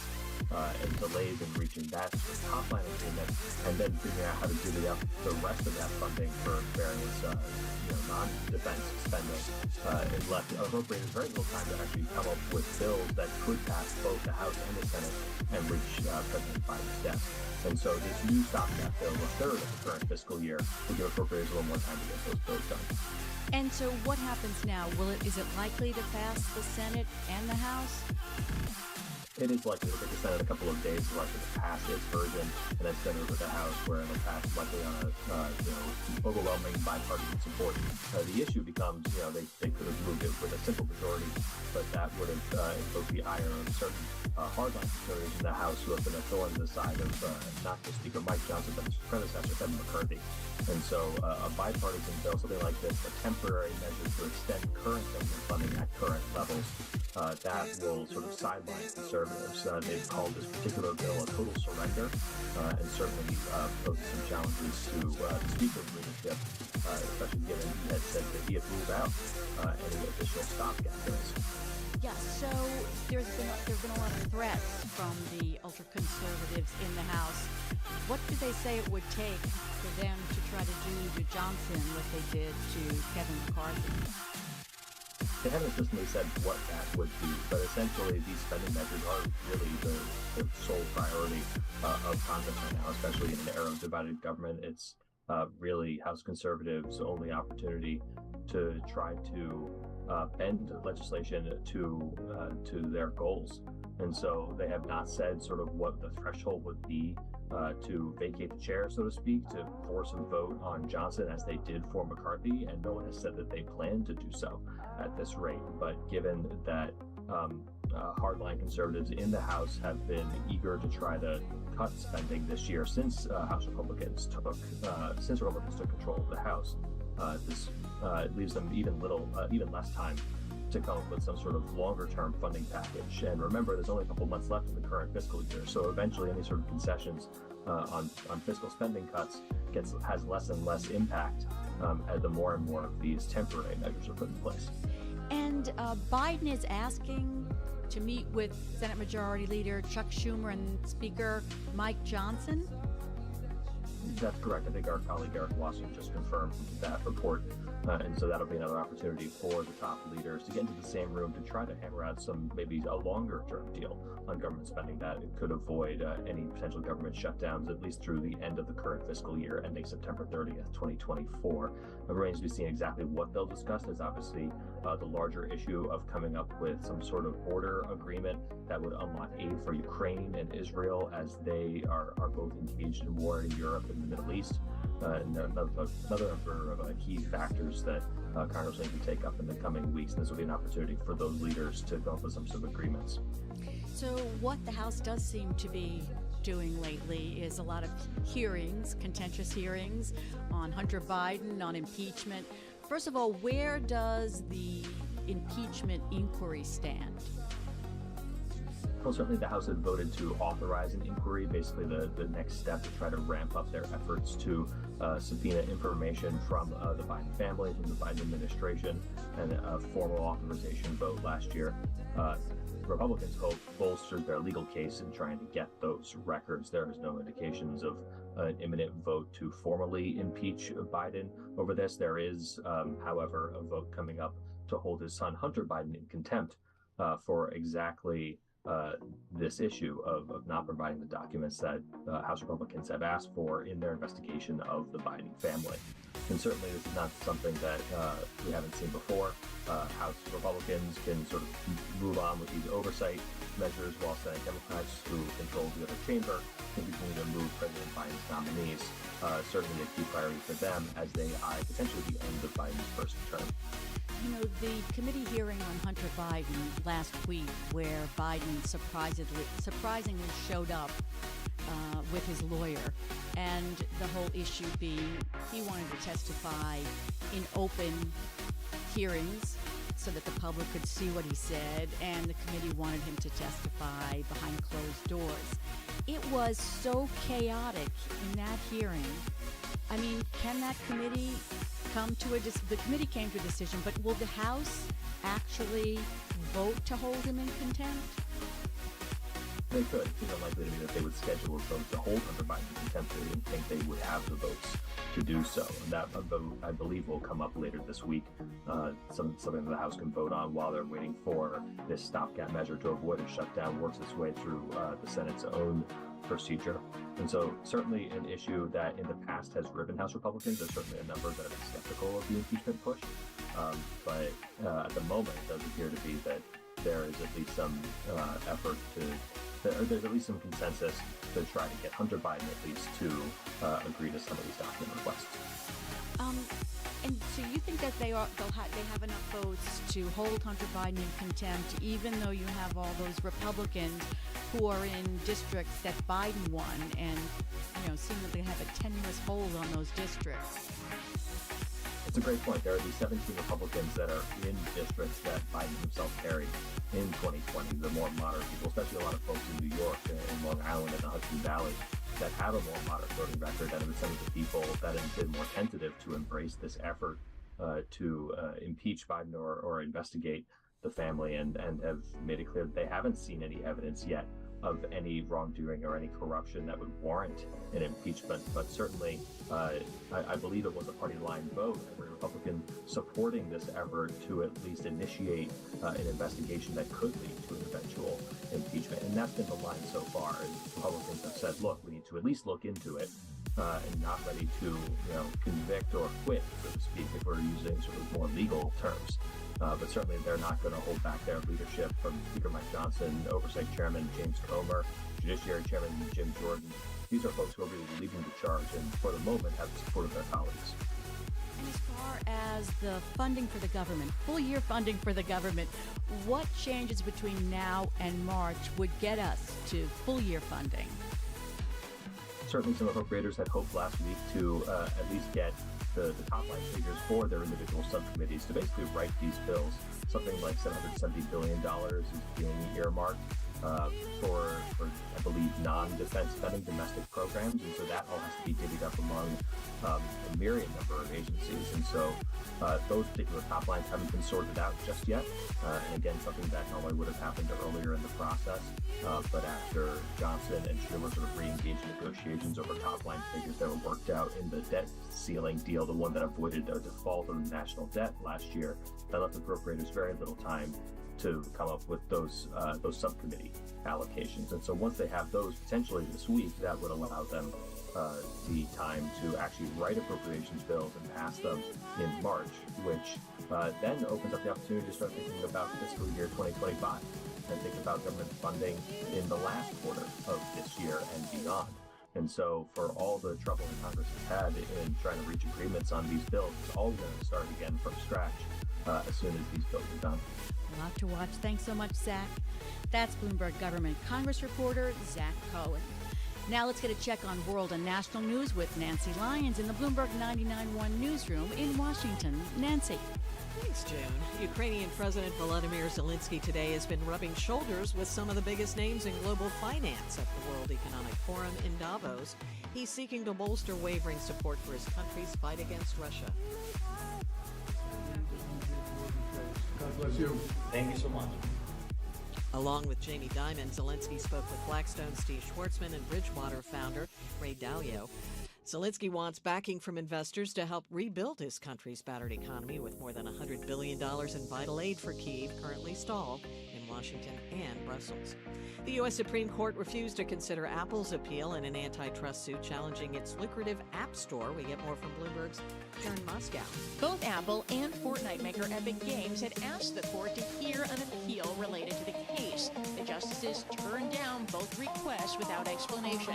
The High Court's decision will allow an appeals court ruling to go into effect, letting developers direct iPhone users to cheaper purchasing options outside of Apple's system. The company charges developers a commission of as much as 30% for digital goods and services sold through its App Store. The decision will likely affect billions of dollars in revenue for the iPhone maker. Karen Moscow, Bloomberg Radio. And the High Court is also refusing to consider whether transgender students have a legal right to use school bathrooms that match their gender identity. The case involved an appeal from an Indiana school district. Global news 24 hours a day and whenever you want it with Bloomberg News Now. I'm Nancy Lyons. This is Bloomberg.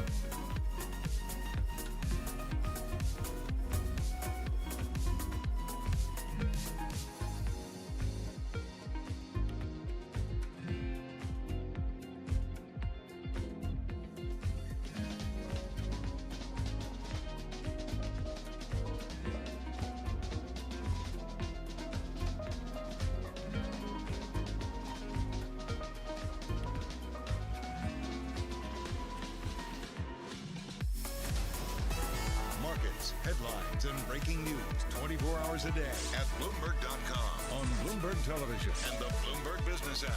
This is a Bloomberg Business Flash.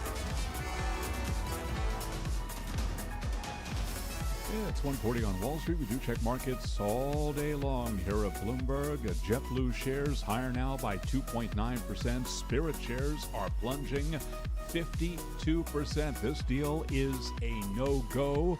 This, according to a federal judge in Boston, who ruled this morning that JetBlue cannot complete its $3.8 billion acquisition of Spirit Airlines. We got more coming up in a matter of minutes with our George Ferguson. He's an airline analyst with Bloomberg Intelligence. But again, shares of Spirit, they are down now by 52.4%. JetBlue up by 2.8%. Of course, the other carrier that wanted to get involved with the deal with Spirit, Frontier Airlines. Right now we've got Frontier Airlines shares lower by 4.7%.